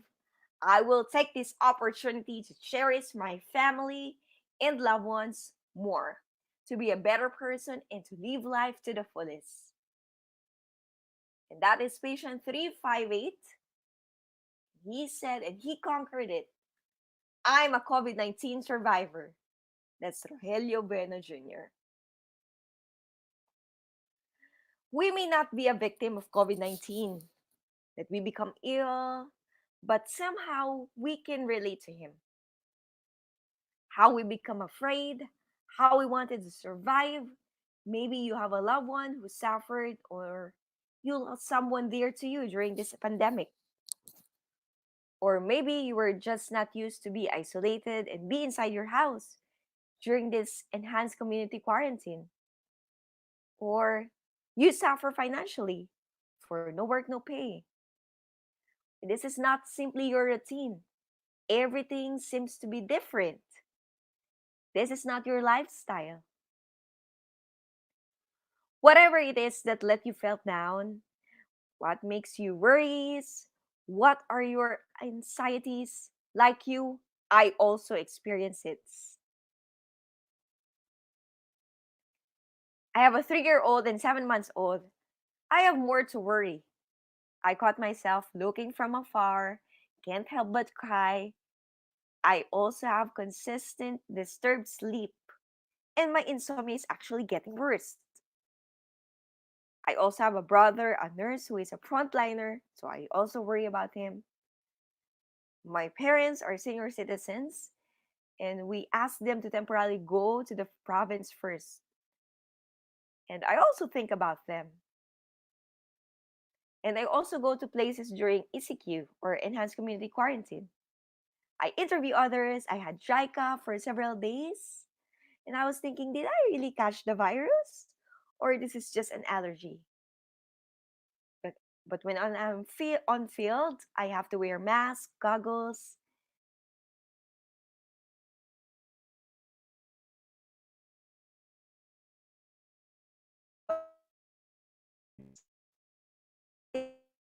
So many things going on my mind. And thank God for my faith in God, my prayers. Thank God that one day at a time, I'm surviving. Like me, like you, everyone's still fighting and surviving, and life goes on. Because our life is precious, and you are precious.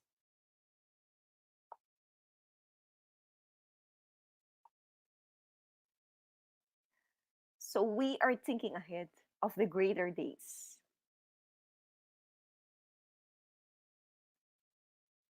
We are dreaming of the greater days ahead of us, a brighter day, brighter tomorrow. So let me share with you a mindset that I am living. Where can our energy be used wisely?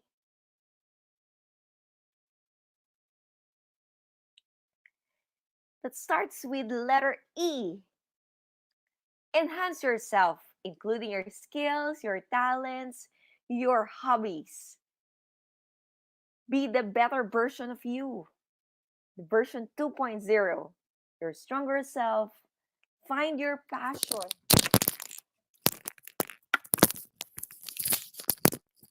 Know yourself, what you really want. Discover your skills. What are you good at? Hone your talents. Practice. If you're into drawing, practice drawing. Singing, continue singing. Continue discovering yourself and enhancing the talents and skills that God gave you. Know your passion. What are you good at? What are you happy about doing it? Doesn't feel like work, but you're just playing. Take a moment to think about it. You can write it down. You can make a checklist of what you really wanted to do in your life. Enhance your skills. Next, if you already enhance your skills, enhance yourself, that is the end. It's a new you, a better you, a stronger you.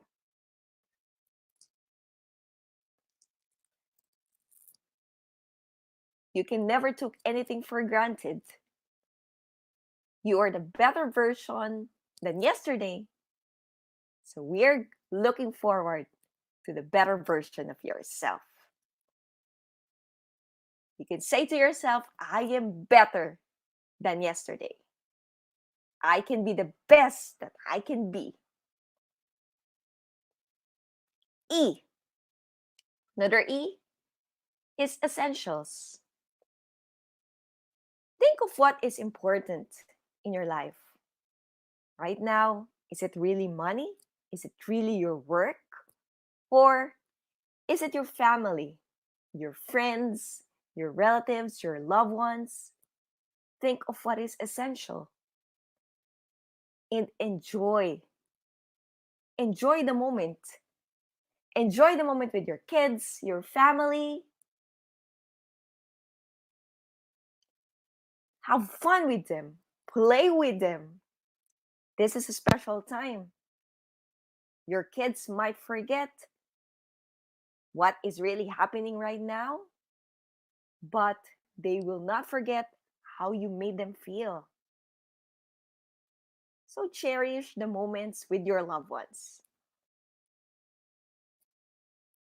Letter R, it's recharge, rest, and be ready. Rest your mind.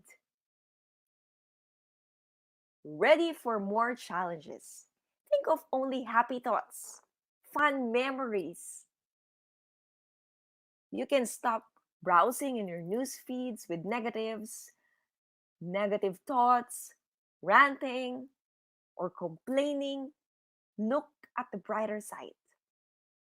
You can recharge. You can shut off, shut down every gadgets that you have. Reconnect with yourself.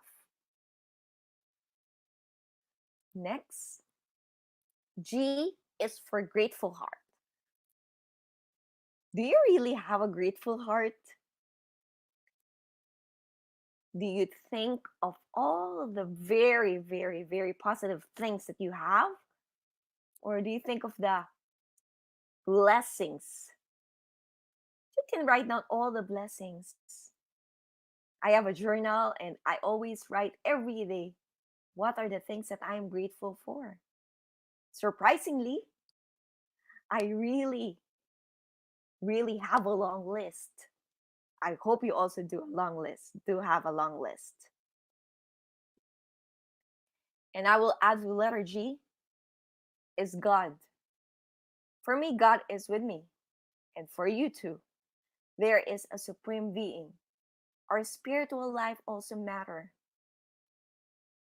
So reconnect, pray, meditate. G is another goal. What is your plan after enhanced community quarantine? Or after this pandemic is over? What is your vision? Why? You can do it. You, yes, you say, I can do it. You can do everything. I like the verse Philippians 4:19 or 4:13. I can do all things through Christ who strengthens me. So you can also have your own verse. You can also have your own motto in life that can help you to learn how to survive or do the things. So with this one, you will have your energy. You can recharge your energy and you can go and flow from the start, from going to the finish line.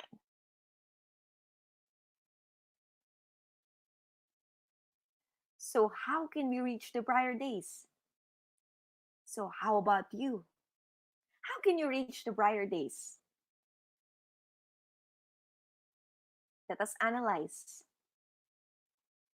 What is consuming your energy lately? Do you think is it worth it? And how can you make use of your energy? How can you make use of yourself to conquer the challenges?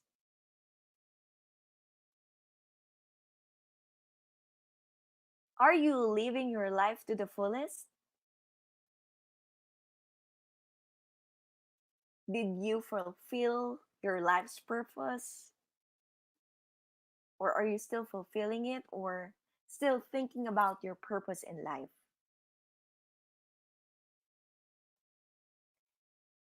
These are the questions that we need to ask ourselves. For those who have so many worries, anxieties, or anything that goes on their mind, it's great that you're going to pause and ask yourself,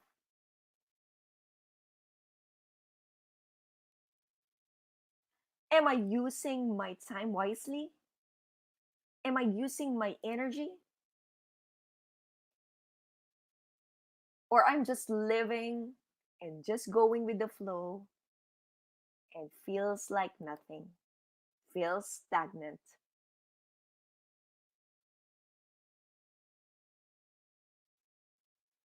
But yes, if you feel like I am not living, it is never too late. We all need someone in our journey to surpass our trials. The good news is you can hold on to someone who can help.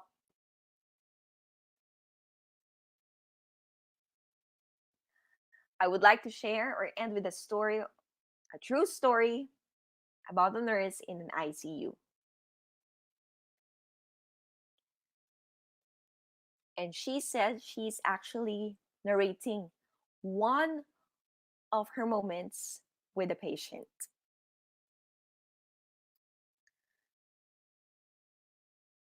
So that's the patient is he's trying to make a high five. So just like the hand gesture five, I asked him.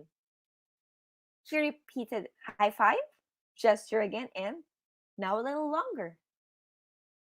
Sir, sorry, I can't understand. What are you trying to say? High five? Do you want a high five? So I raised my hand, mimicking him, and then he reached out for the hand and held it as he lowered in his bed. The patient cannot talk. It's in the ICU. So there's a tube placed in his airway and unable to communicate. So and even writing, and so they are just using signs and hand signals. And let's continue. So she said, I raised my hand and mimicking him. And then he held it as he lowered in the bed. It's like this. I realized he was trying to say, wait, what do you want? So she just stayed in the room, and then we held their hands for minutes and closed the eyes. He closed his eyes as if taking all the comfort and assurance. He held in the hand, holding her hand. And then she said, I took this time to lead him into prayer. Then we held hands in silence for a moment. Then I watched him utter his own prayer to the Lord. And there went his usual signs, a thumbs up and a nod. So this is the good news. I ended my shift with both of us in agreement that Jesus alone saves. So in the story, the nurse gave salvation, or the nurse introduced salvation to the patient. And there is a comfort, there is the joy, and there is a looking at the brighter side of everything. Even very tired, even very sad, or she's full of worries. But then, after the long day, after being tired, with the good news, with someone, when she knew that she actually helped someone, everything is worth it. Her energy is worth it.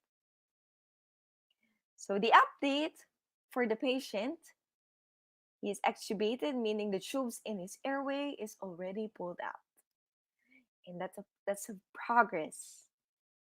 And she said it's praise God, and it's actually hashtag good news 2020. So just like you, we all need someone. Just like the patient, we all need someone to help us, to be with us. Thank God for all the frontliners that actually helping us and using us. And of course, please don't also forget your mental health. Your thoughts, it really, really can affect you. Your physical activities, your health, it can really affect you. And so, as life coaches, we can also help you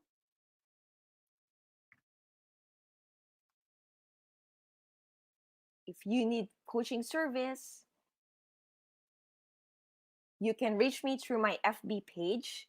It's Faith Del Mundo. And my email address is delmundo.faith@gmail.com. You can also contact me at 0908-897-3084.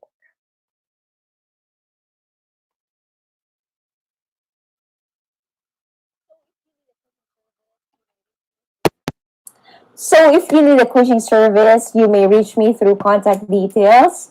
Faith Del Mundo is my page, or 0908-897-3084. It's 0908-897-3084. Or you may visit the coaching hub. It's at D Cup Coffee Republic, located at Pioneer Center, Compound Capitolia, Pasig City. And we offer 24/7 coaching service on demand. You can also call or text 0917-586-1661. That is the number to call, and visit Life Coach Philippines or www.globalcoachentrepreneur.org to know more about life coaching and life coach certification program. And God bless you all. Take care and keep safe. Bye.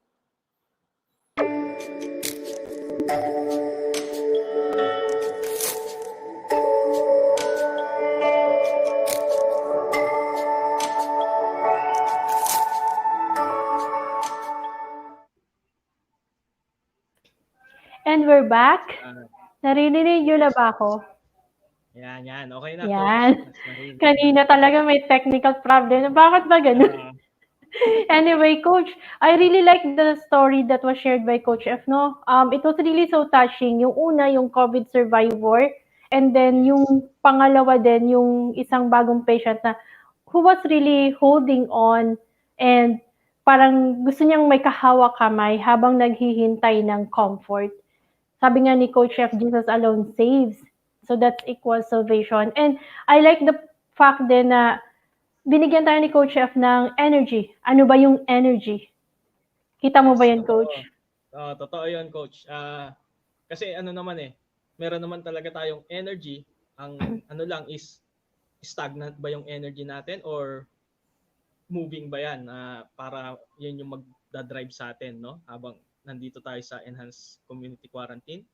And then Mhm. yun nga, gusto ko rin yung story na shinare niya, Mhm. lalo na yung sa dulo, yung sinabi Yeah. nga niya na yung naging instrument yung nurse para ma-introduce dun sa patient yung salvation. So, yun Yep. talaga. Kaya marami talagang pwedeng gamitin si Lord na tao para i-touch yung heart natin, yung life natin. So, tayo as a life coach, hindi natin alam kung sino yung mga pwede nating matouch at this very moment or sa mga susunod pang araw. So, as life coach, continue lang natin talaga yung mga ginagawa natin na pag-share ng magagandang mga news, yung mga ginagawa natin na ganito. So maganda siya. Maganda epekto niya Yeah. sa mga ibang tao. Kaya nga, Coach Ram, ginagawa natin tong Global Virtual Coaching Summit to really spread 40 stories, 40 transformational messages to help out our brothers and sisters out there who are losing hope or losing faith.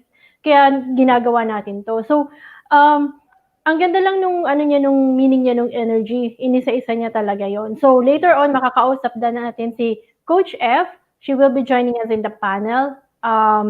So, yun. We will be, Coach Ram, we will be back in 5 minutes for the third speaker.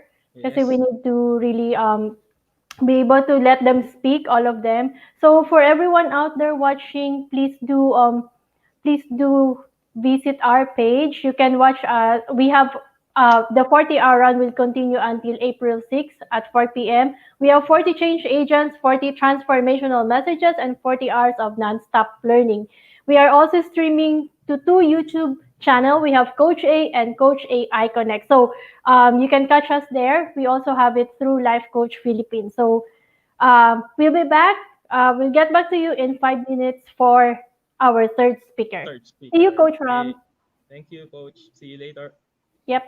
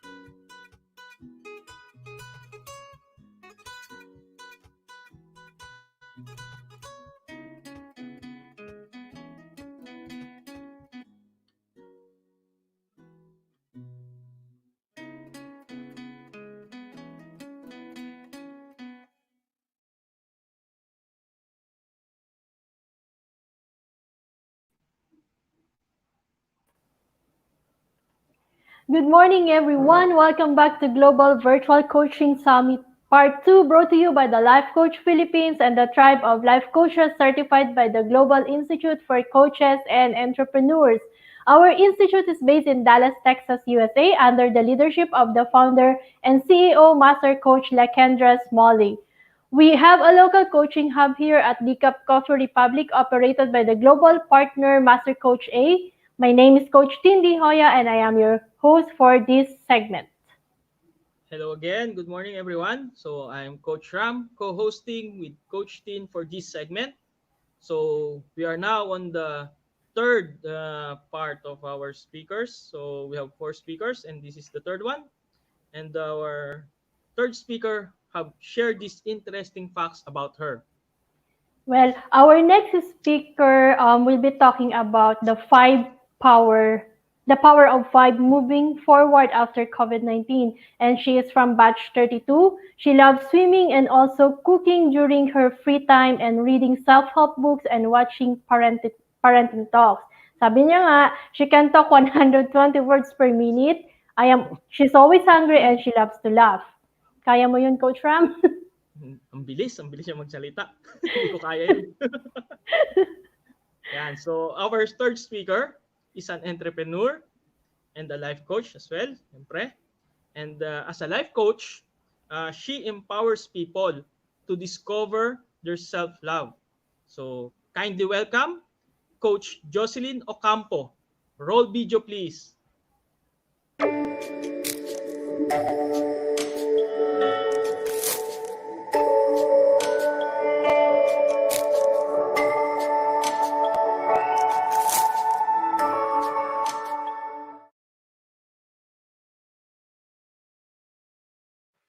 Thank you for saying yes and taking the time to be part of this Global Virtual Coaching Summit Part 2, brought to you by the Global Institute for Coaches and Entrepreneurs that is based in Dallas, Texas, USA. This talk is a response to the original material of Master Coach A on COVID-19, ROI, or Return of Insight. You may watch the replay of the said Kapihan Night episode at Coach A YouTube. Hello, I am Change Agent Jocelyn Ocampo, certified life coach, a single mom who gave up her corporate job to discover herself and to enjoy the real beauty of life. Currently, we are waiting for this pandemic to come to an end. Everyone is praying for healing, restoration, solutions, and all of us can go back to what we call normal life. Hashtag business as usual. As we move forward, how are you going to share your light in this new world? Is it true power? If so, what kind of power? Allow me to share how I knot with the power values in the rope of my life. As I grip in these values and strengthened me, power stands for positivity, obedience, wisdom, empathy, and resilience. Let's start with positivity. What are the ways to become more positive? First, be kind to yourself. Then, start a daily gratitude practice. I would like to share my story. A few days ago, I was hit by negative thoughts. What if I got sick? Who will look after my kids? The fear of what will happen tomorrow, I couldn't sleep well. Initially, I tried to resolve on my own, but it didn't help me. What I did was to connect to my fellow coaches, shared my experience, and they helped me to express a gratitude heart daily. And as I woke up, I say aloud to myself intentionally, be kind to yourself, Joy. Smile. Life is beautiful. Every morning after my prayer, what I do is write in my journal the things or events that I am grateful for, whether in the present moment or from the past. I even pulled out memories from the past, how positivity worked in my life. The situation of a housewife with two kids, a very rough married relationship, financial difficulties, and how to make ends meet. A mother can move mountains when her heart is pumped up and can do millions of possibilities. Every day I notice something new. A current scenario at home is we're like a BPO in terms of waking up. I am the morning person. My eldest daughter at mid-shift, while my son and youngest daughter are a night owl. This time, we don't have a body clock to think of. You know. Honestly, I can control them.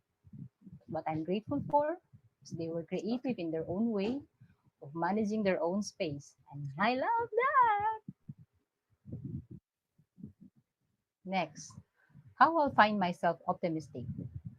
My kids would suggest watching cartoons to improve my imagination, to laugh, and just enjoy it. And I also found myself enjoying live streams, informative talks of my fellow life coaches. What else? What I do to add positivity to my friends was I create questions and allow them to express their thoughts and ideas and share happy stories. And of course, we need to eat, exercise, sleep well as first armor, as our first armor.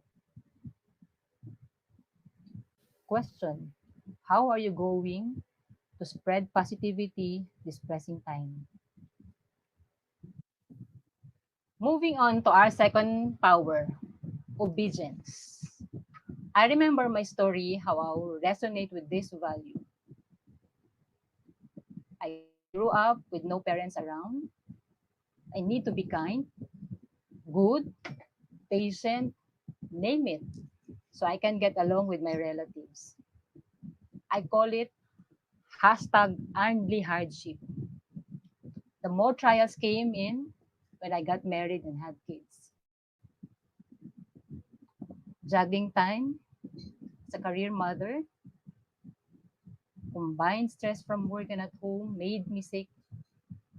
and I underwent three major operations: a broken relationship, and I asked God, why are these hardships happening in my life? As I pray and heard God's voice through Holy Spirit, and has kept me going.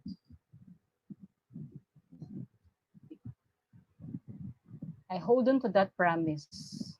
I kept myself busy working, mom, house, routine, duty. I continue doing the right thing as integrity unfolds in me. I surrender everything to God. My faith grew stronger. I still do what I do now because I believe that obedience brings blessings. I am forever grateful how God orchestrated the people who created an impact along with my journey. And true enough, Jesus is faithful to his promise. Third is wisdom, cultivating humility that makes men as angels. It is when we review our actions against the language of pride. We embrace that we need help and we can ask for help when we need it. True humility shows my authenticity and vulnerability. By sharing my story, I can easily get help and helping others as well. Right now, I am looking for those willing to become a reseller of cold cuts as part of my small business, extend help, and we can both generate income once lockdown will be finished. And one of the objectives as well as to promote the product name to spread around the city. Like our current situation with the lockdown and the COVID-19, we're living with uncertainty. We should learn to accept what we can't control. We can always start from small, then progress. So we can to embrace the moment of now. Next is next wisdom is practice patience. How? It's time to take a pause. Also by practicing deep breath and thinking before you speak and be mindful. And last is taking care of your health. Again, we need to exercise, eat, and getting enough sleep are very important. Moving on with empathy. Given that through empathy, a lot of skills is strengthened in us. I have no idea what is empathy all about until I work in a customer service oriented company. One experience I couldn't forget was when a subscriber complained of non-delivery of service. One agent missed the schedule that was confirmed to the subscriber. As I handled the concern, what can I do initially was to apologize for the inconvenience, but she answered back with this: eat your apology, swallow it. I tried to manage the stress by negotiating, offering a callback, so coordination and collaboration with the dispatch team will take place. As I deliver the needs, we end up emotional connection along with the conversation over the phone. Day by day, I develop empathy in my line of work. At home, I try to negotiate with my kids as I started to accept their personalities and boundaries. Listening with a heart, show respect and no judgment. It, it was when I began to love myself, transformation began, and the ripple effect took place in my relationship with them. Empathy is more likely to practice by life coaches, where I see myself love to talk and to connect. Life coaching made a magical transformation in me, where I too can share the experience to others. Especially now, a lot of challenges are happening. And we need to take care of our mental wellness first and foremost. Last but not the least is resilience. How to be more resilient when things get tough.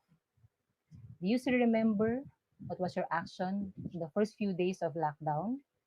Okay, let me share 5 ways to build your resilience. First, asking yourself, what is my purpose in life? I remember when I was asked with this question, I don't know where to find and catch my answer. As I learned to focus on what matters and bringing clarity, I now know what is my purpose.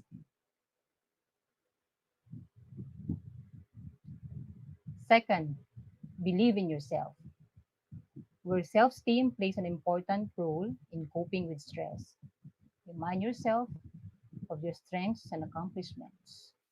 Third, develop a strong social network. It is important to have people you can confide in. Support system is very important, knowing that they are around for you. Fourth is embracing change. As we embrace change, we learn a lot. Change always creates positive outcomes. And one of the changes I've experienced was a transition from customer service to an IT industry. It was tough, really tough, and it tested me. According to Napoleon Hill, whatever the mind can conceive and believe can achieve. Last, fifth is to stay tough, to face your fears and take the risk. It is when the tougher the situation, the tougher you become. As I stood as a single mom, it is very rewarding to see the seeds I planted grow in my child's life. From a go-go person, I managed to slow down and enjoy every bit of the moment.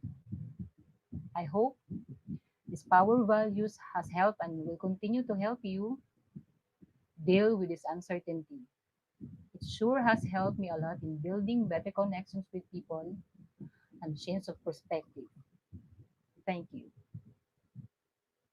If you need coaching service, you may reach me through 0917-628-1972 or PM me through Messenger. Or you may visit the coaching hub, DCAP Coffee Republic, located at Pioneer Center Compound, Capitolio, Pasig City. We offer 24 by 7 coaching service on demand. 0917 586 1661 is the number to call. Visit Life Coach Philippines or www.globalcoachentrepreneur.org to know more about life coaching and life coach certification program.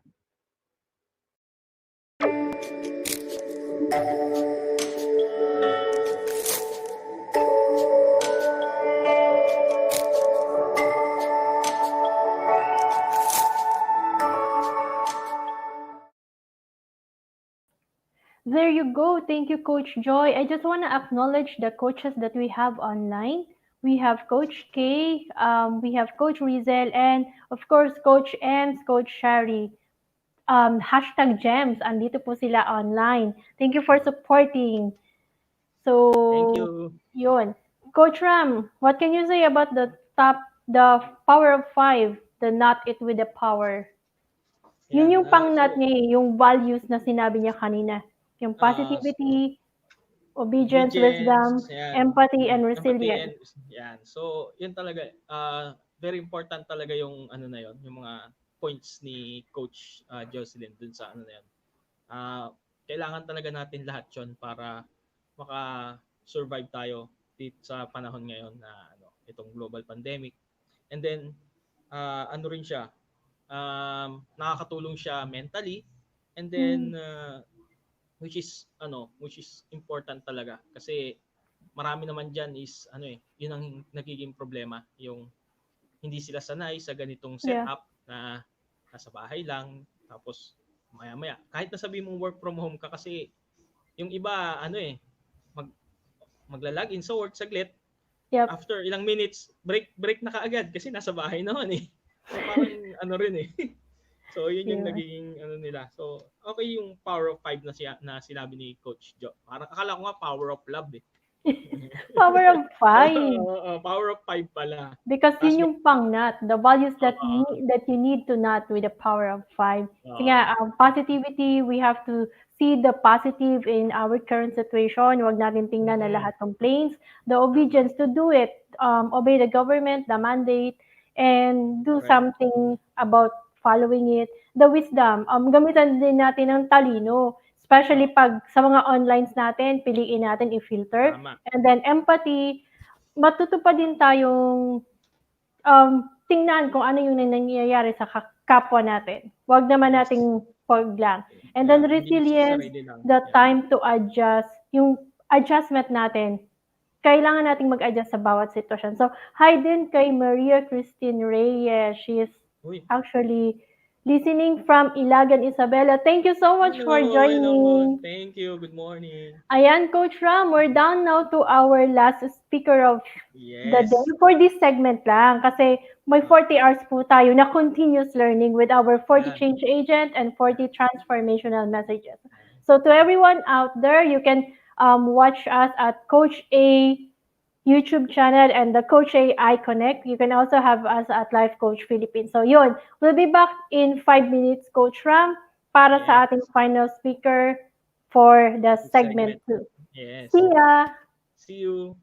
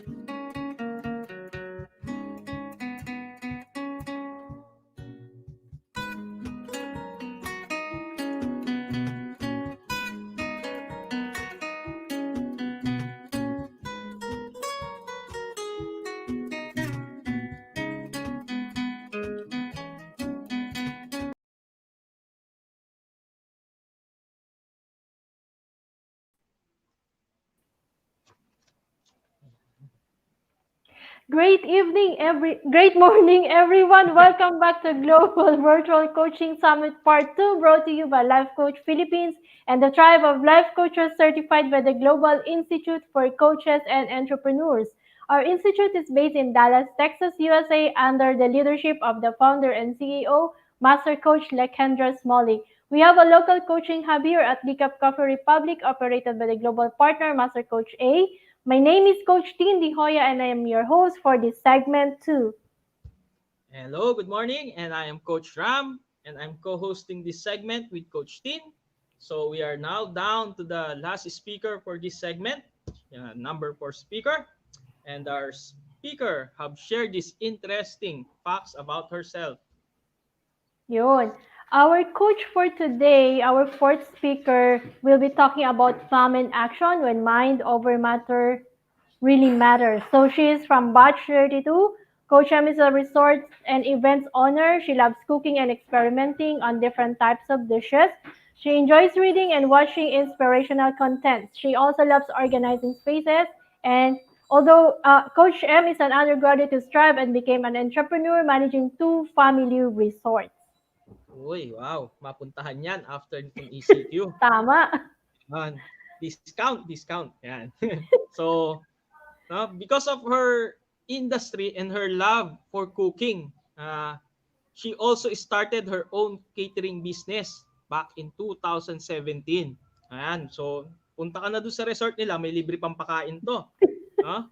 So, she is also an inspiring or aspiring YouTuber and influencer who focuses on clearing minds through cleaning and organizing. So, huwag nyo kalimutan mag-subscribe sa YouTube channel niya.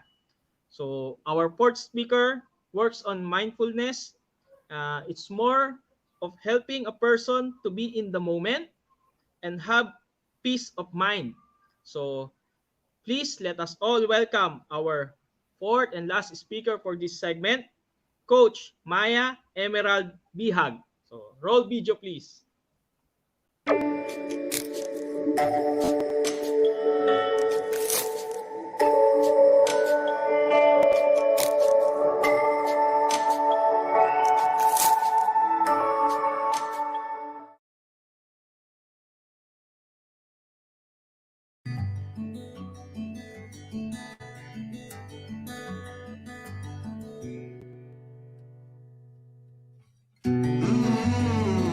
Welcome to Mom in Action, when mind over matter really matters.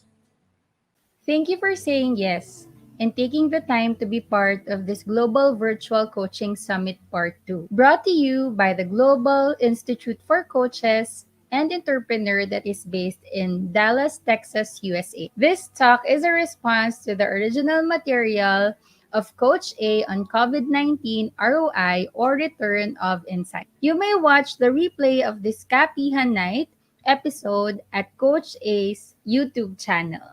I am change agent MB Hag, an entrepreneur, a mom of two, and a business coach. I'm also an advocate of helping others live a joyful and stress-free life. In Master Coach A's talk, she mentioned the gymnasium, and we all know that it is a big place and a lot is happening all at the same time. Just imagine how it can be very overwhelming and would be difficult to focus on just one thing, especially with all the mixed emotions and seeing everyone's different reactions. This is very similar to what we are experiencing right now. I want to share with you the things that can help you get through this emotional state due to the current COVID-19 pandemic. We have to be ready to face it even after losing jobs and businesses. Yes, on this situation, it is very typical to overthink and worry about what's going to happen next. But remember, you can always shift this mind over matter. I remember my usual experience when I started this mindful practice. And I'm sure majority of you have experienced this. Washing the dishes after cooking or after meal, and while doing so, your mind floats and starts to think about what your next task is. Either you need to clean the house, or you have to do the laundry, What's the plan for the next day? Or maybe you just have a project that you need to finish. Or maybe you had to run some errands that you have to list. Then, boom! Suddenly, the drinking glass slipped your hand and was shattered to pieces. Then you thought, what just happened? You can't remember what really happened because you were not present in that moment. You were not paying attention to what you were doing. This is exactly what the majority are experiencing because of the current pandemic. Heads and minds are very busy worrying about what's gonna happen next. Do we still have food for the family? How long will this last? When will we get the help from the government? And so on. We do have a lot of questions in mind. But if we really think about it, the answer to those questions are all indefinite, unsure, and out of our control. But despite that, everyone still started panic buying. Little by little, the shelves in the supermarket started to empty. Alcohol's gone, sanitizers, cleaning supplies, then bread, eggs, all gone. I remember going in the supermarket to buy our essentials. Then people were hoarding the alcohol. I tried to get one piece, but it was impossible. They were already pushing each other, and there was no social distancing because everyone wants to grab one. So I stepped back and thought to myself, why should I panic? Why am I trying to get this alcohol knowing that there are other ways to sanitize and disinfect? I stopped and breathed. Just 3 deep breaths. Then I told myself, it's okay. I understood the present moment. People are anxious and stressed with this pandemic in mind. They are scared. But isn't it crazy? Pushing others for rubbing alcohol. Sometimes we really do crazy things because of the stress, fear, and anxiety that we feel. We become reactive to situations that are out of our control. Remember, negativity isn't going to bring you anywhere when it comes to strengthening your mind to overcome the pain, challenges, or other obstacles. That is why it is important to develop a healthy and positive attitude and mindset. If you are pessimistic, then this might be a challenge. But if you change to positive thoughts whenever you notice negativity coming along, you can actively work towards changing your mindset. Let's go deeper. When you say mind over matter, what comes to your mind? Well, the simple definition of mind over matter is using willpower to overcome physical problems or limitations. And in most situations, we can also use it for emotional, mental, and spiritual challenges. We are usually so busy with what's going on in our lives that we rarely stop and just observe what's going on around us. Practicing this for a small time every day can teach us to appreciate life at a slower pace. But now, with this pandemic, we have more time to appreciate and to observe. Put down your phone, turn off the TV, and take a moment to sit or stand quietly. Observe and appreciate all that is happening around you. One reason why mind over matter doesn't work to some is because they can't get over failures that they experienced in the past. They believe that because things didn't work out before, they probably aren't going to work out in the present or future. By removing this way of thinking and focusing on changing things for the better, you are much more likely to see success with your willpower. For example, if you have failed finishing, let's say, a craft project in the past, give yourself motivation and tell yourself you're going to do it. Don't allow yourself to stop. This will surely reach that goal. Your core values will be a big part of this. It could be integrity, competence, efficiency, resourcefulness, etc., which will bring us to a more stable way of life, irrespective to the adversities that come along the way. I can discuss this topic further on core values. Let me know in the comments if you want to have another talk about core values solely. Talk to yourself. The dialogue you have with yourself is an important tool to achieve mind over matter. Tell yourself you can do it and be your biggest cheerleader. If you believe in yourself, you're more likely to conquer your challenges. We all know that the past cannot be changed, but we also have to remember that the future cannot be forced as well. And all we have is a present moment. And right now, with the pandemic that we are dealing with, there is really no certainty of the future and how long the situation will last. Now, in this present moment, you can choose to enjoy and savor it or choose to stay anxious and miserable. The choice is yours. That's why we call it responsibility, because it is responsibility, which means the ability and freedom to choose our response to any given situation. When we see the world or things around us, especially our current state, they are not what they really are or how it's influenced by your sight. What's important is how you perceive, understand, and interpret it. My number one practice to overcome stress and anxiety is mindfulness.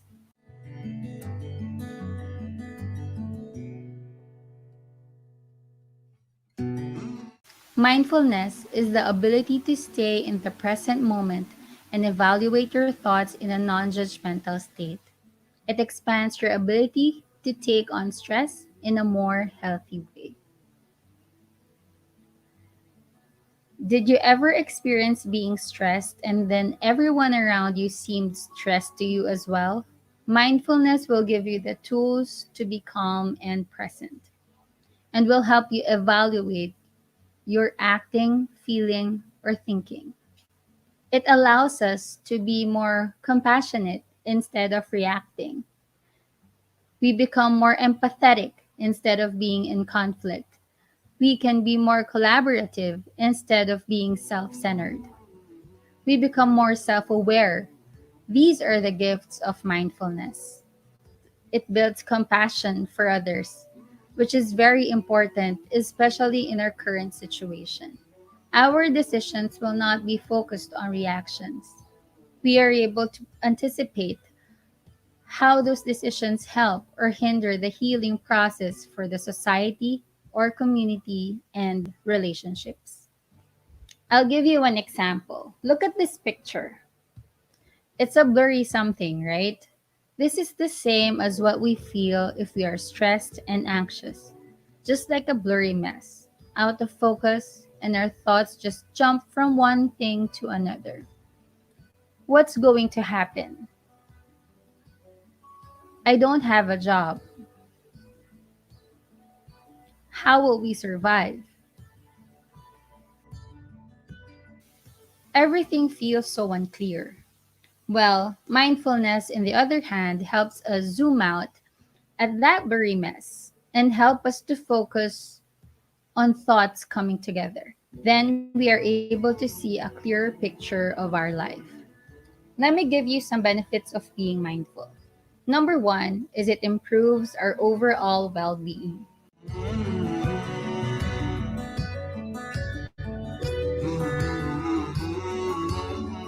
It's easier to enjoy the pleasures in life as they happen. It helps you become fully engaged in whatever activities you're in. By focusing on the here and now, you'll find that you are less likely to get caught up in worries about the future or regrets about the past. There will be less worries on success or self esteem, and you will be able to form deeper connections with others. Number two is your physical health.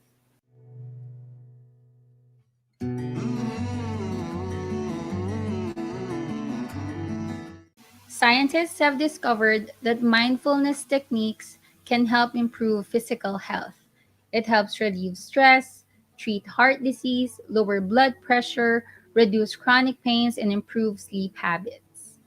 Number three, your mental health.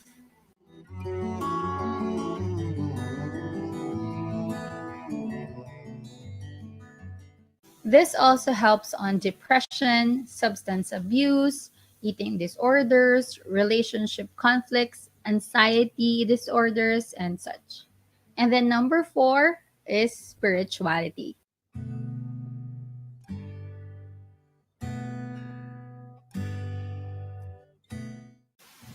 As we become more in tune and connected to our spiritual self, we become more aware of who we are and what we're supposed to do in this life. That is the biggest benefit of mindfulness spirituality. Then we get a grasp of our self worth generally. And then number five is social mindfulness.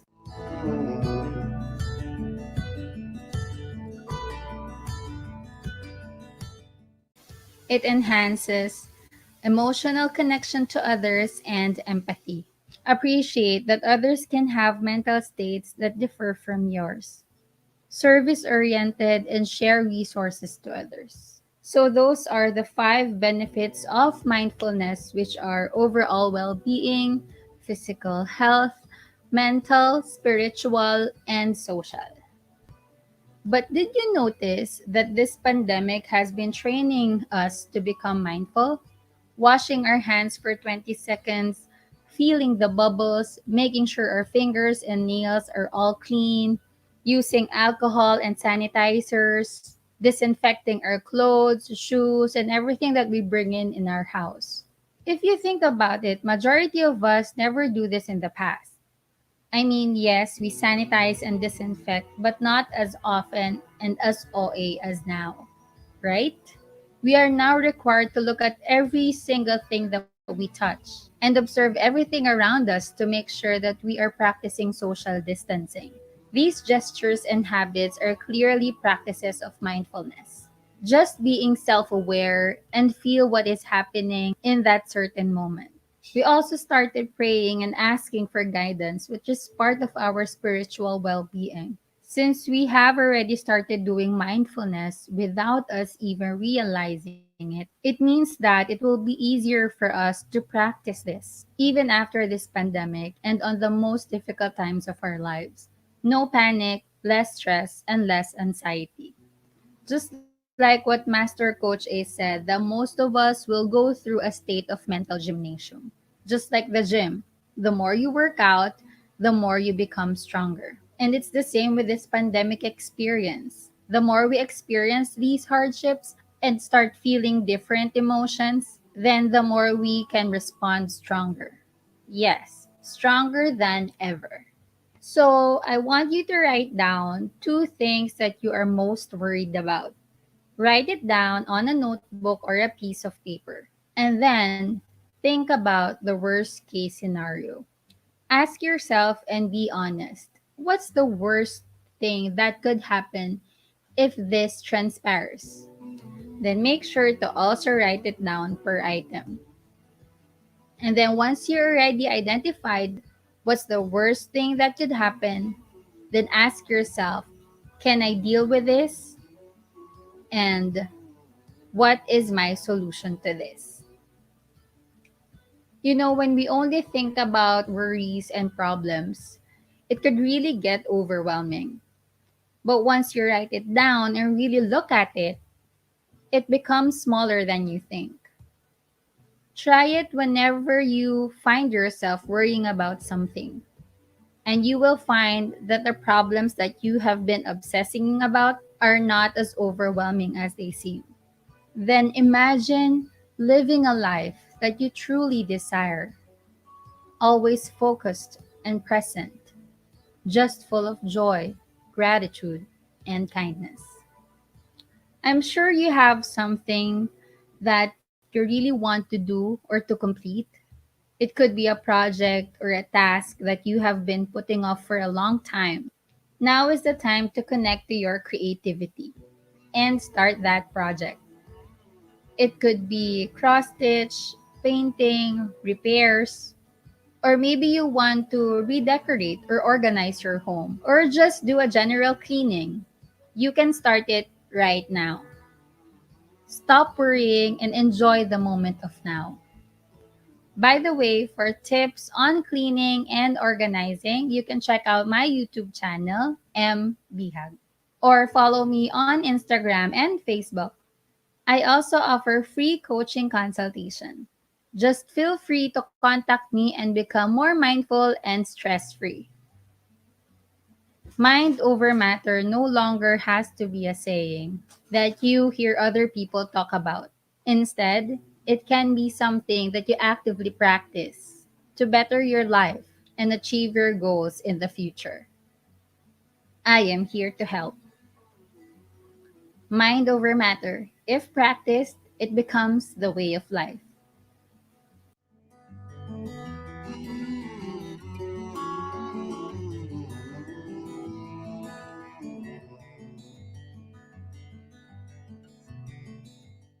If you need coaching services, you may reach me through my Facebook page and Instagram, mbihag, or you may visit our coaching hub, D Cup Coffee Republic, located at Pioneer Center Compound, Capitolio, Pasig City. We offer 24/7 coaching service on demand. 0917 586 1661 is the number to call. Visit Life Coach Philippines or www.globalcoachentrepreneur.org to know more about life coaching and life coach certification program.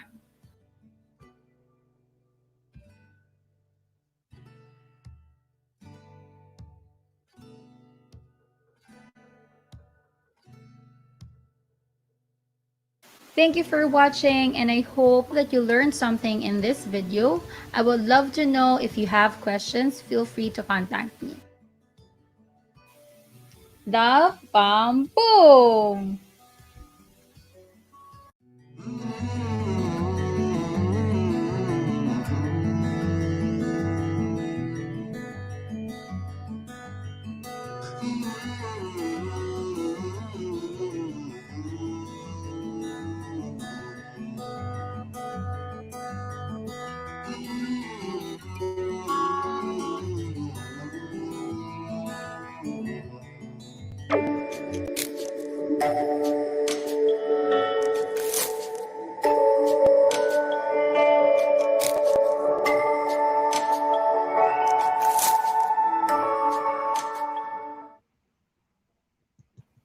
And we're back. Ayan. Yan. Mind over matter really matters. Kasi nga, you really have to train your mind to be positive and to really go on despite our current situation with COVID-19 and the ECQ or the Enhanced Community Quarantine. Di ba, Coach Ram? Yes, tama yan, coach. So, napakalaking bagay talaga nung mindset change na kailangan ng na gawin ng mga tao para imbis na mag-focus sila doon sa negative is mag-focus sila kung ano yung positive side nung ECQ na to. Yan. So, talagang maganda yung talk ni Coach M na yon, yung ating last speaker, yung Yep. mom in action. Yan. Yeah, it really comes up to being mindful of what we have now and really enjoying or savoring the moment by talking positively to yourself. Sabi niya nga, stop, observe, and appreciate. Kasi yun talaga yung kailangan natin. And besides, what COVID has done to us is really to make us pause and make reflections of what our current life is, to be able to really hanapin natin kung saan ba talaga tayo papunta. So it was really timely, although pangit yung katapat ni COVID-19, maganda naman yung naidulot niya sa mga tao because we became more connected with our families, our relationships, and our relationship with God, di ba? Yan, Coach. We're gonna take a 5-minute break again, and then we're gonna go back with the panel discussion. So yung mga speakers natin will be joining us. Yun. Yan, maganda yan. So mamaya, so i-ready mo na yung mga dapat mong sabihin at tanong. Yeah, so thank you everyone for watching. We're gonna be back. We're just gonna take a 5-minute break and then we're gonna go back with the panel discussion. If you have any questions, comments, please do message us. I just want to acknowledge the coaches that we have. We have Coach Ellen Perez online. We also have, I think this is a friend of Coach Ems. Hicham Elabi, and Marjanel Bihag Roldan. So thank you po for watching and supporting Coach M. So see you po later. We're gonna be back.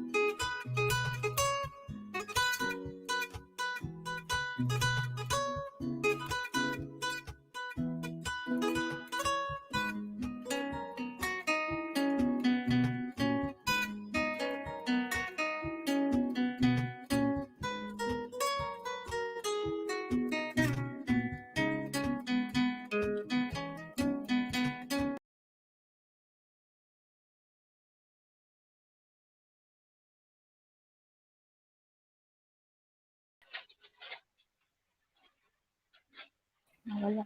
And we're back for the live panel discussion with we have Coach M pa lang. Not sure if the others will be joining. Pero thank you Coach M for joining us this early. Hello, good morning, Coach. Thank you for joining. We have Good Coach Ram as morning. well, my co-host. Ayan. Coach Ram, anong gusto mo itanong kay Coach M? Sige, ako muna. Coach M, how does it feel na nagawa mo yung talk and ano po ba yung feeling nung ginagawa mo yun at you were asked to be a speaker for the summit?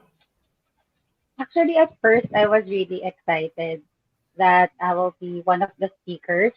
Mm-hmm. And then, while doing the talk and creating the framework and creating yung flow ng talk, unti-unti ako parang napanghihinaan ng loob. Parang, I felt, it was really difficult because it was my first time to create a talk. So Ayan na. parang hi Coach Joy! Hello Coach Joy, Hello, welcome Coach and thank you M. for joining us this early morning. Yes. So, Ay, tinatanong muna namin si Coach Ems, papatapusin muna natin si Coach Ems bago ka namin tanungin. Sige po. yes. So yun nga, at first, nakaka-excite siya. And then, while doing the flow and the content, parang ang dami kasing ideas. I had a lot of ideas in mind. And it was kind of difficult to put it all together para magmukha siyang maganda yung flow. So it was kind of difficult. Pero I made sure that I moved forward kasi I know that there will be a lot of learning. Tapos having this talk will be able to help others as well. And syempre, ang main purpose naman talaga natin dito is to touch the lives of others, especially in this time of pandemic. So, kaya talagang push pa rin kahit there were difficulties, may technical difficulties din. Pero syempre, we have to move forward talaga and talagang lahat gagawin para magawa natin. Yeah. Coach Joy, ikaw, how did you feel when you were making the video, your talk? How was it? Mahirap Coach Tin kasi nga actually as shared sa iyo 'di ba parang nagpa-practice pa ako offline kasi nga I'm not used to it talaga dahil sabi ko nga magpa-practice nga ako ng TikTok para lumakas yung loob ko eh. Kaso wala nang time. Good thing lang din talaga na naramdaman ko yung support ng mga anak ko na talagang lalo na yung bunso na I'm about to give up. Parang sabi ko, sige bayaan mo na kung sayang yung effort. Para sabi ko ganyan. Pero para akong tumutula. Sabi ko ganyan. Kasi nga, kailangan ko talagang isulat dahil nga, andun pa rin kasi nga yung anxiety ko. Talagang kinakabahan ako. Pero ang nag-focus talaga ako dun sa ano yung message na maibibigay ko. At the same time, to expose me more. Kasi ito naman na right now yung profession na talagang I wanted to be in, na talagang ito rin yung puso ko. Kaya kahit uncomfortable, na kahit puyat, na pagod, na parang hindi ko alam kung tama ba yung avenue ko, parang ito yung moment ko nung time na yun na parang pero nung binabalikan ko lang yung video ko, nung ni-review ko, sabi ko parang may kulang pero yun na siya na parang yun nga yung talagang dapat give your best. Pero that time, siguro yun na talaga yung best ko. Kaya nga, kinakabahan kasi ko. But I made it! Ang saya-saya! Yeah, it's really a big win for Coach Joy that she was able to overcome her anxiety. Dito, effective yung talk mo, Coach Ems. Mind over matter.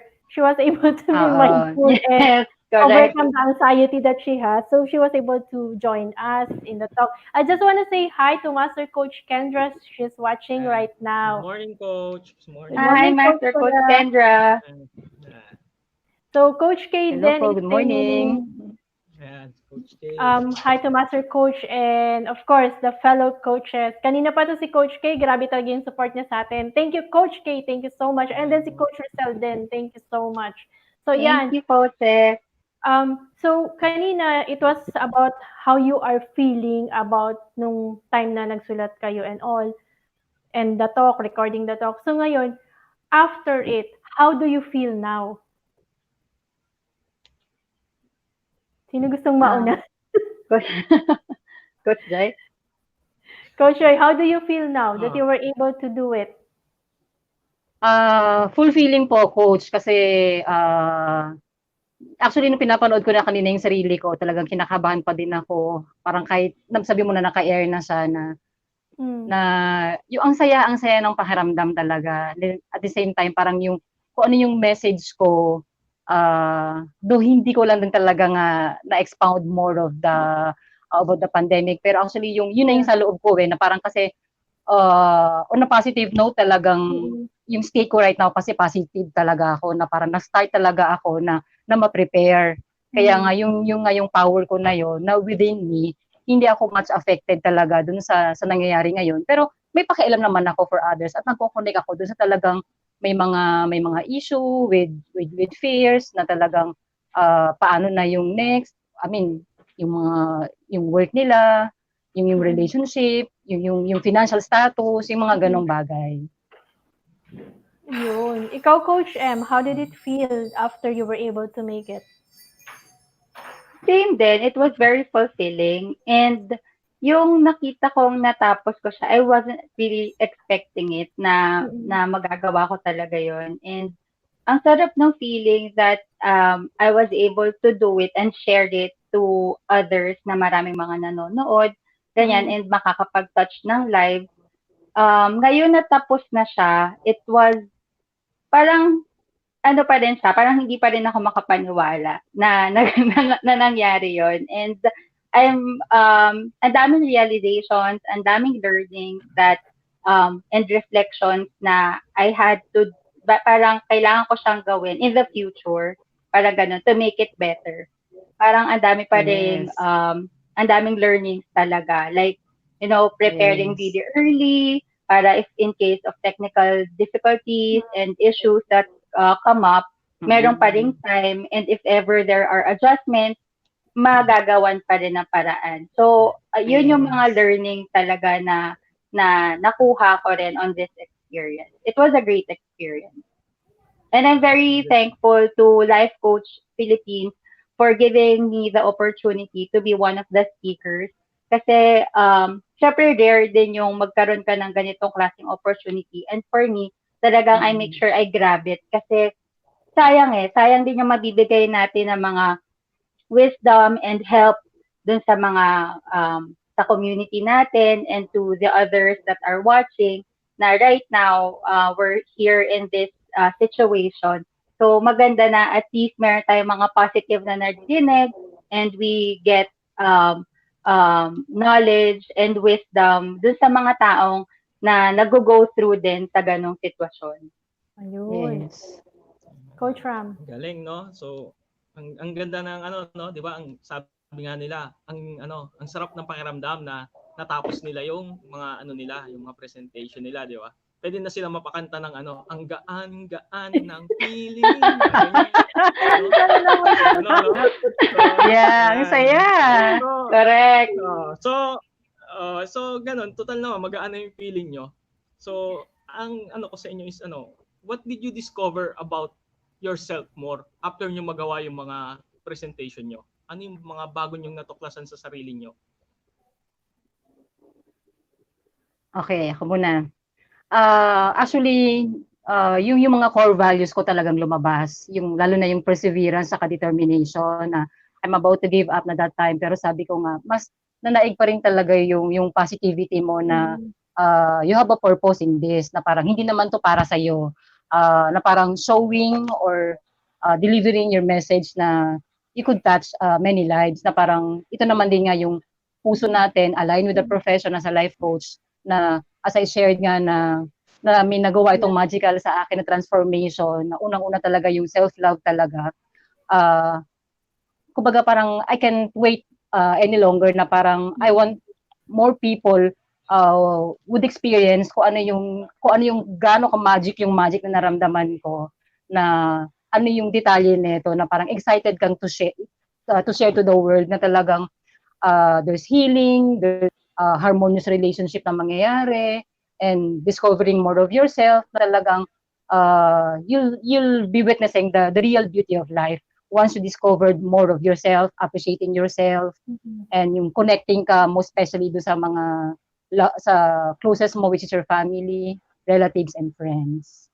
thankful din talaga ako na parang after nga actually nung kahit wala pang tulog nung nag-reflect ako, sabi ko, at first, talagang thankful ako dun sa opportunity na talagang kahit kabadong-kabado ako na I'm not used to it nga as shared na ang galing lang talaga nung mga moments na yon na talagang wow, talagang pagkatapos nung positive talaga ako na talagang ang saya-saya ng pakiramdam ko na yung grateful heart ko, yung pagjo-journal ko nga everyday na parang nakukope ko actually yung mga panic attack ko at times sa talagang and I'm moving forward talaga with this positivity and this grateful heart in me.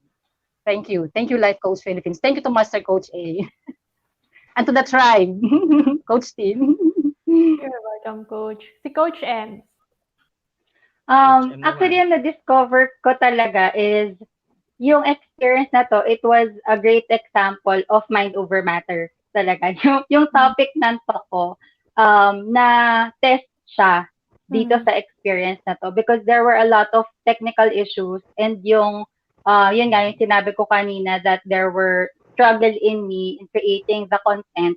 Parang mind over matter talaga yung tumulong din sa akin. And of course, like yung sinabi ni Coach Joy, core values talaga.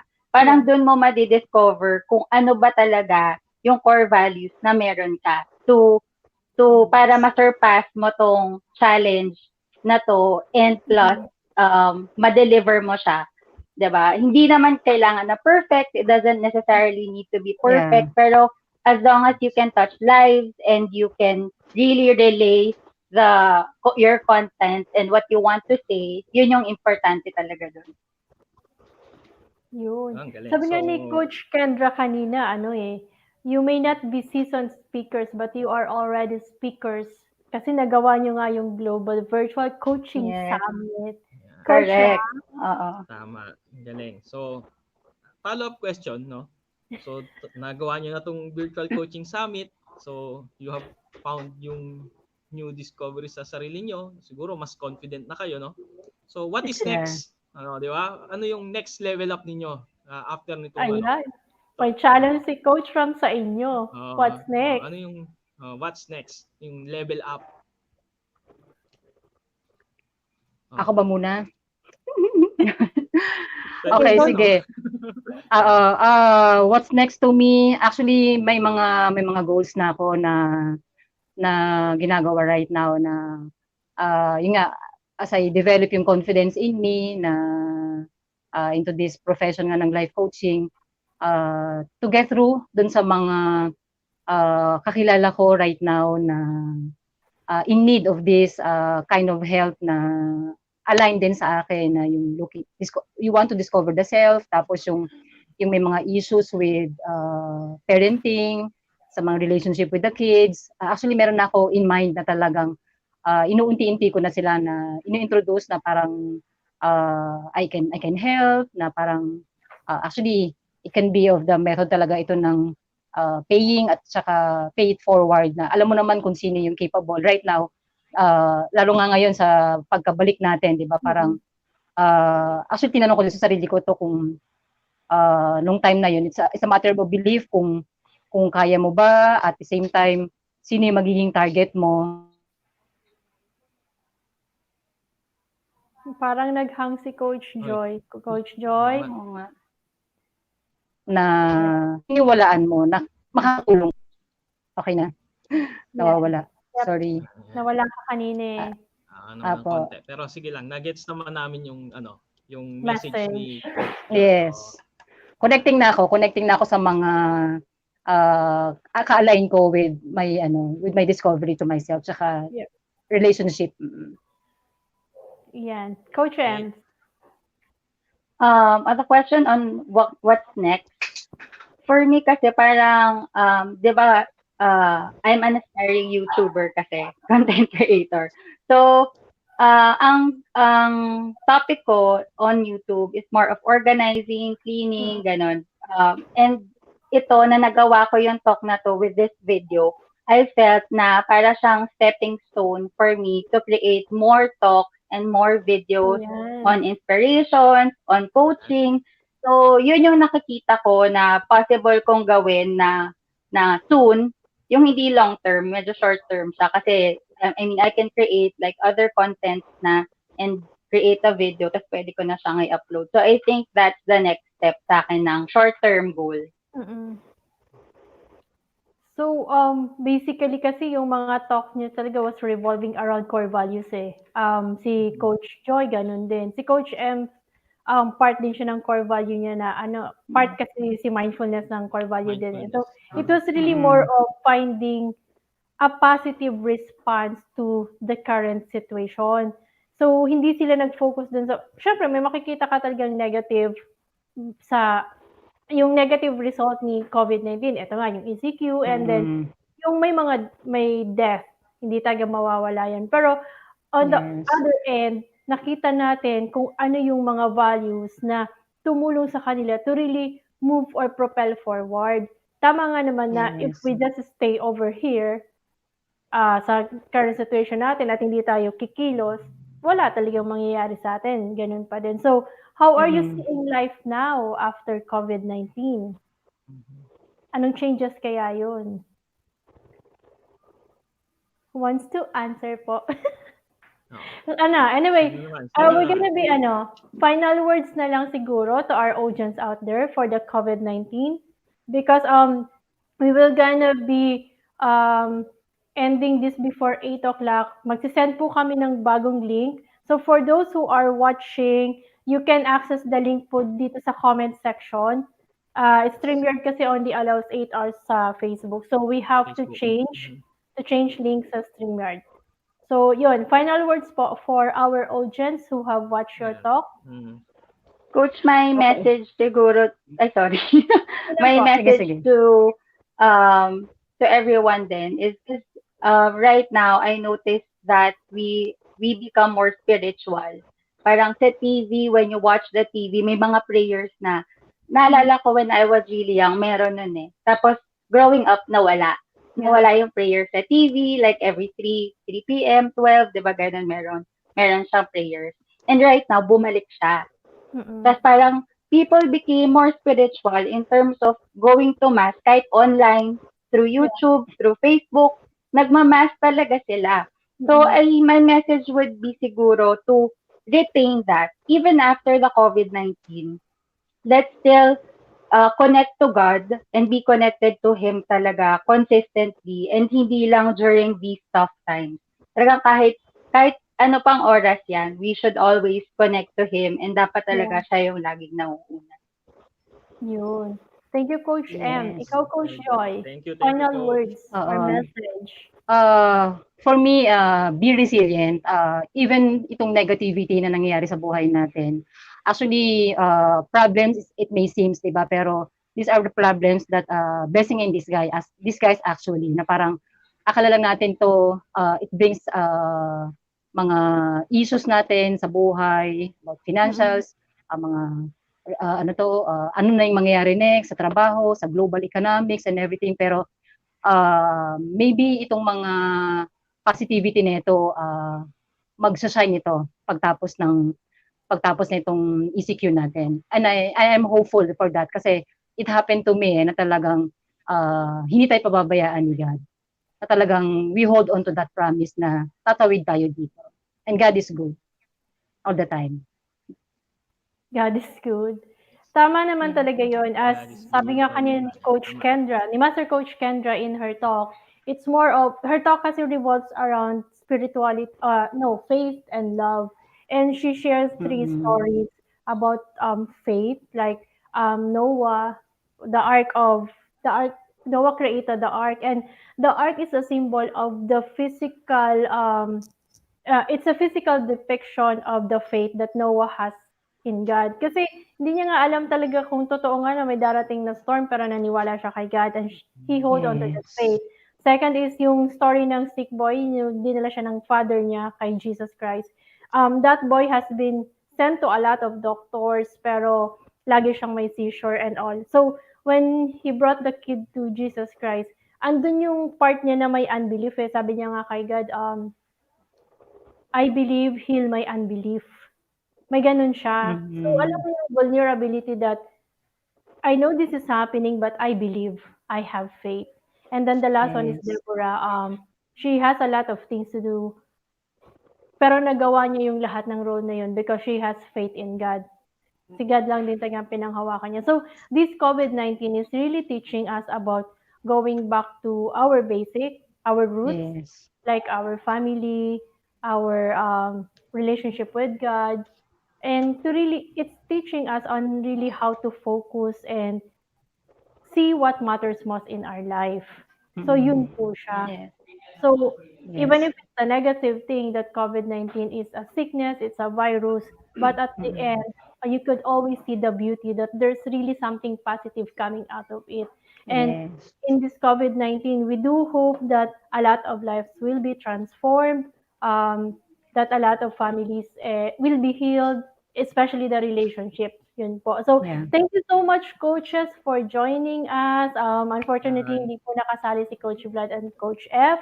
But Coach we're so Jen. happy that you Yan. said yes to the challenge of joining us Yes. in the second Global Virtual Coaching Summit. We hope to see more of you. Yes, Yes. Thank definitely. you. Thank Thank you you very po. much. Thank you so much, Coach Teen, Thank Coach you. Ram, Coach Thank Joyce. you. Yes. Yes. Thank Thank you. you. Thank See Thank you. you. you. Thank Thank you, you, Coach Kampalan ng M. COVID. Bye-bye. Bye. Bye-bye. Yun, Coach Ram, thank you so much for Yan. joining me and being my co-host today. We will have Yes. to wrap it up because we will be changing the StreamYard link. So I Yes. just want to invite everyone, for everyone out there, you can join us on the 40-hour run. We have 40 hours for this um, coaching summit. This will continue until April 6th at 4 p.m. We have 40 change agent, 40 transformational messages, 40 hours of non-stop learning, and we are also streaming to two YouTube channels that's under Coach A and Coach AI Connect. So please do join us. Please Yan. check the comment section. We have the link. We will post the new link there for the StreamYard so that you can join us online. So thank you so Yes. much, Coach Ram. Thank you. Thank you rin po, Coach Tit. Maraming salamat All sa right, so we experience. will be Yan. back. We will just have a 10-minute break for the transition. We will continue with our segment 3. Thank See you. Bye you. bye. Bye-bye.